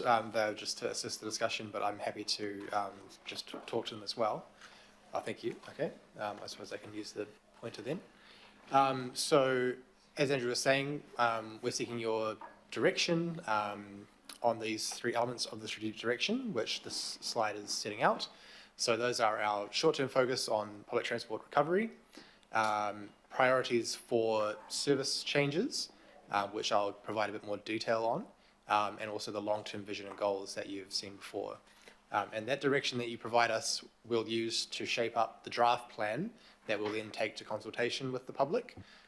So your endorsement of these is not the final version, it's the version that we will use to have that conversation. So there is still scope for them to change afterwards. So the first element of that direction is around our short-term focus. So you've probably heard from our CEO Dean recently around how we want to return to where we were before the pandemic as quickly as we can. We're expecting that we can do that within the next year to kind of 18 months, hopefully. Of course, that requires us addressing the ongoing driver and crew shortage issues that our operators are facing, and we're working with them on doing that. It is also about addressing the various elements of the letter of expectation, which also include improving run times, focusing on reliability, which is a key thing that we hear from the public again and again, and also improving the utilisation of our services and how we kind of report on and track that. So being more transparent about that. We believe that this element is necessary for the public to actually, believe in what we're saying in the plan. If we're too focused on the kind of long term while there's issues on the ground today, then we won't get that buy-in. But this element does build towards that kind of long-term vision and goals, which is the third element that I'll come to. In terms of the second element, which is our kind of priorities for service changes, obviously we're considering in the previous element, as I said, better utilisation, and that is an element of these changes as well. And as we've discussed before, most of the service changes over the next 10 years will be linked to new infrastructure, such as the opening of the City Rail Link, the Eastern Busway, Rosedale Station, the Northwest Interim Bus improvements, the new train stations down in Drury and Pairata, and also associated to the climate action targeted rate. Beyond those, what we're seeking is your direction in terms of these three approaches. Should we focus on growing the number of people on public transport, that patronage focus? Should we focus on expanding the reach of public transport into areas that don't currently have access? Or should we take a balanced approach between those? It's not on the slide, but the paper itself has some of the data around the kind of expected outcomes of those three approaches. And you can see that under all three, we're making significant progress against the various key metrics that we track around the population within 500 metres of a service, the population within 500 metres of our kind of core network of rapid and frequent services, which increases significantly from kind of 40% into the high 50s over the next 10 years. And also how we're tracking in terms of patronage, or what we're forecasting under these various scenarios. So that's some of the data to support your request for kind of more information. We've also, since we came to you last in workshop, discussed this issue with our partners and stakeholders, so the likes of Mana Whenua, Kāinga Ora, Panuku, Waka Kotahi, and so on. Most of our stakeholders prefer that balanced approach, or leaning, I should also say, including operators. And some of the operators are kind of leaning towards that more kind of patronage focus. We've also done a survey of Aucklanders recently, both a survey of kind of customers via our HOP newsletter and social media, and also a kind of representative sample via our market insights panel. Aucklanders are telling us that they prefer that balanced approach of the breakdown. Slightly more, I should say around about 50% prefer the balanced approach, around 40% towards the more patronage focus, and just under 10% towards the coverage focus. So largely I think that supports our recommendation of a balanced approach. And as it notes, part of the reason for that recommendation is that we can then tailor that to the needs of local boards. That balanced approach allows us to spread improvements across the region, while a coverage focus is probably going to be quite heavy towards the outer parts of the region where there is no service currently, and a patronage focus will be more focused on existing urban areas, not providing new coverage elsewhere. So that's that element. And then the third element is our kind of long-term vision and goals that we're striving to. The vision in the centre there is around massively increasing public transport use, which is using language from the transport emissions reduction pathway. And then we kind of spell out the benefits of that. So we want to reduce congestion, improve access for Aucklanders, support the economy, and enhance the environment. And then the 5 goals around the outside talk in a bit more detail to the elements of that vision around the environment, the customer experience we want to deliver, equity, safety and accessibility, how we integrate public transport with land use and also active modes, and also how we fund and deliver the system. And so these elements are what shape up the structure of the plan. The various actions that we will include in the plan will be linked back to these goals, so that it's transparent. If we're saying that we're doing something, well, why are we doing that? What's it contributing to? So that's an overview of the 3 elements. Happy to take any questions on those elements. Okay, questions, Councillor Ferry? Thank you. My question is about whether or not we agree with the short-term focus on recovery, and so maybe, yeah, great. So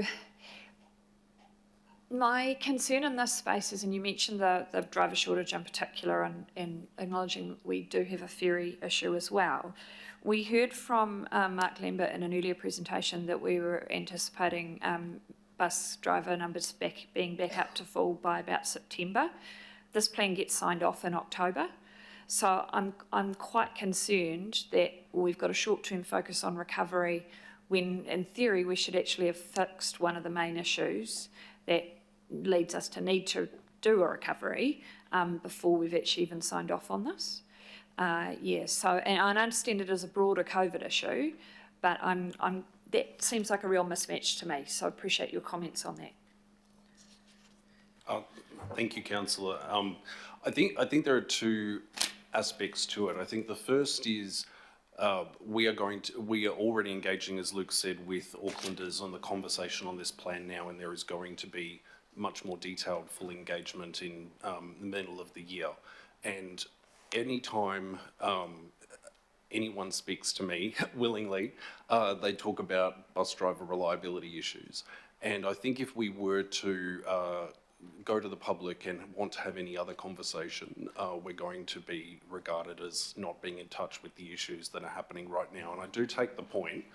The other component but I do think that this is the conversation Aucklanders want to have right now. That's my view on it. And I think the other component to this is while we are working and the team's doing a great job in dealing with the driver issue, getting the drivers is a key component. And that'll sort out some reliability. Then we've got to do more to get people actually back onto the buses. Fixing the drivers, fixing the scheduling gaps is that component, and then we've got to get everybody back. And the CE has set a good target for getting back to 100 million, and we want to actually go, beyond that to get to where we were hoping to be in 2024 prior to COVID ever happening. So that's where we're trying to get to, and there's going to be a lot of aspects beyond just getting the drivers to get people back on board, because it has been an ongoing issue. Oh, sorry. I think there's a couple of underlying issues as well. One we're working hard at, but I think it's got a way to go, is bus drivers feeling safe and actually want to do the job. And the other one is that if and when the government removes a 50% subsidy for public transport, it will be another hurdle to overcome. So I don't think this is small beer at all. I think it's a pretty significant area. I think those are all really valid points, and I guess I would ask that that's part of the framing, because I think you're right that people do want to have a conversation about bus drivers, but if they understand in the consultation for this that actually, yes, we're working on that, hopefully going to be back up to speed by September, then we can have some of those other conversations as well, because they're actually going to be more important in the medium term for this plan. Thank you. Councillor Hills.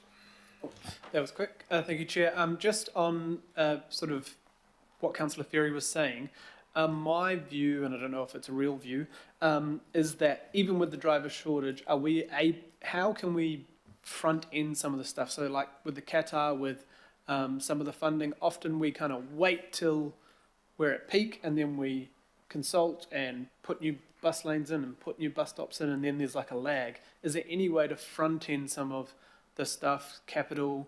I know there's money issues, but are there ways that we can get this ahead of time for when the drivers come? So bam, people are like, we've got the drivers, roll the service out, because sometimes it's just a 2-year process to get a service up and running, etc.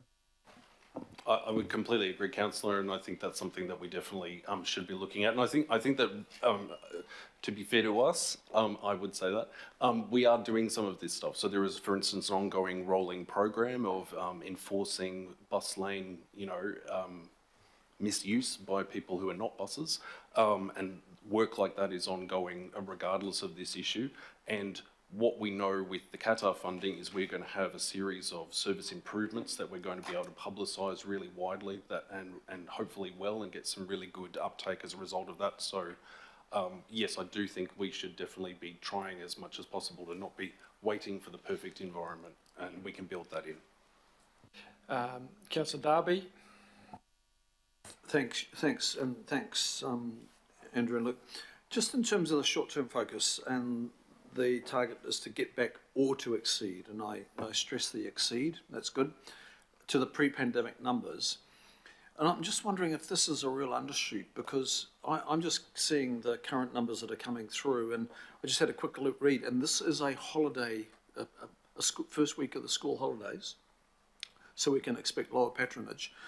The bus numbers were 86.5 to 127% of pre-pandemic patronage.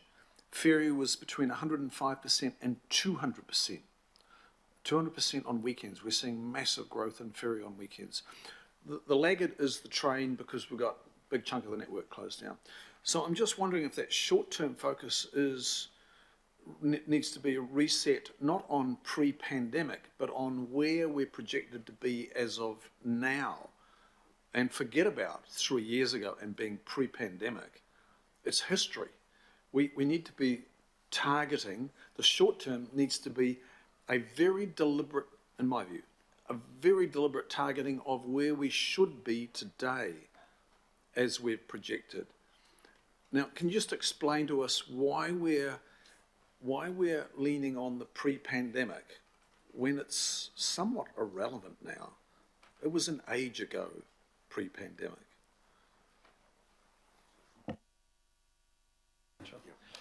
Thank you, Councillor.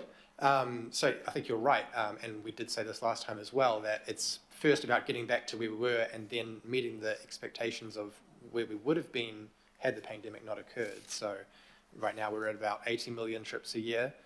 The previous forecasts for 2023 were in the 120 million-ish. So getting back to 100 million where we were in 2020 is the first step, and then, as you say, going beyond that to, ideally where would we have been is a key part of this focus.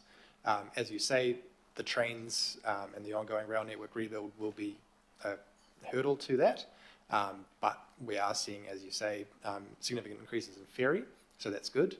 And if we can address the driver shortages, then the sooner we can do that, the sooner we can get back to where we should have been in terms of bus patronage. Key infrastructure that's opening soon and has recently opened, like the Eastern Busway, the Northwest Bus improvements, that will all contribute to this. So yes, I think to answer your question, yes, that is part of this approach. Okay, probably my ask there is to maybe look at reframing those words so that we're thinking about more where we should be today as opposed to 3 years ago. I'll leave that with you. Just in terms of second question, final question, Chair, just in terms of the long-term vision and goals, that section 3, what is this period of long-term? When does that period of long-term begin? And I know it probably doesn't have an end date, but I just need to have a sense of that for me to have sort of confidence that these activities are not falling into the back end of the long term and not enough at the front of the long term. Thank you, Councillor. So I suppose we've used long term to kind of contrast with short term, but perhaps a better term would be kind of enduring. The RPTP is a 10-year plan, and these are the goals that we're proposing to kind of guide us in all of our actions, be they short-term, long-term, or ongoing actions across that 10-year period. This version of the plan that we're working on is the one that will speak to the current RLTP. When we update the RPTP next, when the next RLTP is updated, we're hoping that these goals can essentially roll through, and we won't reinterrogate them again.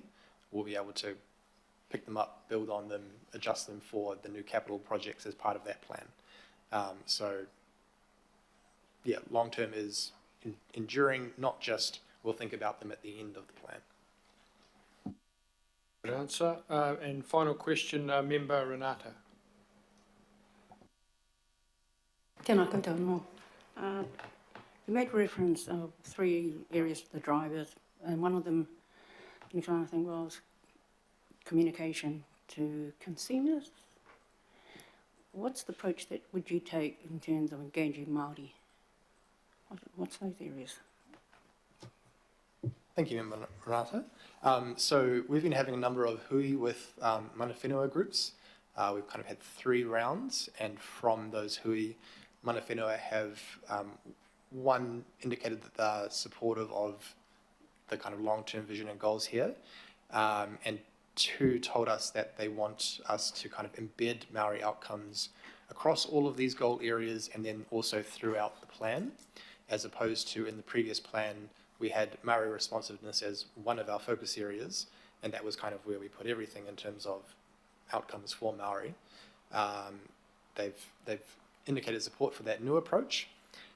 Through those hui, we've engaged with 14 of the 19 iwi of Tamaki Makaurau.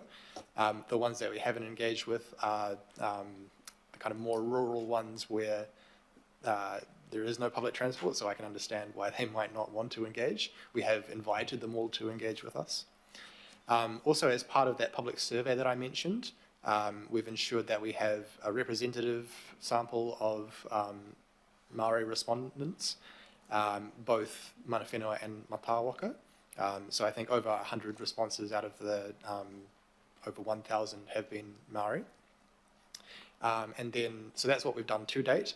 And then going into the next phase, we'll be doing all of that sort of thing again, ensuring that we engage with mana whenua and mataawaka on an ongoing basis, holding potentially consultation events at the likes of marae, those sorts of things. I do have a slightly longer list. We'll also be translating project information into te reo, and potentially targeting social media advertising to Maori, mataawaka and mana whenua. And continuing to track that kind of demographic information of who is responding, so that if we aren't getting enough responses from Maori, we can go and seek further feedback from them to ensure that we are hearing that representative sample of views. Thank you for that. I was just going to go into the terms of te reo Māori and the marketing and advertising that has been done now. It's great to normalise the delivery for te reo Māori throughout. Just a clarification, the mana whenua, 14 out of the 19, has there been any direct consultation through marae? As of yet, no, but I expect that that will be part of the next phase. So we have our Auckland Transport mana whenua hui, which they've given us that kind of technical insight. But yes, as part of that full consultation, I expect we will be contacting marae, as I said, potentially holding consultation events at the marae themselves. We don't have our kind of full plan set out yet, but those are definitely things that we'll explore as part of it. Thank you. Thank you, Member Renata. So that ends the questions. I think we'll bring the recommendations up on the screen now.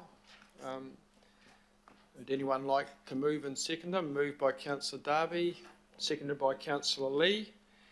There's just been one addition from the published version that I don't think is inconsistent with anything we've heard, hopefully. It's been moved and seconded. Would anyone like to speak to it, or can I just put it to the vote? Councillor Lee? Thank you, Mr Chairman. The plan is one of the suite of plans, statutory plans, that the council, or rather Auckland Transport nowadays, is required to deal with under the Land Transport Act. Sometimes the statutory plans in which the public are asked to be involved and have a statutory role in formulating these plans get overridden by things, informal plans coming from the top called ATAPs or ministerial interventions or whatever, which can sometimes cause a deal of confusion in terms of priorities, especially in terms of what say-so do the public have on these plans. And under this particular plan, the public do have a right to participate and be heard. I heard the comment from Councillor Darby, and essentially he was saying that we need to look to the future. And I agree with him, but if I heard him correctly, and I may have heard him incorrectly, but I want to reiterate to this meeting that public transport in Auckland is in crisis, in a deep crisis. With all due respect, you wouldn't have thought so today. However, the figures speak for themselves, and the figures that AT compile and have compiled are an enormously valuable source of information. And currently, we are aware, thanks to AT's meticulous record keeping, that in January 2020, we had 102 million passenger trips per year in Auckland, which was a result of years of work and an enormous amount of public money. We're currently, as AT indicated in its presentation this morning, around about 64 million passengers per year. That's just around about 60%, or just over 60% of where we should be. And if AT is looking back to that period when public transport was increasing steadily up until the COVID epidemic, that is perfectly understandable because it's absolutely urgent that we get back to there as soon as possible. Currently, we're behind Wellington, currently behind Christchurch in their efforts. So something is significantly wrong in the way we're dealing with this problem here in Auckland. I think the first problem is that we haven't acknowledged there really is a problem.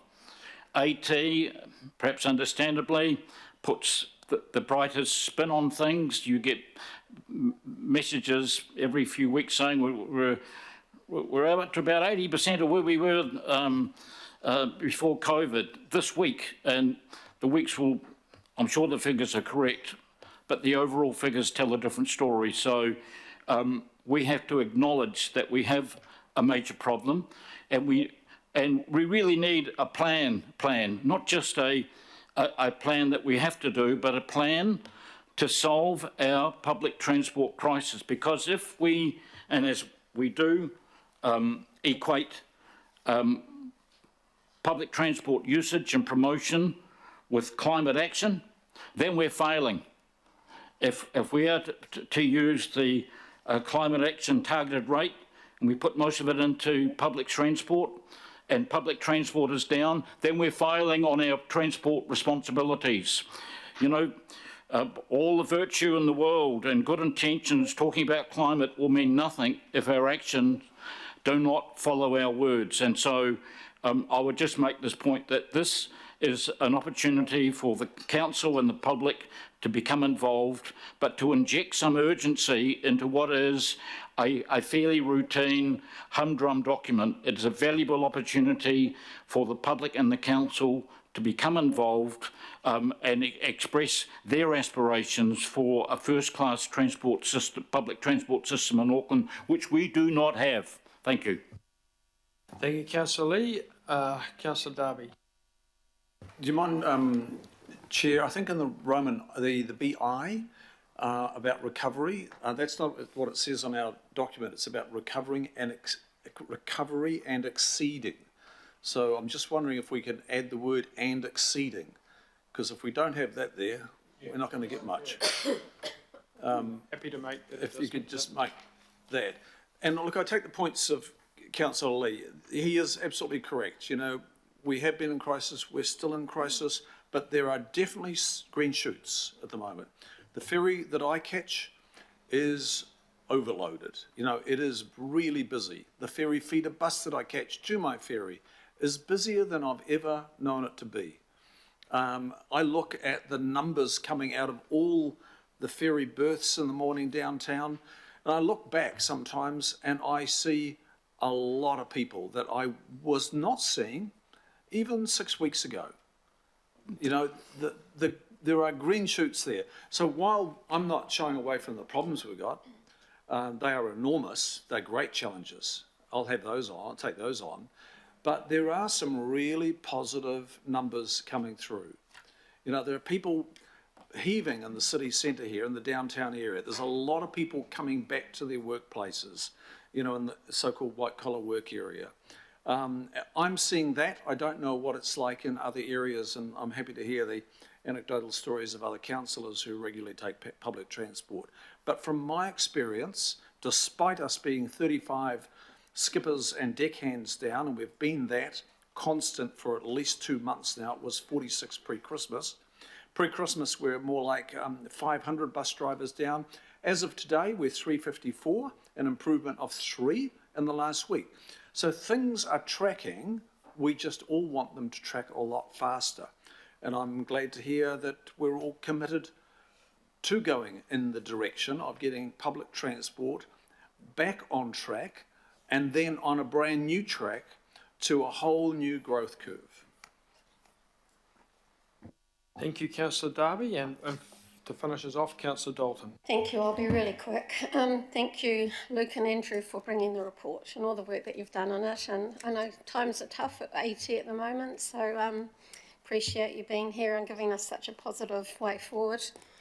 I think too, look, I was listening to Councillor Lee as well around investment and what money we put in, and we must continue to recognise that every year we cut Auckland Transport's budget, and every year we're asking more of them in particular areas.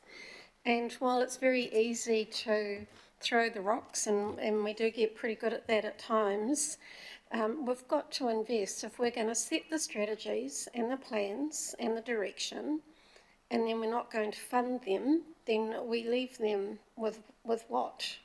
So I'm not saying that there isn't room for efficiencies. We will continue to find efficiencies throughout all of our organisations. But we cannot continue to ask Auckland Transport to deliver on less, with less funding all the time, because that's all we keep doing. I don't know the last time that Auckland Transport had the money to do what we were asking of them, particularly in the public transport and emission reduction space. So, of course I will support this. I do think there is something in what Councillor Darby said about the numbers, and I actually thought I heard Chair Donnelly mention it once. I think he mentioned about maybe we need to not look at the pre-COVID numbers, maybe we need to look at where we're here now and then forecast, because things have changed. There are less people driving or taking buses, there's people working from home. All of that stuff, which is anecdotal to a certain point. We don't have any real data on it, so we don't know true numbers and what we should head for. But you've given us a focus, you've got a focus, and that's good. It's tracking forward. But I think it's worth considering what Councillor Darby has mentioned, and certainly we should consider what Councillor Lee has mentioned. We can say all we like about providing good public transport, infrastructure, emission reductions, but if we're not going to fund it, we're just going to keep sitting here and saying to Auckland Transport, why aren't you doing your job properly? Yeah. They're not doing their job properly because we're not taking it seriously enough. So I'll support this. Thank you, Chair. All right, thanks to all the speakers there. It's been moved and seconded. All those in favour, say aye. Aye. Against? Okay, carried unanimously. Thank you, officers. Next item, the Onehunga branch line, considerations and future. Christiane and Mark are thinking coming up here, and the backdrop to this is that we did have a request from Councillor Bartley and Lee earlier in the year as to the future of this important line. So I'll hand over to you, Mark. Thank you, Chair. Yes, the purpose of this paper is to just give an update on our current plans and thinking around rail services on the Onehunga line, to be operated during, at the moment, the CRL construction, but also post-CRL opening as well. I'd like to take the report as read. There are the options in there, 5 options, which we have considered, but Christian has got a short presentation which we can go through very quickly. Thank you. Thank you, Mark. Thank you. So, just wanted to go through the current state of the Onehunga branch line and explain the why we are operating what we are operating now. So, the Onehunga branch is a spur from the southern line, and it's a single line. So due to the configuration of the infrastructure, we cannot run trains less than 30 minutes. So every increase of frequency would require huge investments, a passing loop, but also something at the junction with the southern line, such as a flyover or 4 tracks. Another thing is the platforms on the Onehunga branch are limited to 3-car trains, so that limits the capacity of what we can run on the line. To explain the plan for the services on that branch, we need to look at a network level. And that's the rail network as it is now, before the opening of CRL. the services that we run on the network right now are these. The first, the Western Line. The trains come from Swansea and past Grafton, they enter Newmarket Station. And then they turn back to reach Waitemata. So that is very important because that has been operating like that for a decade, and habits have been formed, and the Western Line customers are using the Western Line to reach Grafton for education purpose, St. Peter's, but also for work. There is the hospital not far, and to Newmarket for retail and jobs. The second service, we operate on the network, the Eastern Line. The fourth one is the Southern Line and the Onionga branch. So you see also that Waitemata being a terminating station, you need a lot of platforms because you've got 4 different services reaching Waitemata right now. So currently we have 5 platforms at Waitemata, 4 for the services and 1 for resilience and peak to off-peak overlay. So during the construction of CRL, a lot is happening at Waitemata. That is what Waitemata will look like when CRL opens. As I've already explained in this forum, City Rail Limited is decommissioning platform 2 because we need more space in the station when CRL opens, larger stairs. The plan is, when CRL is open in the near future, to rip platform 4 near to platform 3. So you will get the same width of platform between the terminating platforms and the through platforms who are going into the tunnel. So the constraint is that during these works, we will only have 3 platforms permanently available. 4 platforms plus including 1 for resilience and transition between peak and off-peak, meaning that we are going from 5 down to 3 platforms for a short period of time with the services as we are currently operating. So our rail operator, Auckland One Rail, in their operation plan, have told us that they are not able to bring every services at Waitemata.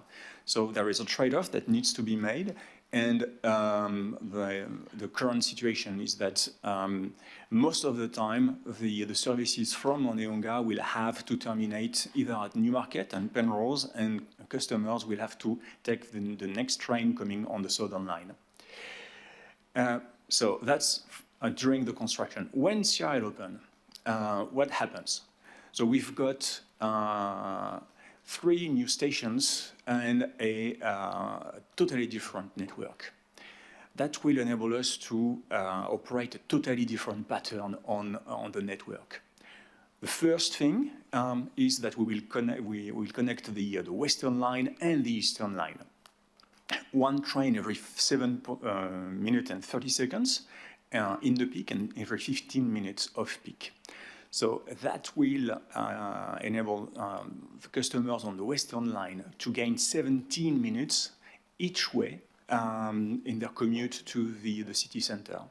It will also enable the Eastern Line customers to reach directly Henderson, Kingsland, Mount Eden, and the Western Line customers to reach new opportunities directly on the Eastern Line, like Sylvia Park.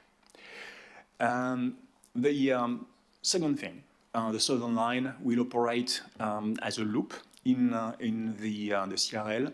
1 train every 7.5 minutes in the peak and 15 minutes off peak. And it's 1 train every other will go clockwise, and the other one will go anti-clockwise. So the thing is, with these services, you see, there is a missing link in the services between Manafao and Grafton and Newmarket. So we need to solve that and do something to enable the Western Line customers who are currently using Grafton and Newmarket to reach those stations without having to turn back. So the variable with which we can play is the services from Henderson.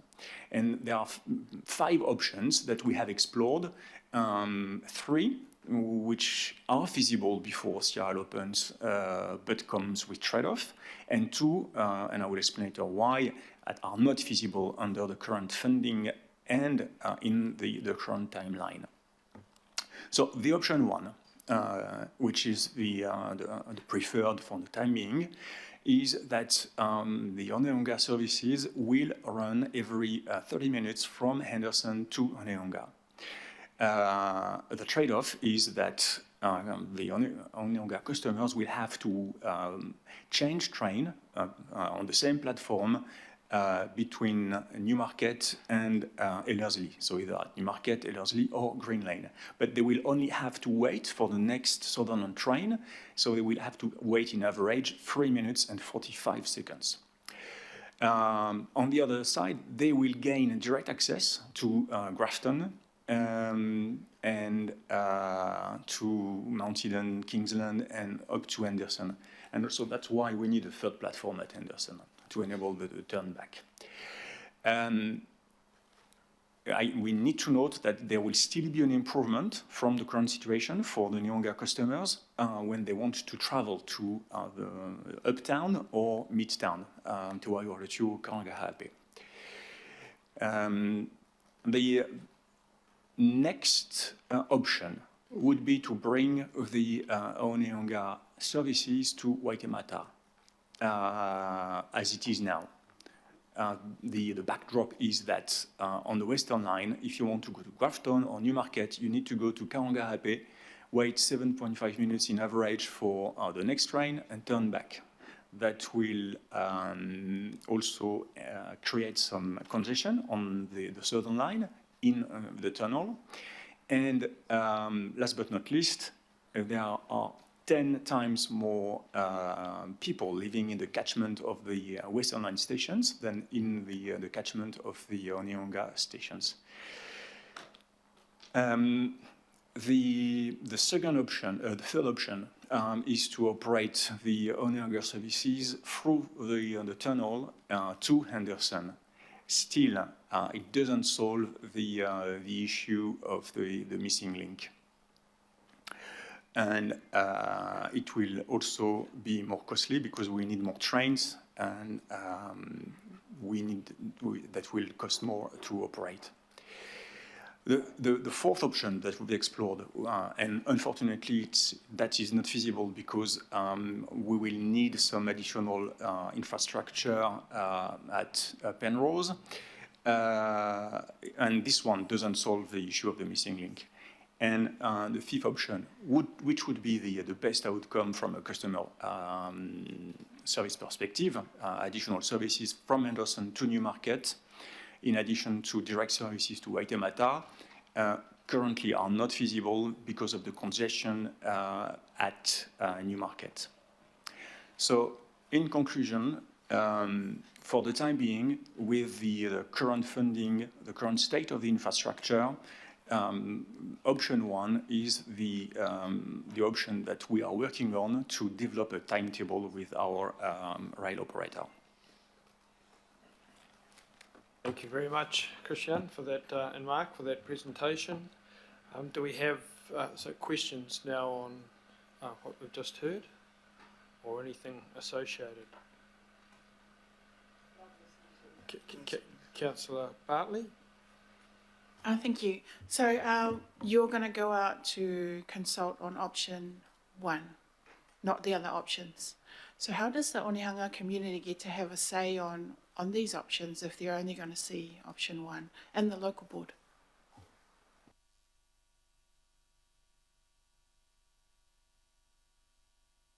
Yeah, we can present the alternative options, and we need also to go to the Western Line customers to present the same options. As I highlighted in the analysis, we need to address the missing gap between Manafao and Grafton and Newmarket for the Western Line customers. And currently, with the funding we have and the infrastructure that QRail is providing, option one is the only feasible option to address that missing link. And did you ask about the local board to participate? Are they to be brought into the loop here? Are they? Well, I'm asking they're not Christian. currently. Yeah. So can that be done, Christian? The local board can. Yes, we will arrange a meeting and present the options to the local board. Thank you. Other questions? Councillor Hills. Thank you, Councillor Chair Watson. I guess my brief comment is this is sort of like with the new network with the buses on the busway. A lot of people didn't like the two bus, going from one long bus. But are you going to be able to tell a story of how this will actually benefit Onehunga users? Because actually the frequency and the time and the speed will mean they have far more access to far more things. It just won't often be a direct. And somehow we've got to tell that story like we did through the new network, because people were angry and then we had a 40% increase in use on those routes, I guess, which showed that people found it much better. Yeah.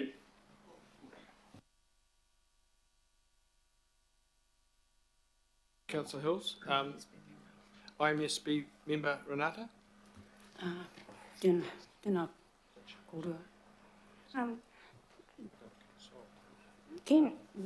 you confirm the likely impact of the recommended approach for those Māori living in that area? Yes. Yeah. Based on the 2018 census, there are 8,900 Māori on the Western Line station's catchment. So these will gain 17 minutes in their journey each way to go to the CBD. They will retain the direct access to Grafton and Newmarket. On the other side, in the catchment of Onehunga and Te Papapa stations, there are 1,000 Māori that will have to wait 3 minutes and 45 seconds to the next train on the same platform to reach the CBD. Just one other. That's the statistics that you've given. How were Māori engaged in this plan in terms of to the recommended approach that you've placed forward? How were they actually engaged?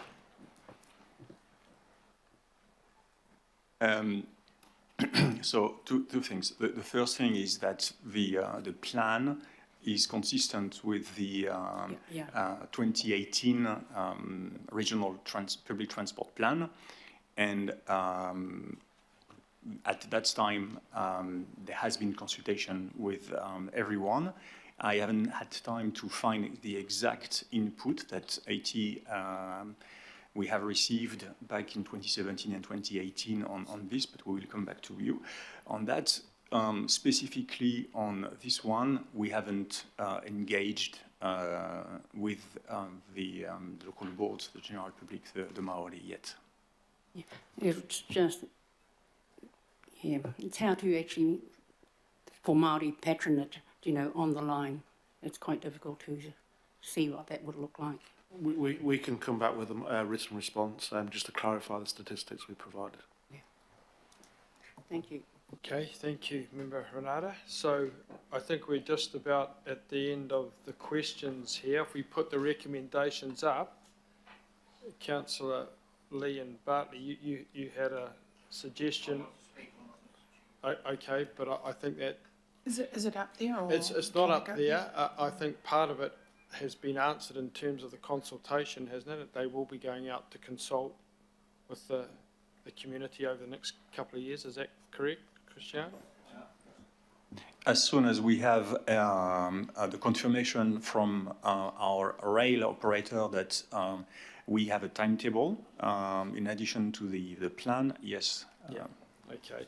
As far as opening the line immediately goes, I think that question would have to be posed to them whether they can do that or not. I'm in your hands.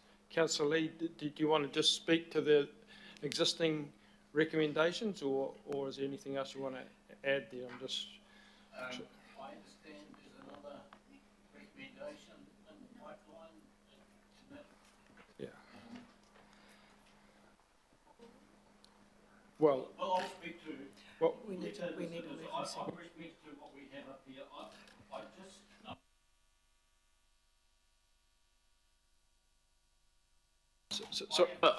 Sorry, Mike, we just have to move and second this. Okay. As it stands before we speak to it. Do you want to move that, Councillor Lee and Bartley? So we're not going to put up the amendment? Well, we can put the amendment up, but I think half of it has been addressed and the other half I don't think they can do. But please, can we put the amendment up so we can at least get a sense of we can move and second the substantive. So do we have two people to do that? I'm happy to move. Councillor Fletcher and Councillor Hills. And then we can put up the amendment, which will be Councillor Bartley and Councillor Lee, is that correct? Yes. Yeah. So can we put that up, please? And we might have, I'm just signaling, we might have to seek a bit of guidance on that, whether it's actually possible, but...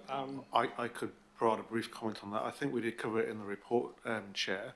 It is physically possible to put the Onehunga rail services back in there, but other services would have to be removed, and that would reduce patronage and disadvantage more people, because there is physically less platforms to receive all these services during the construction of the Britomart.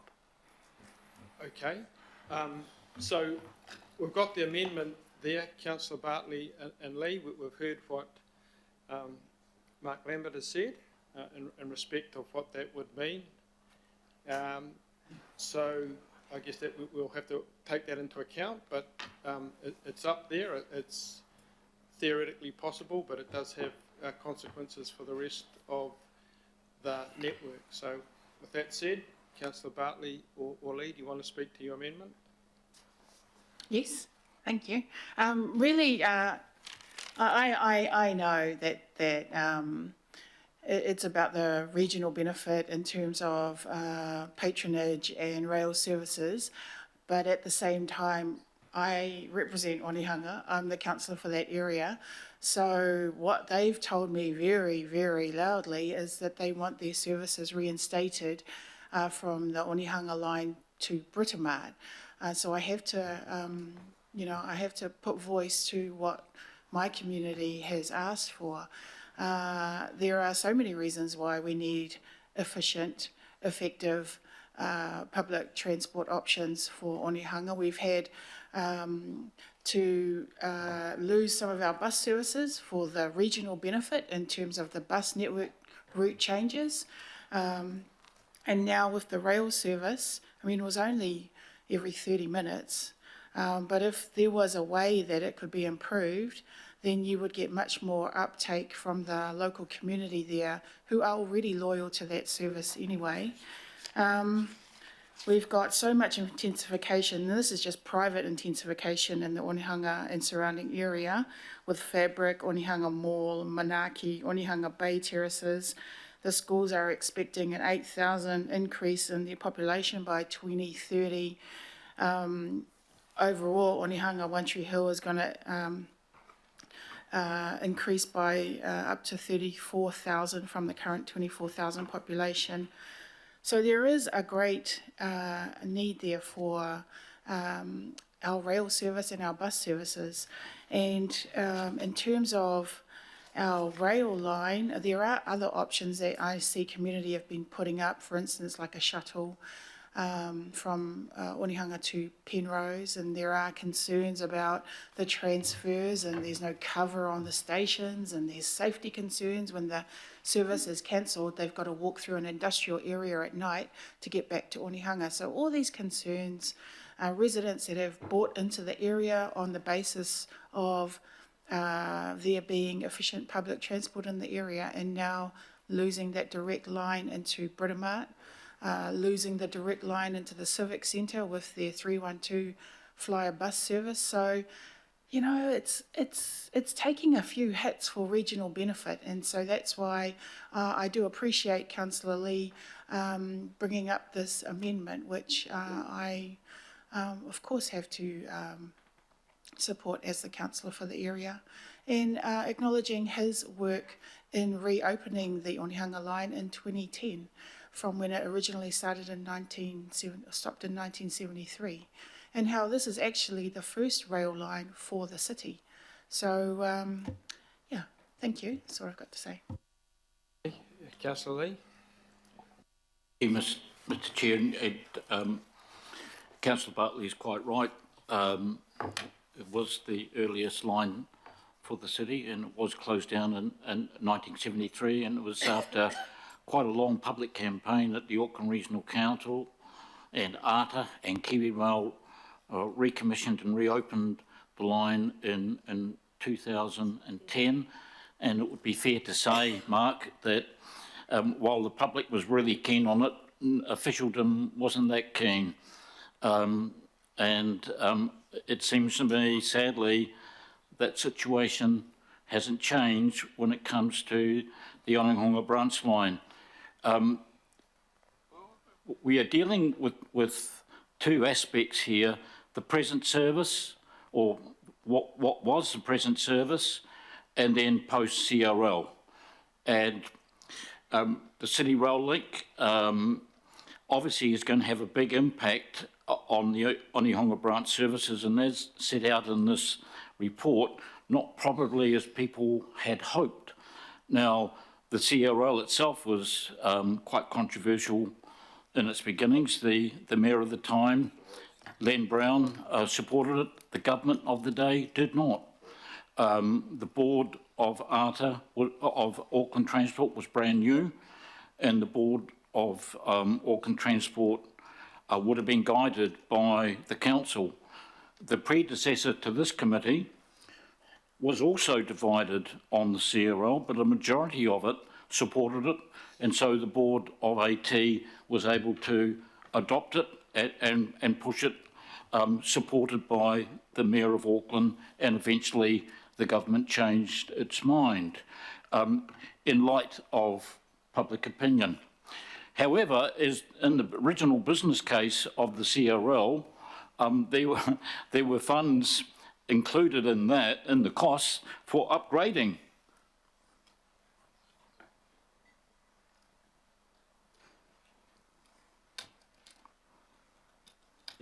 Just continue, Councillor. I'll continue when the officials are listening, because they're trying to actually aid your cause, but if you want to wait, fair enough.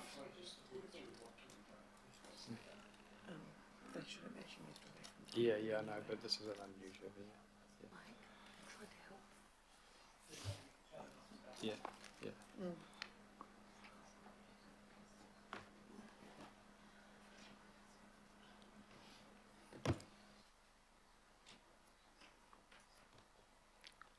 Oh, for goodness sake. Can I suggest, Mr. Chair, that we actually just take an actual adjournment, because it sounds okay, like if you're going to wordsmith I will this. resume, if I may. Thank you. In the original business case of the CRL, there were, a part of the costs, 2.4 billion, were money allocated for upgrading the Onehunga branch line. However, what has happened since is that the line operated as designed from 2010 to June 2022. It contributed 5% of the patronage of the total in Auckland, which was 21 million at that time prior to COVID. And proportionately, in terms of the catchment, the public take-up of rail PT in the Onehunga area and along that line was higher than anywhere else. However, without notice, in June or July, actually, 2022, a few months ago, last year, the services were truncated and in effect terminated at Newmarket. People were ushered off the trains. The trains carried on down past Parnell Station and stopped at the Strand, and that was because of temporary work in the CRL. There was, when this happened, the Public Transport Users Association and Campaign for Better Transport became involved, along with Councillor Bartley, and there was some polling done outside the Onehunga station. At that time, over 1 week, there were 209 responses. 95% of people complained that there was no consultation.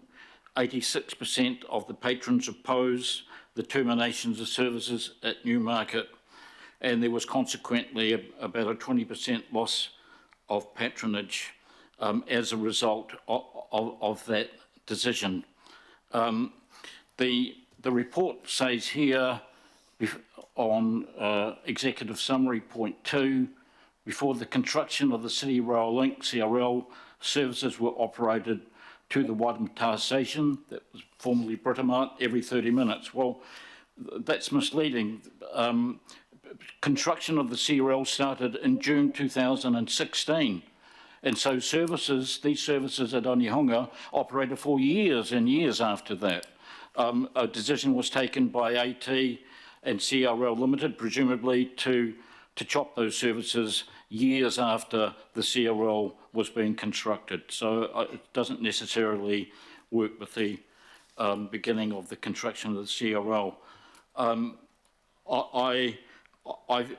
concerned that we have a public transport crisis, as I mentioned earlier. Our current rail public transport, which costs us way more than buses, which are expensive enough, we're currently spending billions on rail, less than half of what they were, so less than 50% of what they were pre-COVID. I think we need to do everything we can to restore those services. And as Councillor Darby mentioned earlier, it's essential that we exceed where we were in late 2019. And I therefore support the amendment for this reason, because the public want those services restored.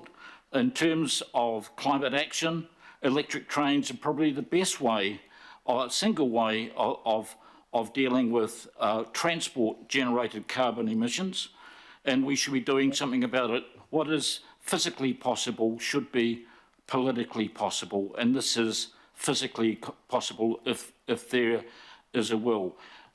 What happens after the CRL is a different question.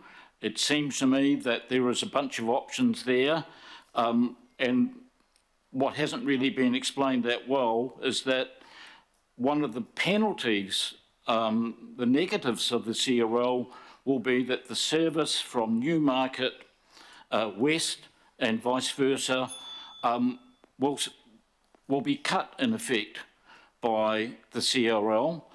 It will mean people from the west will be able to get to the city 20 minutes quicker, but in terms of getting to the Newmarket with great difficulty. And that is a genuine problem that I think we need to work on together. The Onehunga services apparently will be sacrificed to try and solve that problem. That may be the only option, but that will happen after the CRL becomes operable, which, as Mr. Potter explained to us very carefully, that doesn't mean immediately after the CRL is completed. It may be months after, according to Mr Potter. So we have some time. So there was two aspects to the amendment, and that is to call upon Auckland Transport to resume those services as called for by the public, and then to genuinely consult with the public about the various options,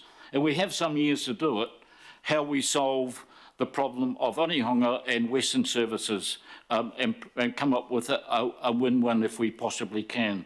That will require a genuine, open sort of consultation rather than a fait accompli, take it or leave it, and we're in charge, have your say and we will have your way, which has all too often been the way that consultations have been carried on in the past. So I support the amendment.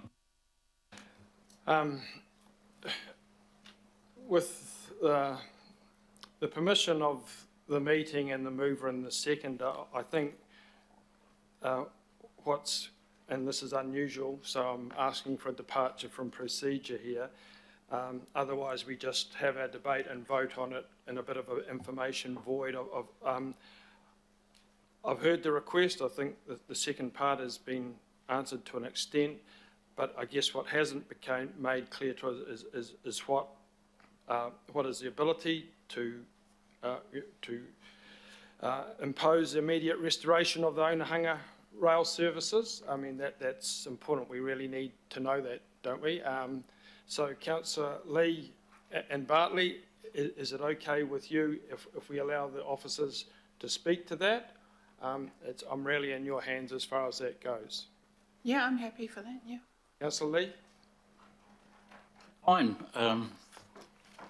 Okay, all right. So you've seen the amendment, Mark and Christian. So what we're just looking for is a reasonably succinct explanation as to the first part of the amendment here, the requesting the immediate restoration of the Onehunga line and what that would mean and how possible it is. Thank you. So as I think we explained at the last meeting and in this paper, the issue is the capacity of Britomart during the current construction works through to opening of CRL. There's physically not enough space or train slots to put all services in there as there was before the construction work started, so something has to be removed.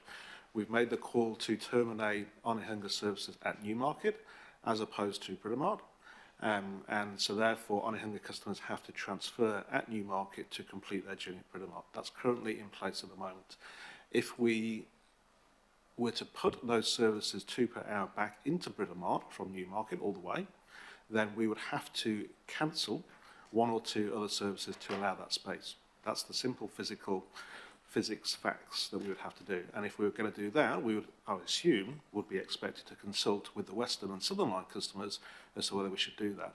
We have purposely chosen to terminate 2 trains per hour from Onehunga at Newmarket as opposed to Britomart to maximise patronage and utilisation. If we did anything else, because there are 3 trains per hour, not 6 trains per hour on the Onehunga line, we would be reducing in the short term the capacity of Britomart and reducing patronage.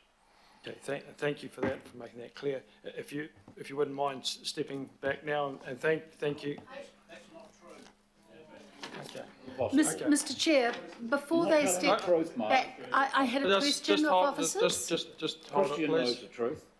Okay, we've had the explanation. We'll resume the debate. People, of course, are quite free to vote whatever way they've got. I've got a number of speakers here. I think Councillor Fletcher, you were the first. Turner, Baker. Mr. Chair, mine was actually a question. Okay. Yeah. So I'd like to exercise my right with a question, if I may. It may be a question to Mr. Potter, if it's a question to help this, I mean, really, these sort of questions should have been asked during the question time. So I'm just trying to make sure everyone's voting with their eyes open. That's what I'm trying to do. I will, in these unusual circumstances, please ask Barry. Thank you, Mr. Chair. Well, there is. May I put it in the context of the immense sympathy that I have for Councillor Bartley and Councillor Lee, and particularly in the case of Councillor Lee, I know the passionate advocacy that he brought prior to amalgamation and then on continuation of amalgamation to the Onehunga line, and I had the advantage of sitting on the board of Auckland Transport with him, where he was very strong on this point. My questions are, perhaps Barry, you can answer. When we have a matter that is very important like this, the policy around unfunded items, in part, I don't feel comfortable in voting on the amendment without actually having an understanding about the options around the funding matters. And secondly, is there a policy position that has been adopted? I understand the arguments that have been posed in and around patronage, but is there any positioning with regards this decision that is to do with proposed light rail and options into the future? Excuse me, taking a second. Look, I'm unaware of any implications of this for light rail. I can't comment specifically on that, but I wouldn't have thought so. With regard to the first, we haven't had any advice from AT in terms of any cost implications of this, any loss of revenue from other lines or anything like that. So we have no advice from AT in terms of the financial implications of a decision like this, in terms of revenue or operating costs or anything else. So in previous councils, when there are unfunded items and the unfunding references are made within the report, we've had the opportunity of going away and having a look at that matter and for the matter to be returned. I'm trying to be helpful here, Mr. Chairman. I'm interested to know what the options are for those of us who feel that there isn't adequate information on this today, and what the implications would be if this matter were deferred to come back to the next meeting of Transport and Infrastructure with more information being available.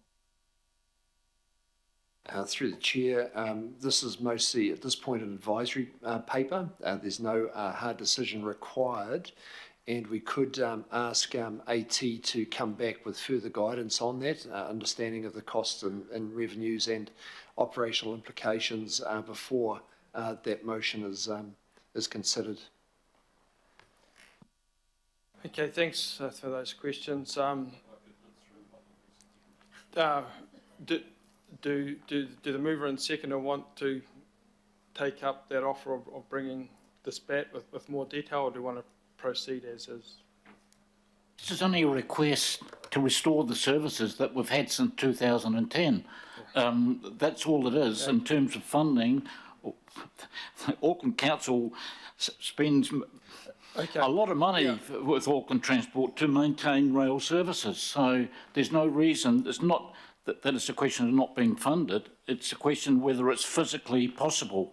And I have good advice, including from within AT, that it is physically possible. Yeah. Okay. So we'll go. Okay. It's answered. So we'll go back to the speaking order then. I've tried to make things clear. So Councillor Turner, Fletcher, Baker, Hills, and Dalton. Thank you. I support this. This is Auckland. We're all in this together. No one should be left out. Onehunga isn't going to be left out for paying for all this, that's for sure. So I'm not here to pick winners and losers. We share in the whole thing. Our problem with paying for it is our problem. The unforeseen variations in building it is AT's problem. And so I support everyone being treated equally, and they should be allowed access to their train if it's at all possible. Thank you. Councillor Fletcher? Yes. No, thank you. Councillor Baker? Yeah, so I'm not going to support it, and just picking up on, they still have an access to a train, Ken, it stops at Newmarket. So the people of Onehunga still have access. People of Pukekohe don't have an access. They've been taken out for 2 years because of the need, and they've accepted that grudgingly and are looking at a 5-hour door-to-door daily commute time when stage 4, unless we can find something. So to say that Onehunga don't have a train service is wrong. And so, as we've heard, I trust and I accept the advice we have had given. I don't see any point in asking Auckland Transport staff to waste time coming back here to repeat what they have already said today, that if they put in a service into from Onehunga to Britomart, other services will suffer. And so there is a service. We are besotted, and we seem to have entitlement in this country and in this city that we will have a one-seat journey in our public transport go anywhere in the world where they have top-class public transport. There is no expectation you will get from one side of the city on to the other by sitting in a single seat. Yet we sit here, and people who get close to me when they want to have a chat about this, cop it. We sit there and think that we have the entitlement to get on a train or a bus and have it take us from point A to point B where we want it to go. That cannot happen in this sort of organisation that we have as we move towards a world-class public transport system. It's just something we've got to get our heads around, and I just do not accept, sorry Ken, the whole thing about this is about giving everyone an option. They've got an option. It will be better at the end. This is a little bit of pain for some very, very, outstanding long-term gain. And I did have written down here, what are the opportunities? Should there be a light rail system and replication and better services? I don't know for the people of Onehunga and other parts, but I won't be supporting this because there is a service and we've just got to move on. Point taken. Councillor Hills. Thank you, Chair. No, I can't support it for similar reasons to Councillor Baker, and I understand where Councillor Lee and Councillor Bartley are coming from.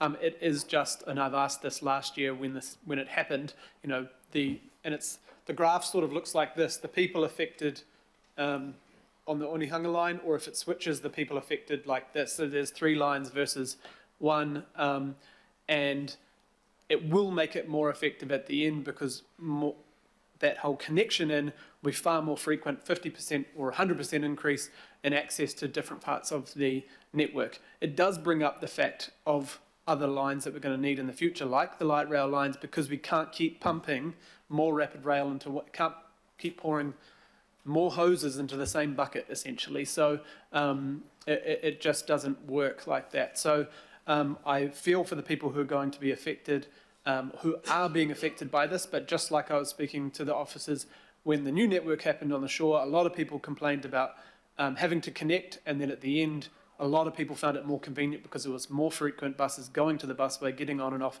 and they had more choice of how to get around. So the officers are trying their best to work on a system that we have kicked off with this project. So I can't support this and will support the original amendment. Thank you. Okay, Councillor Dalton, could you round off the debate on the amendment, Yes, please? thank you. Thank you, Chair, and I will be quick again.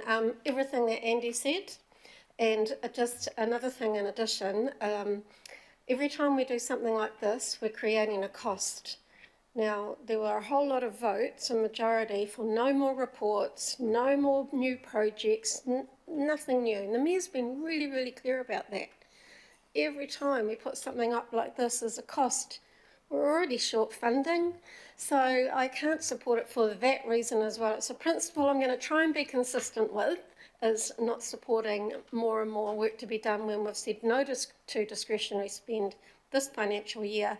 We have got a tight next financial year, and heaven knows what the long-term plan is going to look like. So I just want to commend Councillor Bartley for how well she spoke for her community out there. Totally get it, Joe. And I'm sorry that this can't be supported. If we were in better financial times, I'd be right behind you, boots and all. So I can't support this. Thank you. Miss Councillor Ferry, could you finish us off? Thank you.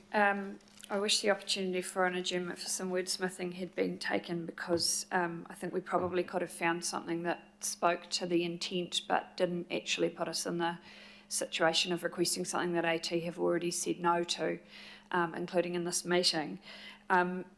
My suggestion to the mover and seconder of the amendment is that we look at wording that says request improvements to the Onehunga to Britomart connection, ideally through reinstatement of direct Onehunga rail services and consultation over the next 2 years, etc. I don't know if that's considered friendly by the mover or the seconder, but Yeah. Would either of you be interested in changing the wording in that way? What does that do that this doesn't? It means that we're not directly asking for something that AT have already said no to. We've said that would be the ideal outcome, but it's not necessarily the only outcome. We're asking for improvements to the Onehunga to Britomart connection, and we're indicating that that would be the ideal, but acknowledging that that's not necessarily the only option, given that they've told us that it's not a viable option. If you don't want to incorporate it, that's fine. I just wanted to make the suggestion as a compromise. I think we have tried to make some suggestions, so I think we've been there. All right, I withdraw. Thank you. Yeah. The improvement the public want is the restoration of their direct connection, because most people polled supported a direct connection from Queensland Onehunga to Queensland Auckland. Yeah, sorry. That's the trouble, isn't it? Okay, so the amendment has been moved, it's been seconded, or taken on the voices. All those in favour say aye. Aye. Against? No. I declare it lost. We return to the substantive motion. Is there any debate required on the substantive? No. The substantive should be up there. It's the same as the recommendations in your paper. Moved by Councillor Fletcher, seconded by Councillor Hills. All those in favour? Aye. Against? Carried. Thank you. Move on to the next update on the City Centre Delivery Program. It's a covering report. A call to the table, Jenny and Simon and Eric. Welcome, and please proceed with your presentation.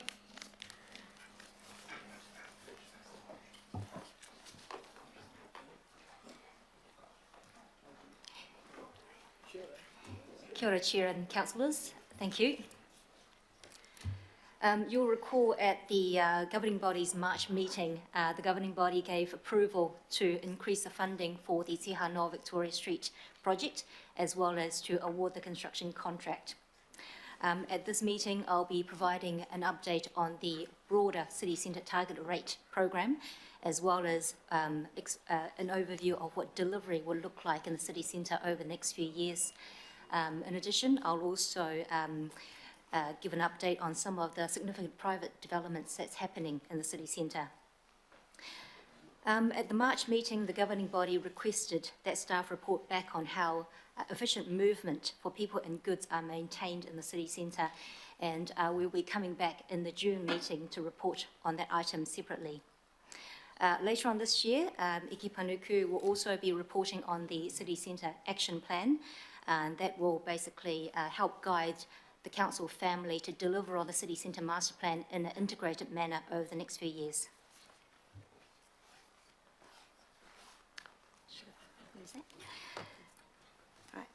Auckland City Centre generates around 1/5 of Auckland's GDP. We have 146,000 jobs based here, so that's between 1 in 6 and 1 in 7 jobs within Auckland are based in the city centre.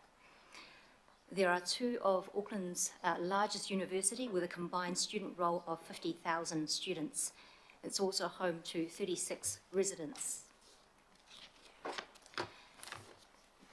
While the city centre has been significantly impacted by COVID over the last few years, we're seeing very positive signs of recovery. So recently, with increased foot traffic, new businesses opening up, as well as increased demand for quality office spaces. Since 2012, the City Centre Master Plan has guided the development of the city centre. And the master plan was refreshed in 2020 and will continue to play a strong role to shape the city centre well into the future. The city centre program that is collectively delivered by the council family is aiming to provide easy access from across the region for people to travel here to access jobs, social opportunities, as well as study options. We're delivering infrastructure that enables the private sector to invest and grow in the city centre to create jobs and opportunities. We're also delivering projects to make the city environment attractive, vibrant and safe, for the people that live and work here and study here, as well as the international and national visitors that come to Auckland and spread the word of their experience back in their home city. Since 2004, commercial and residential property owners in the city centre, within the city centre boundary, pays a city centre targeted rate that is used to fund development in the city centre. The city centre target rate collects around $24 million per annum, and over the next 9 years or so, it will fund over $200 million of capital investment in the city centre. Delivery of the program is well underway, and we have a number of significant projects that is being completed over the last 5 years. Some of the major projects completed include the downtown program led by Auckland Transport and completed in 2021 that delivered 6 new ferry booths along Queen's Wharf, an iconic new public space, Te Wānanga, as well as the improved Quay Street and the renewal of the 100-year-old seawall underneath. The program also delivered a new downtown bus interchange that services the North Shore and Western bus routes. Galway Street here has been transformed into a shared space. Each phase of the project is delivered in collaboration with the Britomart Group, alongside the refurbishment of significant historic buildings in the precinct. The last section of the Galway Street shared space was completed earlier this year. At the end of 2020, CRL completed the refurbishment of the Central Post office building and the Te Komititanga Square. We also have the Freiburg Square and Alan Melville Centre open in 2017, and this is a very much a well-cherished and well-used public space.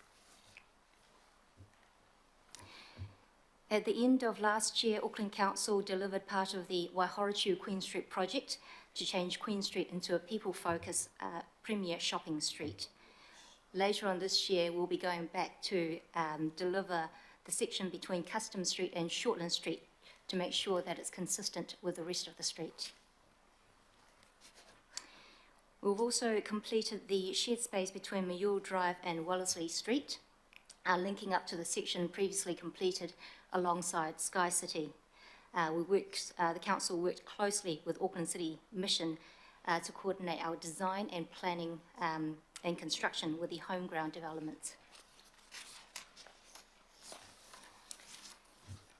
The Karangahape Road enhancement was completed by Auckland Transport in 2021, adding to the growing network of cycleway and bus infrastructure. The project was supported by the city centre targeted rate and contributing to streetscape upgrade component of the project. Auckland Council certainly haven't been the only ones investing in the city centre, so there has been a number of significant private sector development that has come online over the last few years. So just starting on the top left, we have the Auckland City Mission Home Ground that delivered over 80 homes and wraparound facilities for people in need. In the top centre there, you have the Hotel Britomart that opened in 2020. It's New Zealand's first Green Star, 5-star Green Star hotel. On the top right there, the Pacifica apartment building is New Zealand's tallest residential tower at 57 stories, providing 272 homes. And the bottom left there is Commercial Bay, delivering 130,000 metres square of office space, housing 10,000 workers. And you have the bottom middle, so the Mason Brothers, so it's part of Wynyard Quarter's ongoing innovation precinct development. And the bottom right is the Holiday Inn Express that's opened recently, New Zealand's tallest hotel, offering 300 rooms. Over the next few years, our focus for development shifts to Midtown, where we anticipate that the City Rail Link will catalyse regeneration of the area over the next few years. The council family is working together to improve the streets around the new City Rail Link station improving travel choices and improving the connectivity between bus and rail. We're also working with Watercare and Avecta to improve the underground utilities and adding capacity to enable growth. Following the governing body's approval at its March meeting, we have started construction for the Te Hanoa Victoria Street project last week. And we have Auckland Transport Board will start the delivery of the Victoria Street bus improvement project at the beginning of next year.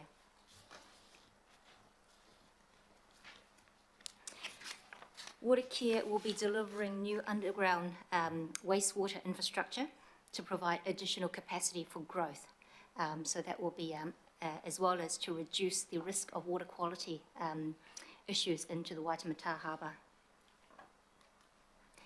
Does that mean they dig it up? We can just go through that later on in the presentation, thank you. So we have the Myers Park underpass project that's under construction at the moment, and will be delivering a welcoming and accessible entrance into Myers Park. In addition to all of Council's development, we're also seeing a strong pipeline of private sector development in the city centre. So what you're looking at in this render is the Symphony Centre that will be developed over the top of the CRL Te Waihoretu station and the old Bledisloe car park. So it's a 21-storey mixed-use building that's estimated to be over $400 million worth of investment, and will be delivering 60 new homes in this building.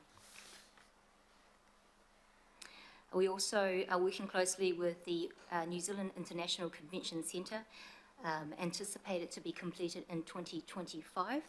That will be the largest and most versatile conference space in New Zealand.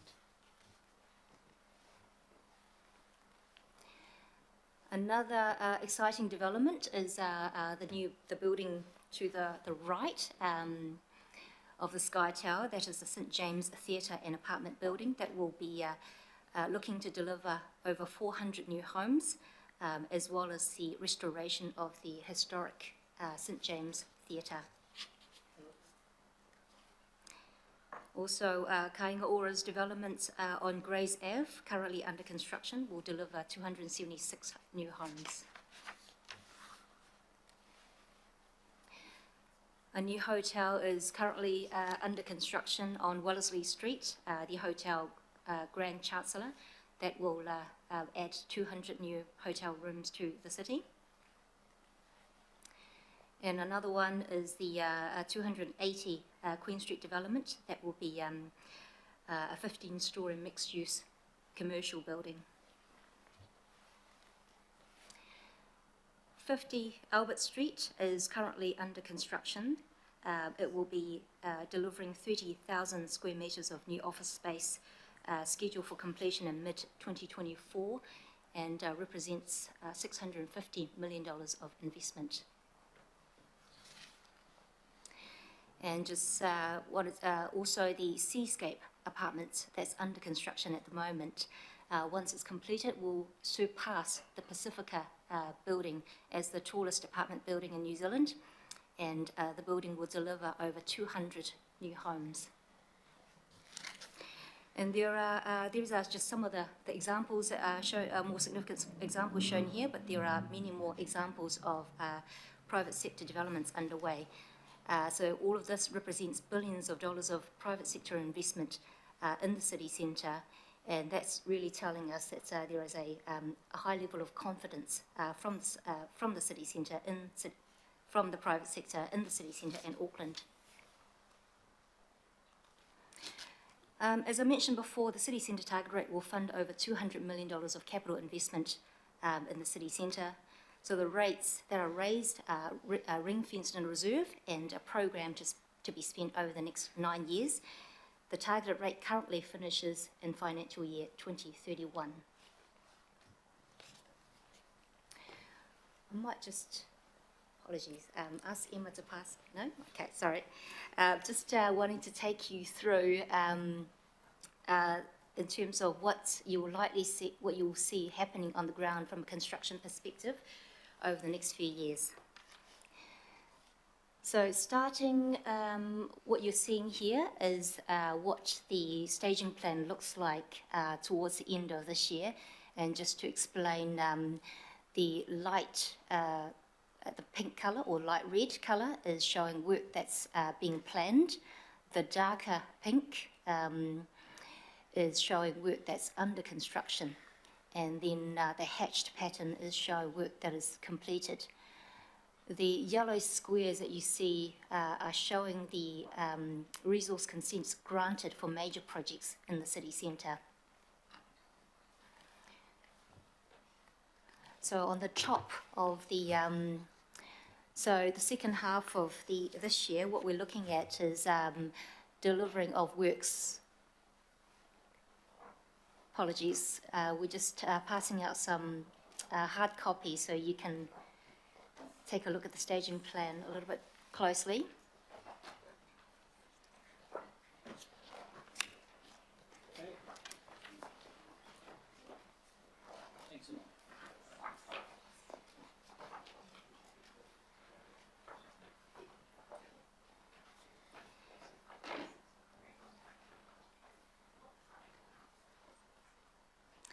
Thank you.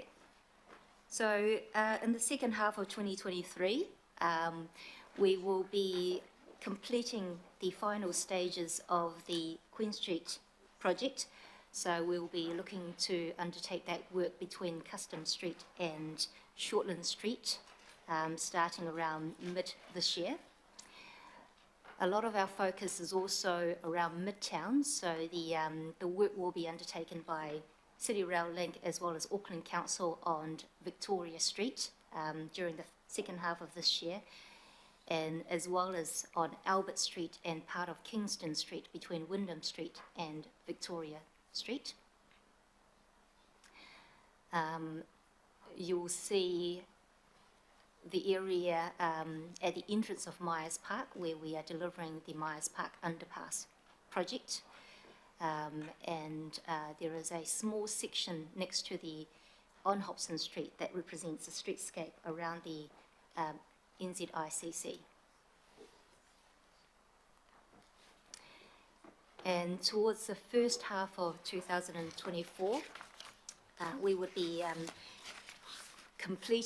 we would have completed the works on the northern section of Queen Street.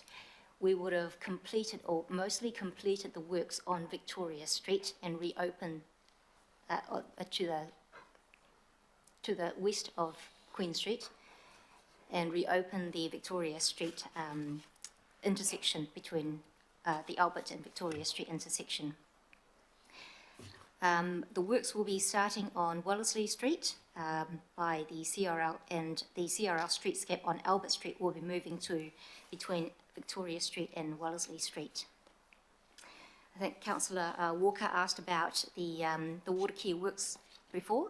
So the water care works will be undertaken, and you can see that as a dotted line along Queen Street. The work will be undertaken underground, where they will be mining the tunnel under Queen Street. But what that means is they will be creating shaft locations at the intersection of Victoria and Queen and Wellesley Street and Queen to drop their tunnel boring machine.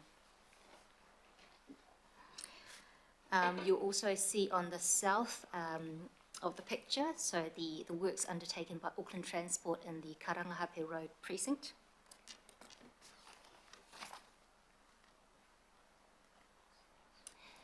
And on the second half of 2024, at the top of the picture there is on the north is the demolition of the temporary structure and reinstatement of the Central Post Office Station Plaza. We will start work on the upgrade of Mills Lane and Exchange Lane, and that is aligned with the works of the 50 Albert Street development.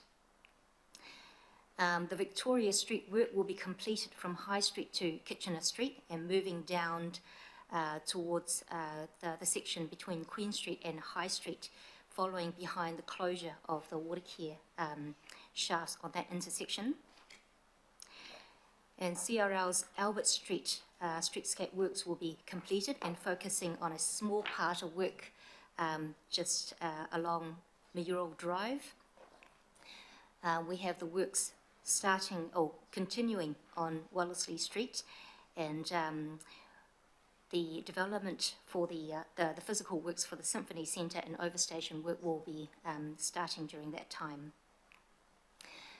Water care will be continuing to tunnel under Queen Street, and they'll be opening up a further sort of shaft at the Mayoral Drive and Queen Street intersection.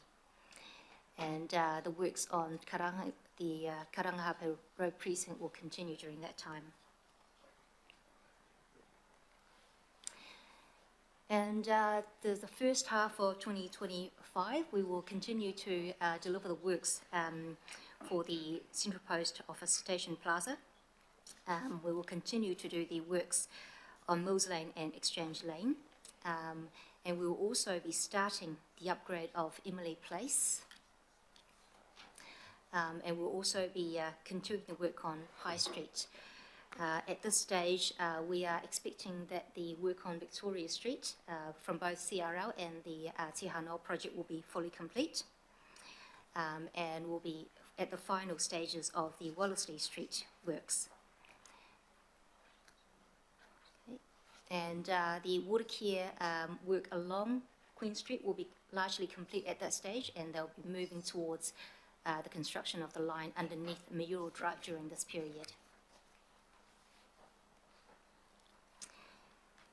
And the second half of 2025, Auckland Transport is anticipated to start the bus priority project along Custom Street, Fanshawe Street and Beaumont Street as part of the City Centre Bus Improvement Programme.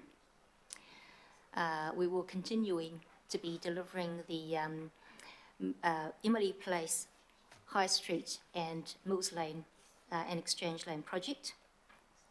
We're anticipating that the streetscape works around the City Rail Link station would have been completed, and the work under construction shown in Midtown is the work being undertaken by the Symphony Centre.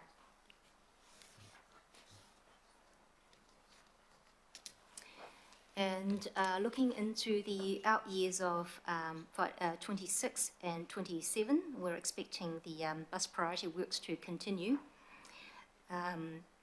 And we would have finished Mills Lane and Exchange Lane work. Emily Place will be finished, and High Street work will continue. And we are anticipating at that point to also start looking at Federal Street Stage 3.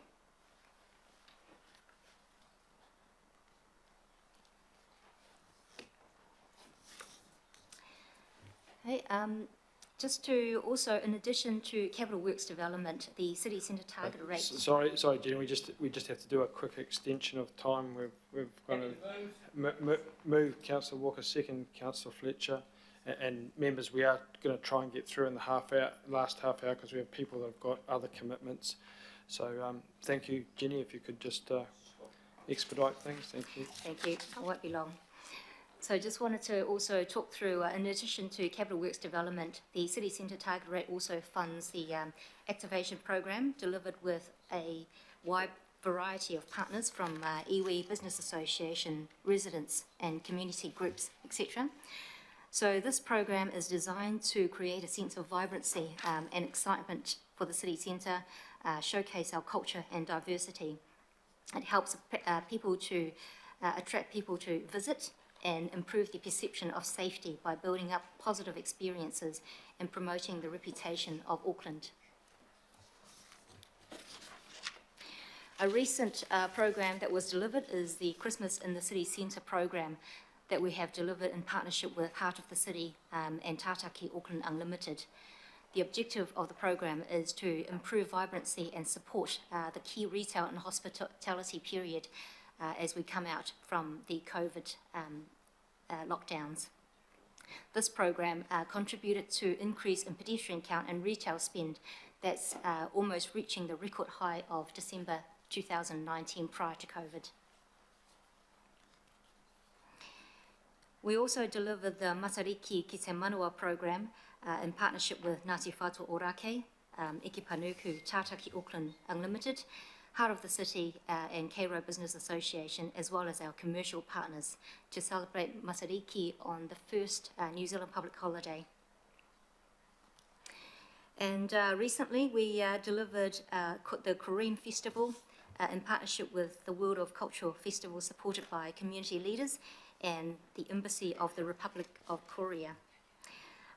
This event generated a huge uplift in foot traffic of over 30% in the Queen Street Valley, and has received a high number of media coverage with 1.8 million views across nationwide, and built a high level of engagement, in particular with young people. We don't do this alone. We deliver the City Centre Target Rep program with a number of partners, including Mana Whenua, the City Centre Advisory Panel, the business associations in the City Centre, our development and commercial partners, as well as the residents in the City Centre. And the City Centre and Auckland will continue to evolve, and Eke Panuku is leading the development of the City Centre Action Plan to articulate what the council group will do and when to deliver on the City Centre Master Plan into the future. Eke Panuku will be reporting on the City Centre Action Plan later this year. Thank you for your patience, and we're happy to take any questions. Thank you, Jenny. The excellent visuals there certainly give light to the notion that there's not much happening around Auckland, isn't it? That's an incredible number of things going on. We're pushed for time, folks, so if we've got any questions to Jenny, that's a really detailed, top-class presentation. I hope any questions can be very quick, because we've still got a couple of items to get through. Chris, did you want to ask a quick question? Oh, Jenny, great presentation. I'm sorry we've shortchanged you with the time. Is there any risk with the proposed staging that you're showing us, with the potential in an economic downturn with developers falling over, and what you might, how the impact of any orphan site then might have on the program? You can't answer that fully now, but is that something that you're keeping in consideration? Yep, thank you for the question. So with a lot of the construction, the City Centre Target Rate program, the timing of that is aligned with significant private sector development. So we maintain a continuing dialogue with those developers to understand their construction staging, so that we could continue to update our construction program to align with their construction. I'm happy to take it further offline. Thank you. Thank you, Councillor. Last Fletch? No. Okay, so I'm certainly happy to move that. Do I have a seconder? Councillor Darby, thank you. Oh, No, it's on the delivery program and the city centre targeted rate. I think it should read. yes. It's fix, it's slightly. Can I just ask you a question? Yeah, sure. Yeah. Yeah. Okay. Thanks. This is a process question for Barry. Barry, and by the way, look, I acknowledge the city centre is really getting its mojo back, and I can now take a bus down Queen Street faster than I can walk down Queen Street. It is worth taking the City Link now, whereas 2 years ago, it was absolutely pointless. I could walk 3 minutes faster than the City Link. A lot of things are happening good. But just, Barry, there's a procedural question. In late 21, the Planning Committee confirmed Eke Panuku as the lead agency to coordinate the city centre development. I'm a little bit confused. We've already had a paper on Te Ha Noa, the funding, and there was no authorisation from Eke Panuku on that paper, and then there's no authorisation from Eke Panuku on today's paper, though I do see Simon is with us. I just want to be clear on what we confirmed as lead agency for coordinating city centre development, because if I'm wrong, because I'm getting a sense that they are not in that position at the moment, that it's the DPO. No. Ikapanuku are the lead agency on this. There are 4 parts of council who are working together on this under a virtual team framework under Ikapanuku. So we have Auckland Transport there, and we've got all the various plans and so forth that are coming through about loading. Wellesley Street is a transport program. We have Tātaki Auckland Unlimited, who've got events and so forth in there, again under Ikapanuku. And we have the program here of the works that are being delivered through the DPO, which are targeted rate ones, again under Ikapanuku as the lead agency. But the recent paper and today's paper have had no oversight from Ikapanuku. I don't think that is quite correct, but yeah. Yeah, through the chair, I guess the arrangement at the moment is that we are, Ikapanuku is leading the city centre action plan, and that will basically provide the guidance and form the program by which all of the different agencies will deliver on to achieve the city centre master plan. Each agency, council, Auckland Transport, will basically deliver on their own budget and program, but that is coordinated under the city centre action plan. Okay, look, I'll leave it there, Chair, we're running on time, but I think future papers to do with the city centre need to be clear as to who the lead agency is, and then the partner agencies need to be contributing to the paper, and there needs to be evidence that they have actually contributed, because I'm actually not convinced to date. But the last one is, I understand the City Centre Advisory Panel is about to be convened, and we're in the last throes of some finalisation there. That's correct. Do we know when, is that your court, Simon? Yes. Sorry, that was louder than expected. We are aiming for an end of May first meeting for that, and that's very specifically to ensure that Auckland Transport have had a chance to take the request from this committee around the east-west traffic movements in relation to the works that are going on and how the transport network is going to be functioning around that. And then there will be a rolling 2-month cycle for that panel going forward as well.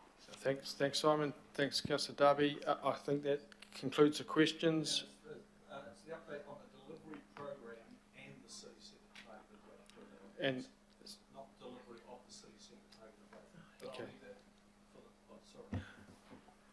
I believe that's what the presentation has been on. It's been on the delivery program and the city centre targeted rate program.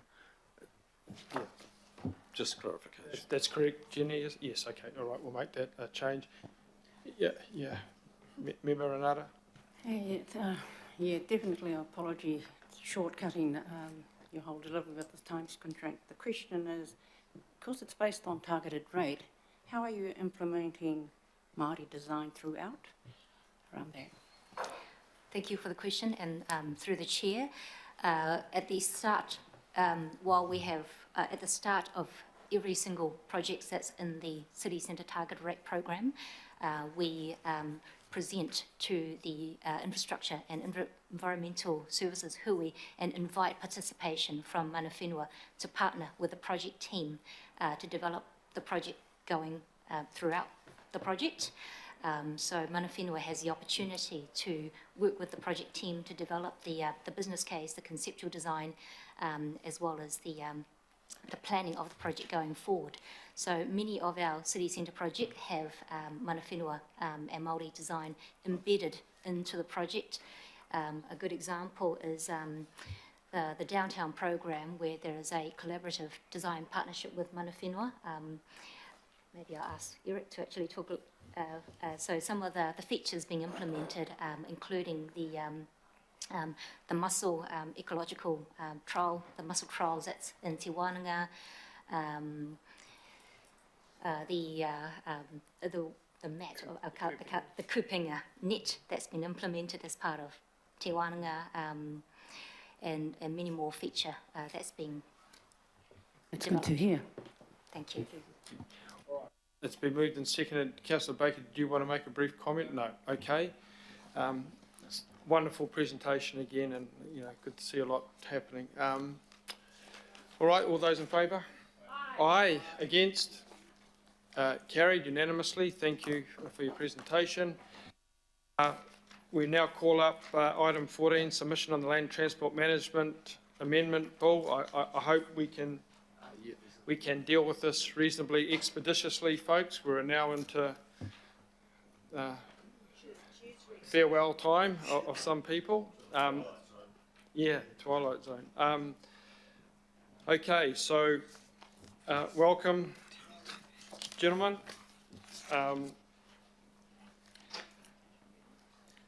Robert, Harry, take us away, please. Have we got the slides on the way? Anyway, we'll be very quick, and we'll try and get through our presentation in 3 or 4 minutes. So this, have we got the slide thing? Okay. So this submission is on the legislative elements of government's reform of the way in which public transport is managed and delivered. There are more operational elements to come. The timeframes are very, very tight. As you can see, it's due next week, the submission. So we're recommending that a group be delegated by this committee to approve the submission next week. You heard from Chair Donnelly earlier today, his request that he be part of this group. We support that. We think that'll be very helpful. So if that is the resolution of this committee, then our proposal is that we have the draft ready. Our aim, right, I should say, is to have the draft ready by the end of tomorrow, send it out to the delegated group, including the chair of AT, as well as local boards. Local boards will have until Wednesday next week to get their views in, and they'll be appended to the submission as a standard practice. And that will give the delegated group 2 days in which to sign it off before we submit it Friday next week. So I have with me Harry Stowgold from our Transport Strategy team at Council and Greg Milner-White, who's the Commercial Manager of Public Transport down at AT, and they will very briefly take you through the presentation and be available to answer questions. Thanks. Sweet, we'll just jump to the next slide. There we go. Aware we're very pressed for time, so I'll keep it brief. As mentioned, the framework governing public transport operations in New Zealand consists of both the overarching legislation, primarily the LTMA, the Land Transport Management Act 2003, as well as a range of operational and procedural processes which sit underneath this. One of those key elements which sits underneath the LTMA is Waka Kotahi's procurement manual, which is likely to be amended as part of the government's Sustainable Public Transport Framework, or SPTF, reforms, but there are also other processes which sit underneath the Act and give effect to it.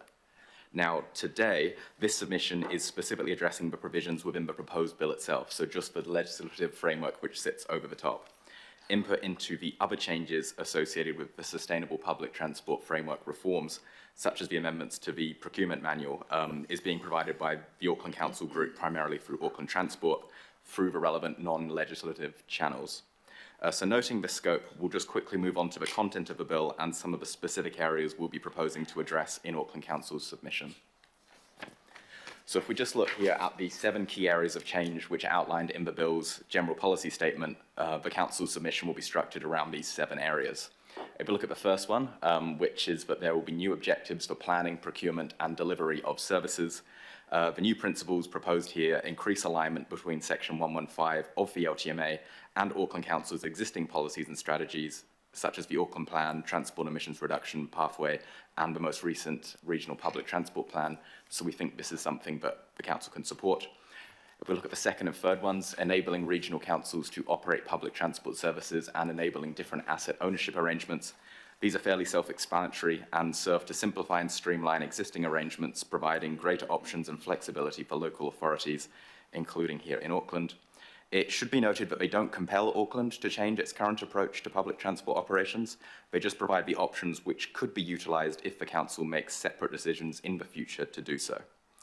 If we look at the fourth and fifth sort of areas of change, supporting benchmarking of different service delivery models and encouraging greater collaboration between regional councils and TAs, that's territorial authorities. These are also fairly self-explanatory, and there's not too much to comment on from Auckland Council's perspective.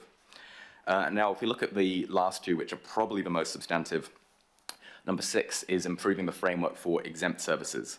One of the most tangible changes here is an extension of the minimum notice period that operators of exempt services are required to provide before withdrawing exempt services which are identified as integral under the RPTP from 15 working days to 60 working days. That's a lot of words, but what it means is it would apply to around 4 or 5 services in Auckland which are identified in the RPTP as integral, but also exempt from being operated or contracted as part of a unit. All of these are ferry services. The minimum notice period for withdrawing non-integral exempt services would remain at 15 working days. And then if we look at the final kind of key area of change, which is clarifying the treatment of on-demand public transport services, there are several implications here for Auckland. This part of the bill seeks to expand the definition of public transport to include on-demand and shuttle services, but while also adding new criteria to allow certain on-demand and shuttle services to operate without being required to register with Auckland Transport. There are some potential concerns here around the impact this might have on community-based services, and we've had some really valuable input from the IMSB Secretariat about the potential impact on Marae-based shuttles or mobility as a service operations. So one of the key pieces of feedback we're proposing to include in Auckland Council's submission is to highlight the importance of ensuring that the proposed provisions in relation to this will not adversely impact the operation of Marae-based or community-based public transport services. So this brings us to the recommendations. And there's 2 recommendations before the committee today. The first is to endorse the direction outlined in the agenda report. The key element of that being that Auckland Council is broadly supportive of the contents of the bill, noting that most of the changes are enabling in nature and do not compel Auckland to significantly change its current approach to public transport provision, although we do propose that the submission should highlight a few notable points, largely technical in nature, where we believe that clarifications or minor amendments would help ensure the bill facilitates positive transport outcomes for Auckland. The second recommendation is to delegate authority to the Chair and Deputy Chair of the Transport and Infrastructure Committee, along with anyone else nominated by the committee, to approve Auckland Council's submission on the proposed Land Transport Management Amendment Bill by the 28th of April, which is next Friday. Unfortunately, we are working within very constrained timeframes set by the Select Committee. Thank you, Chair. Thank you, Harry, and thanks for a very business-like presentation there. Just to quickly go to any questions, just to expedite matters, so certainly I don't think there'll be any problem with endorsing the direction, and as far as the delegated authority goes, happy to be inclusive here with anyone who's got an interest in that, especially given the tight time frame, and we will accommodate, of course, Chair Donnelly's request, both as it goes to his presence and a letter, though I think the letter's a little hopeful, but we'll do that anyway. I think it's useful to make that point. Okay, enough from me. Councillors Darby, Simpson and Morrison. Thanks, Chair. Look, I'm interested in participating in that delegated group. I took a big interest in the PTOM and eventually got rid of the exemption on Devonport, Waiheke to go. That's a more difficult one. But just in terms of Chair Wayne Donnelly expressed an interest, and I've been critical of Auckland Transport not engaging your unit, Robert, and I'm just wondering whether they are also doing their own submission, or is it just from our side?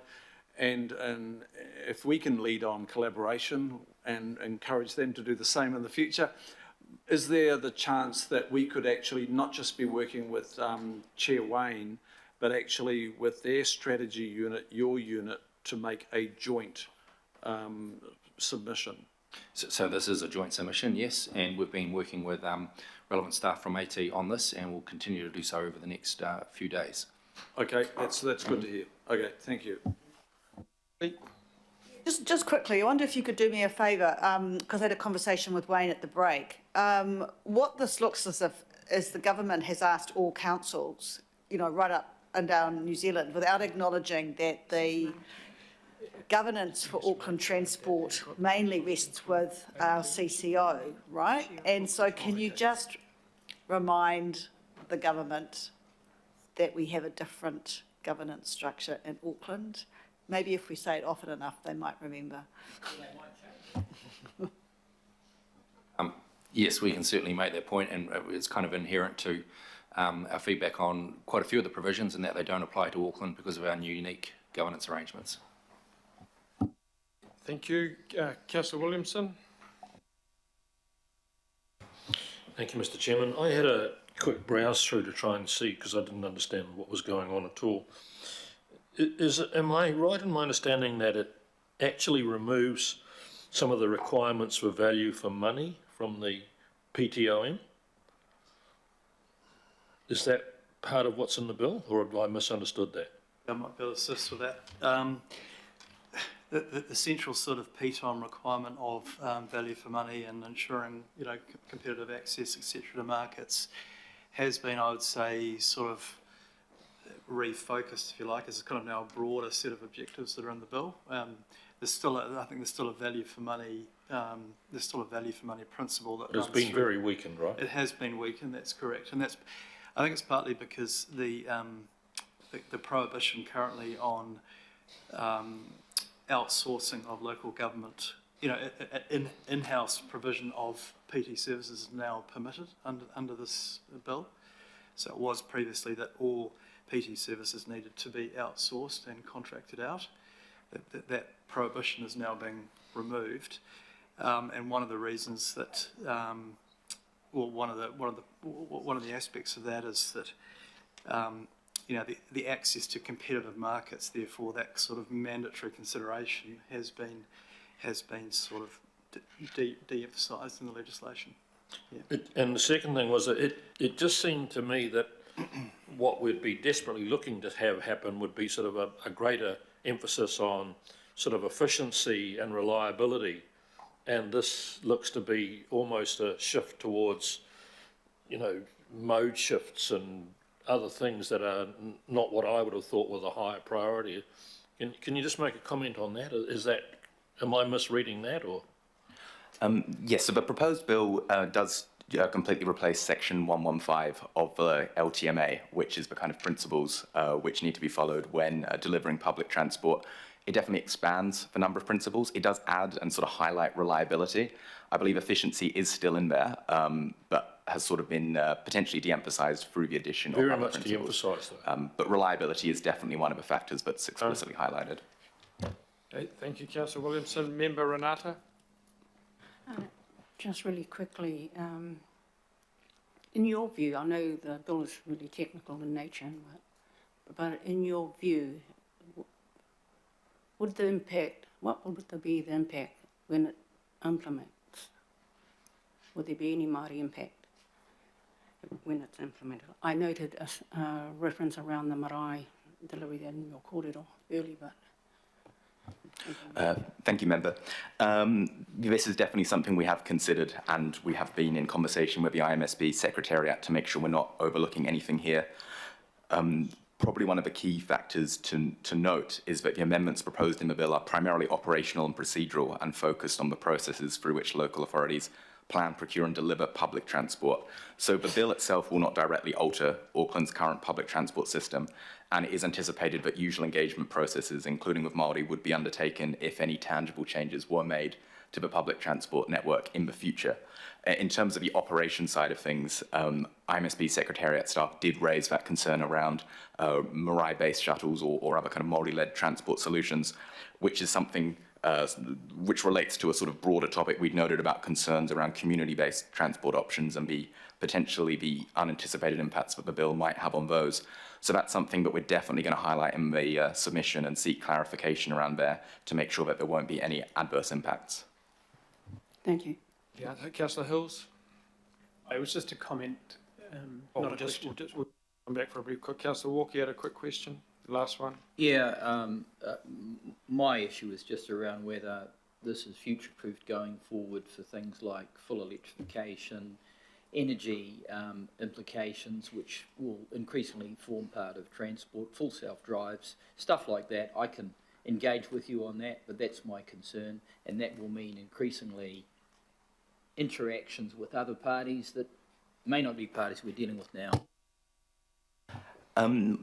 Yeah, no, that's a good point, and a lot of the sort of specifics will be addressed through the provisions which sit underneath the legislation. So the LTMA Amendment Bill will facilitate some changes, and then the sort of rest of a sustainable public transport framework or any other framework that's created in the future would give effect to that and would deal with those issues. In In terms of things like electrification and the issues that arise from that, one of the key elements that these amendments could address is some of the concerns around ownership of depots and the difficulties of private ownership of depots and the electrification and the costs involved there. Again, it doesn't compel council to take a different approach to what we already take here in Auckland, but it just provides additional options and flexibility that council might choose to utilise going forward.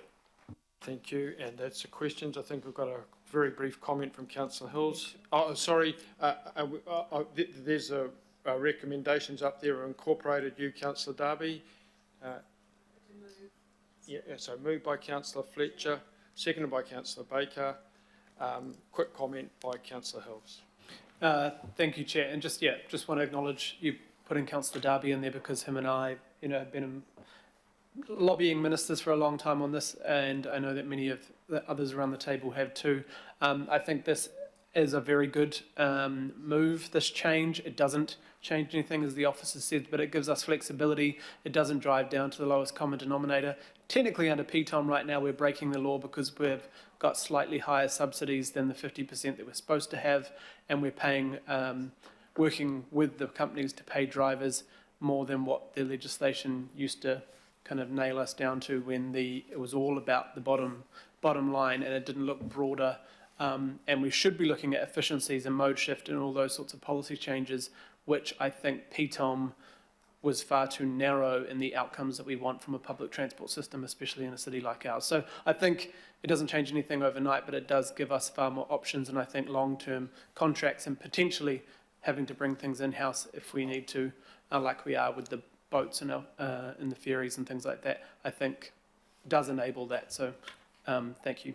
Okay, well said. And finally, Councillor Turner, sorry I didn't see you there. So is there any way I can have noted my concerns about the timeframes? This is an important thing. Yep, so we will be writing a letter, Councillor Turner, expressing that very sentiment. I want my name on it too, please. Could we include Councillor Turner in I think he was just asking for it. His concern was the deadline. Yeah, okay. It's been moved and seconded. All those in favour? Aye. Against? Carried? Yeah, I'm against. Okay, do you want it recorded, Councillor Williamson? I want it recorded, yeah. Yes, I just think it's recorded. so much watering too. And Councillor Turner. And me as well. Councillor Stewart. And Councillor Stewart. Okay, 3 recorded against. Thank you. Item for today, thank goodness, he says, is a largely information on the summary of Transport and Infrastructure Committee information, memoranda, workshops and briefings, moved by Councillor Walker, seconded by Councillor Baker. Any questions or comment? No, thank you very much. All those in favour? Against? Carried. And as usual, we finish on 5 o'clock, no matter how small items, it goes to 5. Thank you for your attendance. Mr. Chair, is there not an opportunity for us to acknowledge the very fine Maya who has... That was our order number 1 of the day, Councillor Fletcher. That goes to show that I was late, doesn't it? But may I wish her extremely well and thank her most sincerely for everything she's done. And we finished just before 5, just for you, Maya.